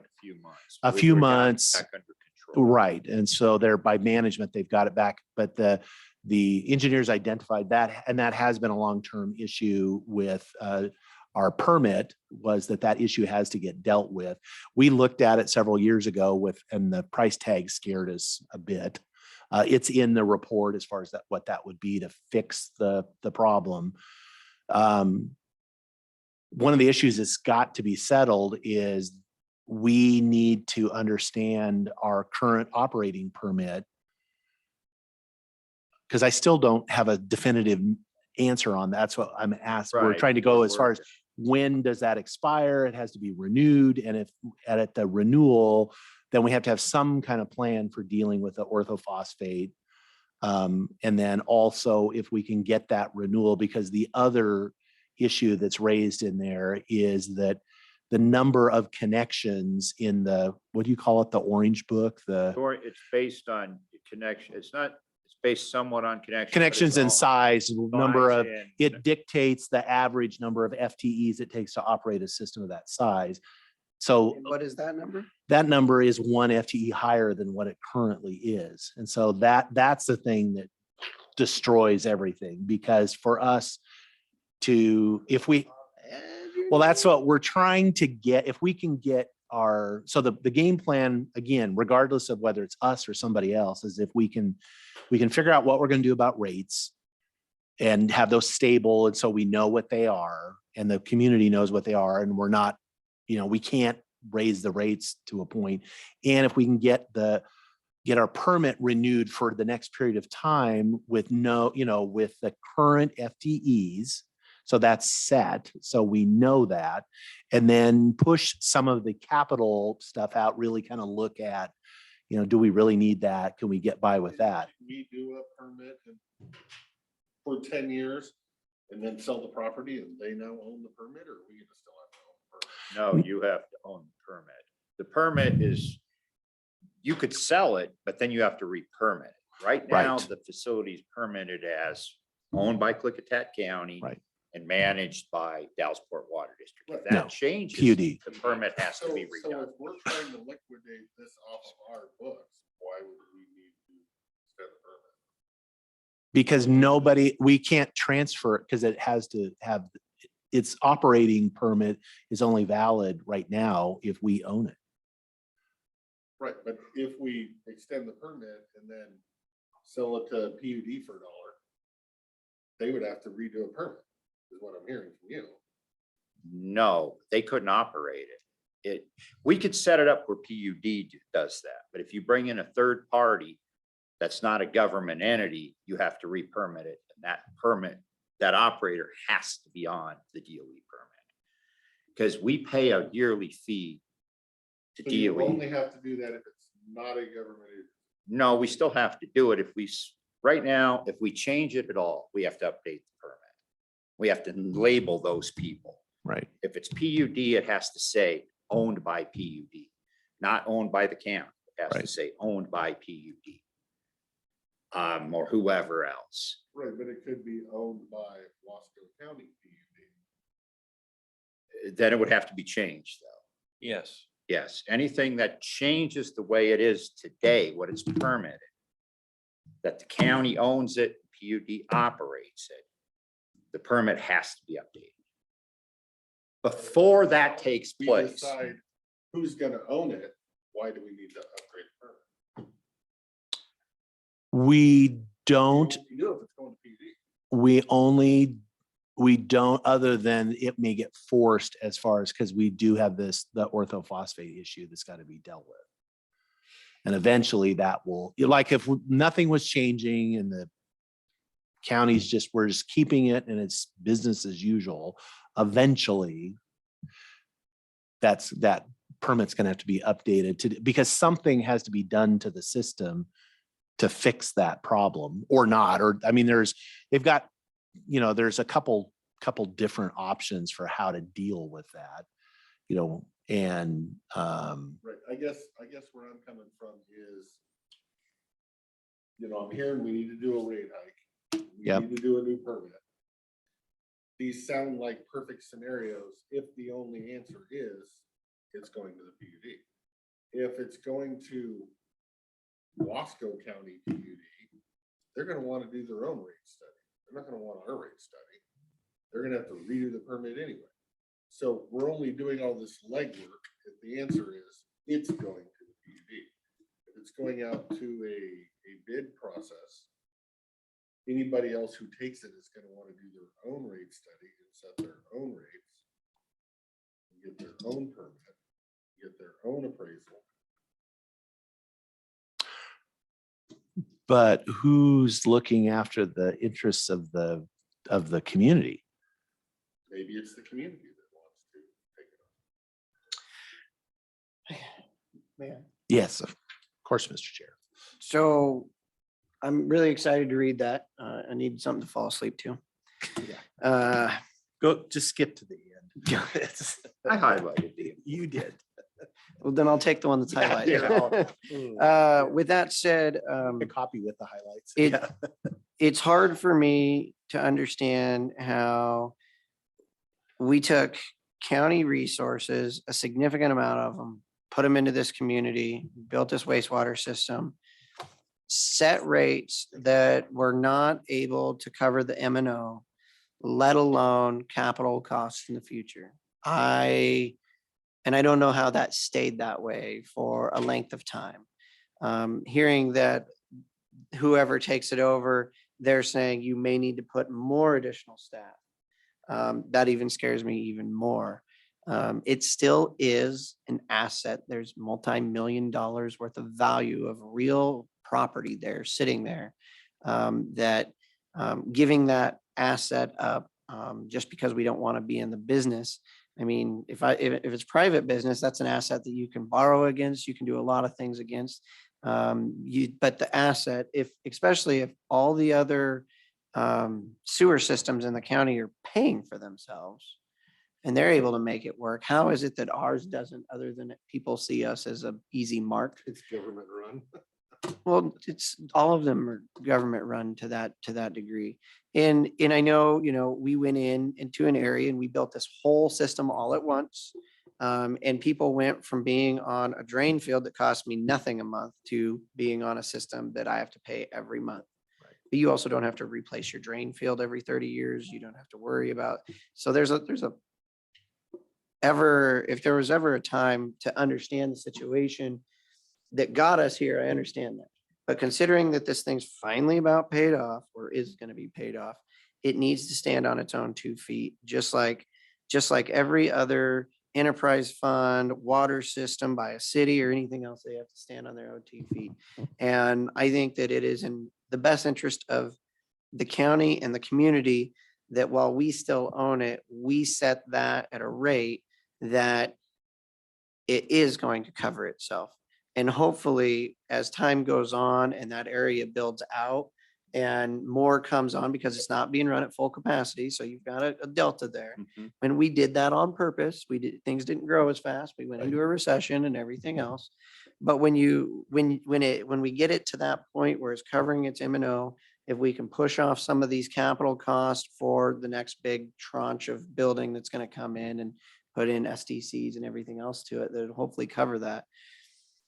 I think then you have something of value and an asset that somebody would be far more willing to take on, and there'd be more interest in it. Because what I don't want to do is spend all this money on a big community project and then hand it over to somebody who's either going to run it into the ground or they're going to use it as a moneymaker like private sewer systems are around the country. That's not the direction I want to go. I want to protect the community, and I want to ensure that the growth that we're expecting in Dallasport one day when it comes that the sewer plant will be ready and available and up to date, that it can handle that increase in capacity. That's how I feel. And I would say thank you to Commissioner Sauter for all of your hard work and effort. I guess I would say my worry is, I understand this county has had a good partnership with the PUD in the past, and I don't know that that necessarily has to change. But it also doesn't mean that the county needs to fund the PUD's projects. So I guess my worry is that we're being asked to raise the rates. While you're at it, change out that pump and that converter and that, I'll change out the next, I don't know, 6-8 years worth of infrastructure projects. Figure out how to pay the FTE. And then when you're done with all of that, hand us a $10 million capital investment, including the $250,000 in cash that's in the bank, and we want all that for free. If that's the end product of this, I'm not going to be a no, I'm going to be a hell no. And I don't think that's the end product that the taxpayers want. So, I mean, how we go from here is, I don't know.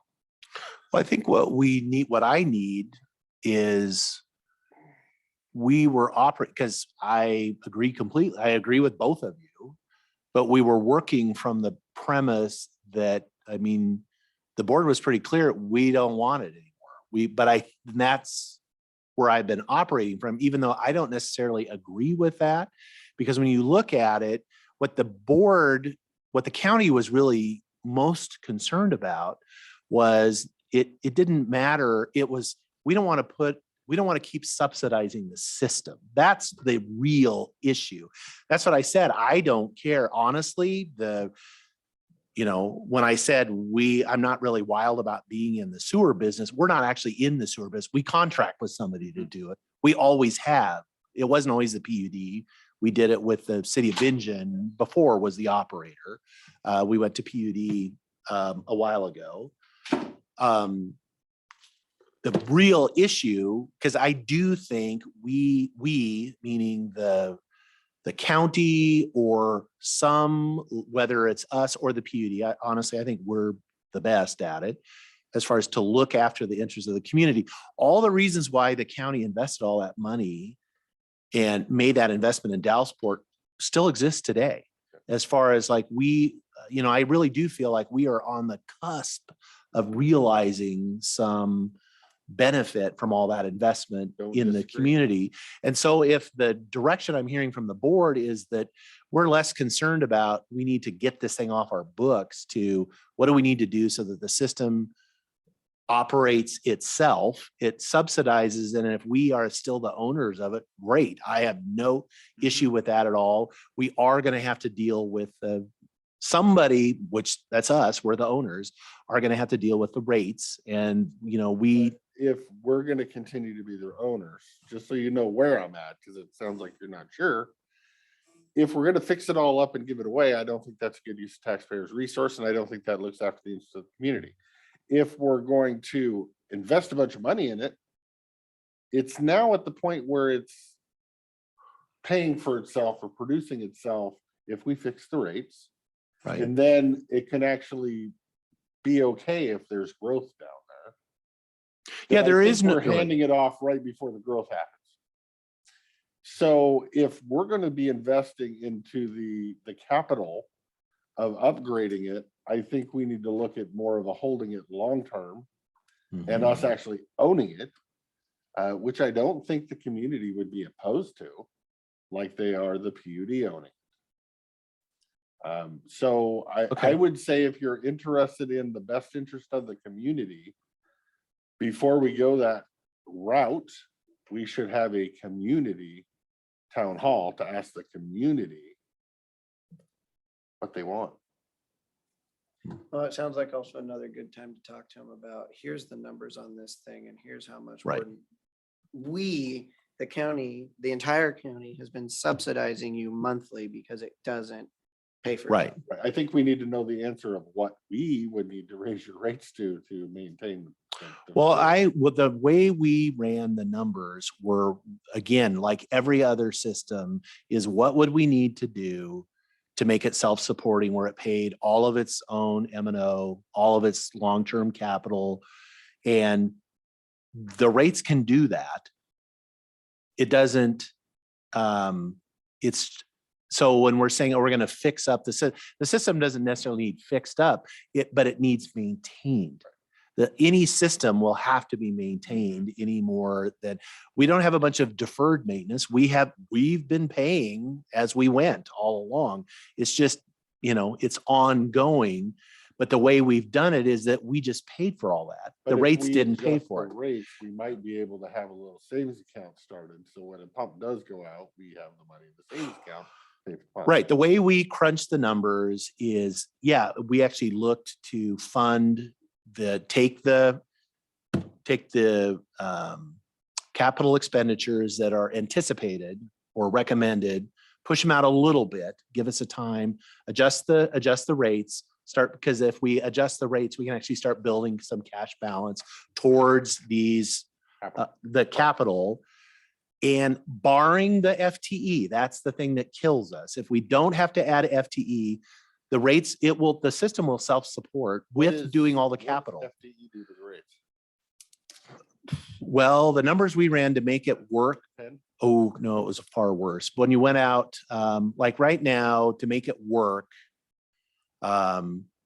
assuming we got some grants, because the projects would be eligible, but we only planned on a 25% grant for these capital, 75% rate based.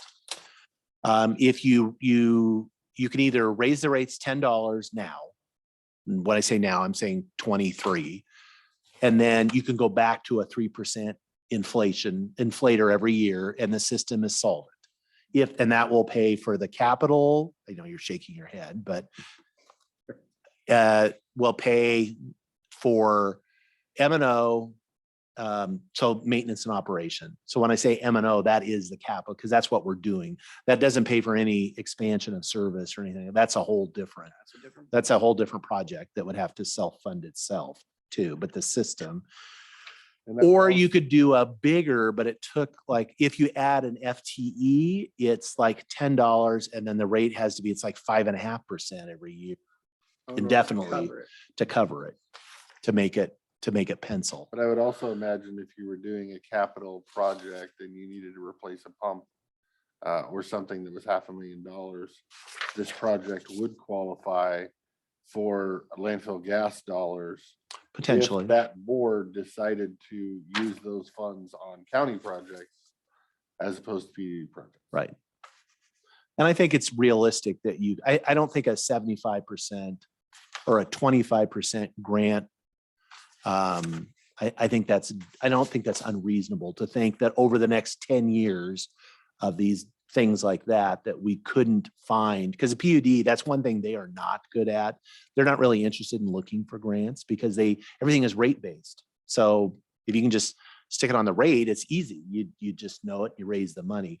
We looked at if you had no grants at all, what it would take. And it was a variation of that maybe you have to do the $10 and it's 3.5%. Annual inflator, but it's doable. The $10 gets it to the rate that it's the same everywhere, the base rate for everybody, and basically the system will operate and it will self-support. We don't have to put any more county dollars into it at all. And we're following current practice of trying to remove subsidies. Right. So yeah, if so the handicap I was working under was basically being told we have to get rid of it. And so it was like, okay, that doesn't, put a bunch of money. right. But we wouldn't, the plan would be that we're not going to put any money into it. The system, I mean, we can have, that was one thing we played with too, is like, well, what if we front loaded or, we just made one last, and then it's good. And it, one last, like we made some, $100,000, right, an endowment into the fund balance, you mean? Right. And it still doesn't work as far as you've got the rates. You have to get, the system has to pay for itself. Mr. Gordy. Yes. So just maybe a little bit more background. So now there were there was a whole rate study done when they originally built the sewer plant, and they looked at all this stuff, are the ratepayers gonna pay for the loan? They're gonna pay for this future capital maintenance projects, heavy maintenance, because a lot of the mechanical equipment lasts like 20 years, which is where we're at now. Where we're at. So the plant, the rates that have been collected over time and raised that 3% have paid for the O&M. It's a basic maintenance because that's all we had to do. But in the last few years, now is where we're starting to get into this heavier maintenance where the costs are exceeding what we bring in rates. There was a balance in the fund, and so we've kind of used that. And a couple of years ago is when we started this whole look at the rates, the general sewer plan, and which kind of brings us to here. It just takes a while to get here. So Say ideally, it would have been nice to do a rate study 5 years ago and catch this $10 then, where you could have built your piggy bank a little better for these bigger projects, but we're not there, we're here. we're here. Yeah. Yeah. So now there's a big outlay of money that we've never collected for the past 20 years for the several $1 million worth of major maintenance projects on the mechanical That would systems. be my thing, is get some recommendations from them on, here's what happens if we go this direction, and here's what happens if we keep it. Here's what the rate thing would need to be, cover O&M, and then go have a town hall and see what the community says. Then at least we make educated decisions. And we know how much people are asking for town halls. Mhm. Well, yeah, and my goal was always that we were, because ultimately we're gonna have to come to the community and show them the numbers. And it's like, there's nothing it's pretty plain when you look at it. It's like and it is, in fairness to the rest of the county taxpayers, is the only way the current system stays the way it is and the rates stay the way they are is if the subsidy continues. That's the only way. And that's how do I go to the other 19,000 people and say, that plant in Dallasport that I know you pay rates in Lyle and Glenwood and But you White also pay theirs Salmon, too. but you're also paying a little bit of theirs too. And again, I supported that originally because there is a whole plan for Economic Dallasport development. economic development, and it was in the general taxpayers' interest to do that. But now that system's got to stand on its own, and we got to get it there. And I think the community, they're not going to like it, but I think they're, and especially, if it gets us to parity with every place else, then that seems fair. Because we did look at that option, if you remember, Dave, us keeping it. And then you could do a slow transition where you build up and we take more of the risk then. Because ultimately there's still some risk. Yeah. Because you have mechanical items that are at their life expectancy. And, I have a list of what that risk is and what, PUD operates it. They know it better than anybody else. They feel that they were willing to take that risk so that you could collect enough money to actually help offset those costs with some grant dollars. So I think there's that ability, and so we could bring you the numbers that, this is what it would be if you did this. This is what it would be if you do that. This is just, to me, this is a huge decision. It's a huge capital project. That I want all the available information I can get before I make a decision. Which ideally to me, I don't know that it can even work, but it goes out to bid to see if somebody might even be interested. But if you put it on a bid, do you have to give it to them? A bid to transfer the asset or a bid for the running of it? To dissolve ourselves, so you're transferring the asset. But because you might find doing that you have multiple options, and some of those options might be good to you, might not, but at least you know what you have. Right now, the assumption is there's only one player and us, and I think there is potentially more than one player and us.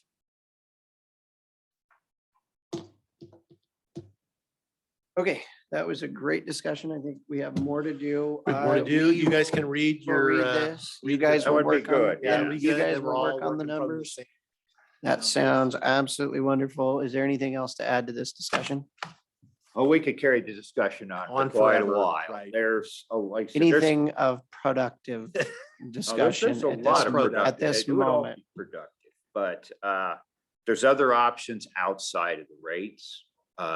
For one instance, this is one of the few systems I've ever seen where the owner actually owns the grinder pumps.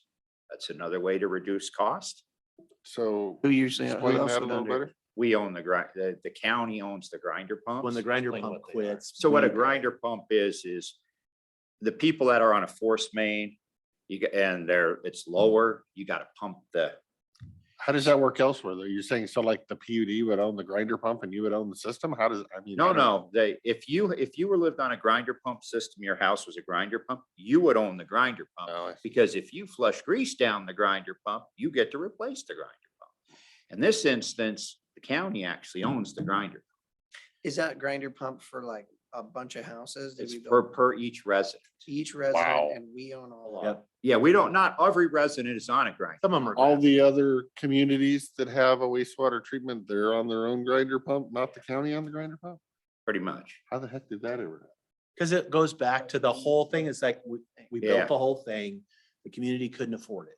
Yes. And so the county in its infinite wisdom and its nearly infinite checkbook, But then back then. then said, we're gonna make this super easy because there was not uniformity that this was even a good idea. Because there was a public health issue in Dallasport where there was not, but there were also lots of systems. There was nothing wrong with them. They worked fine. Mhm. And I, as a resident, it's like, really? You're gonna saddle me with this new system that there's nothing wrong. I just put my septic drain field in last year. And now that's obsolete here. So the county, to soften it, Who said, pays for the "We'll-" electricity on the grinder pumps? I think the owner. The owner does. does. There's a lot of recommendations. My recommendation would be if you want to get out of the grinder pump business, you offer them this option, they're already there. You don't make them pay for them. The next one, they have a choice. They can either pay an increased rate and the county owns them, or they pay this flat rate. That's the standard sewer rate. And then when the grinder pump goes out, it's theirs. So we gotta what get out of about, the what about subsidy when, part. I like that. when new houses are built? I mean, I understand that we own the grinder pumps when we pretty much took over everybody's systems. When a new house is built that needs a grinder pump, do we still pay for that? Yes. Yes. Currently, unless we change So, that. and I don't know what our Unless STC we- charge is, like 38. Yeah, something like that. Yeah, unless we change our ordinance. That's what our ordinance says.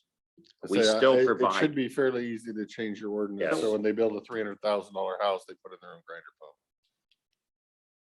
So these are still smaller things. This ain't gonna fix the budget or anything, but there's. No, it there's- just but it's helps part of that, change. These right. help change. Or the your- SDCs are pretty low. Right. And they That's haven't another- been updated in a while, so.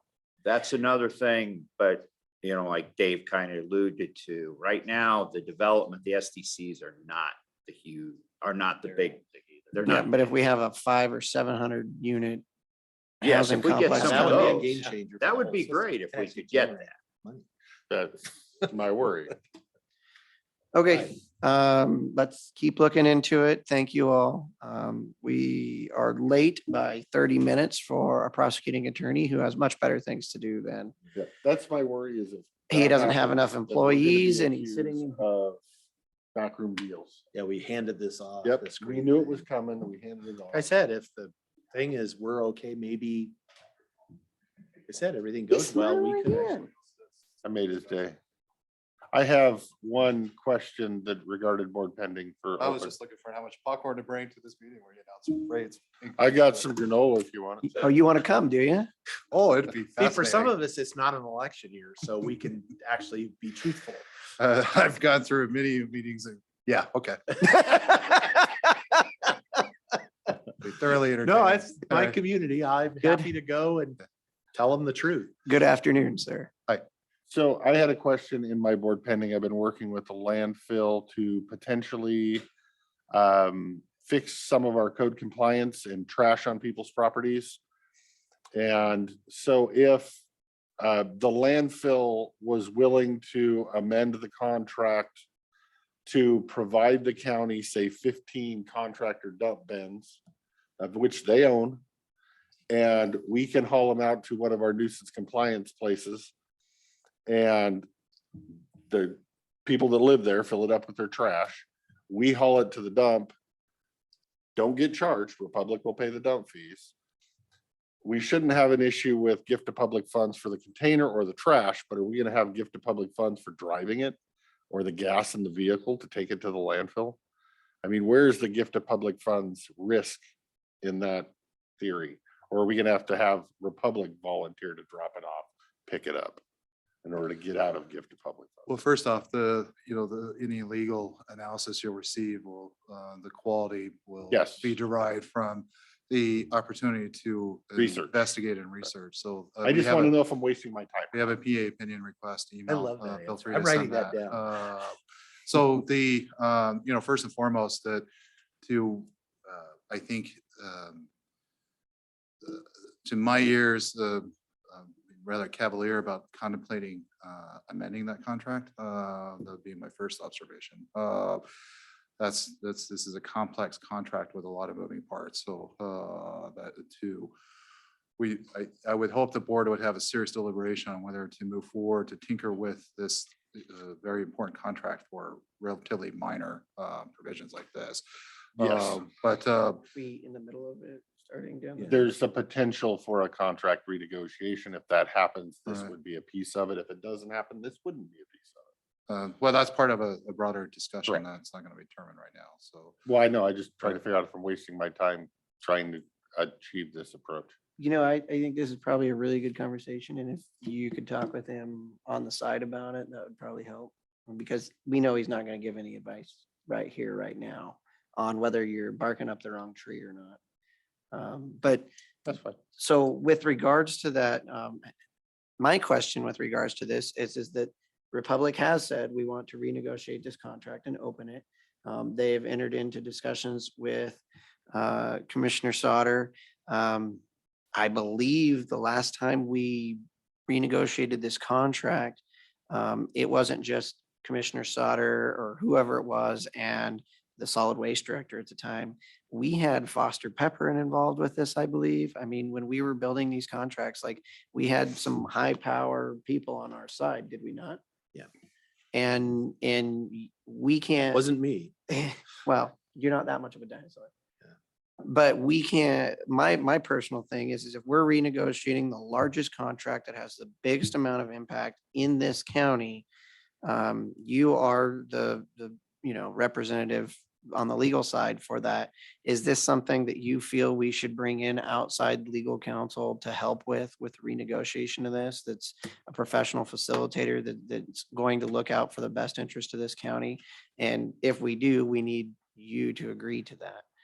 Because right now, we don't have a solid waste director. We have Commissioner Sauter, who is great at what he does.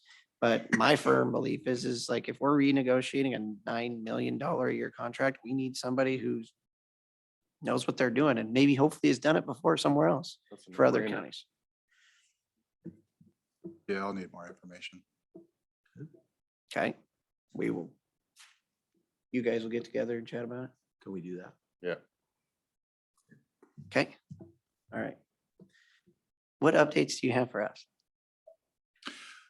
There'll be a felony trial over here in the courthouse tomorrow, so there'll be the parking restrictions and all that good stuff. We're just continuing along.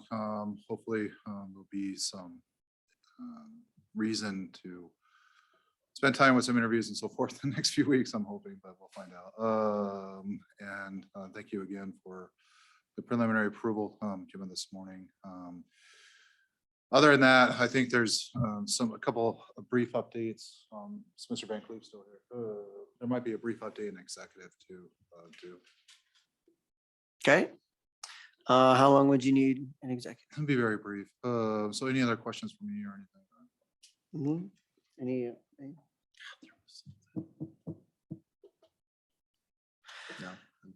Okay, 5 minutes. Yeah, I think that's. sufficient. Okay, thank you, everyone. We are going to be entering into executive session in accordance with RCW 423110-1-I. And when we come back, we are just going to be ending the meeting, so we won't be making any decisions, correct? And so we're going to shut the Zoom down. I would, as always, say thank you to everyone for tuning in to your local government in action, also known as the most watched show in Klickitat County. And thank you. 5 minutes. I was looking at some of the videos that had 400 looks.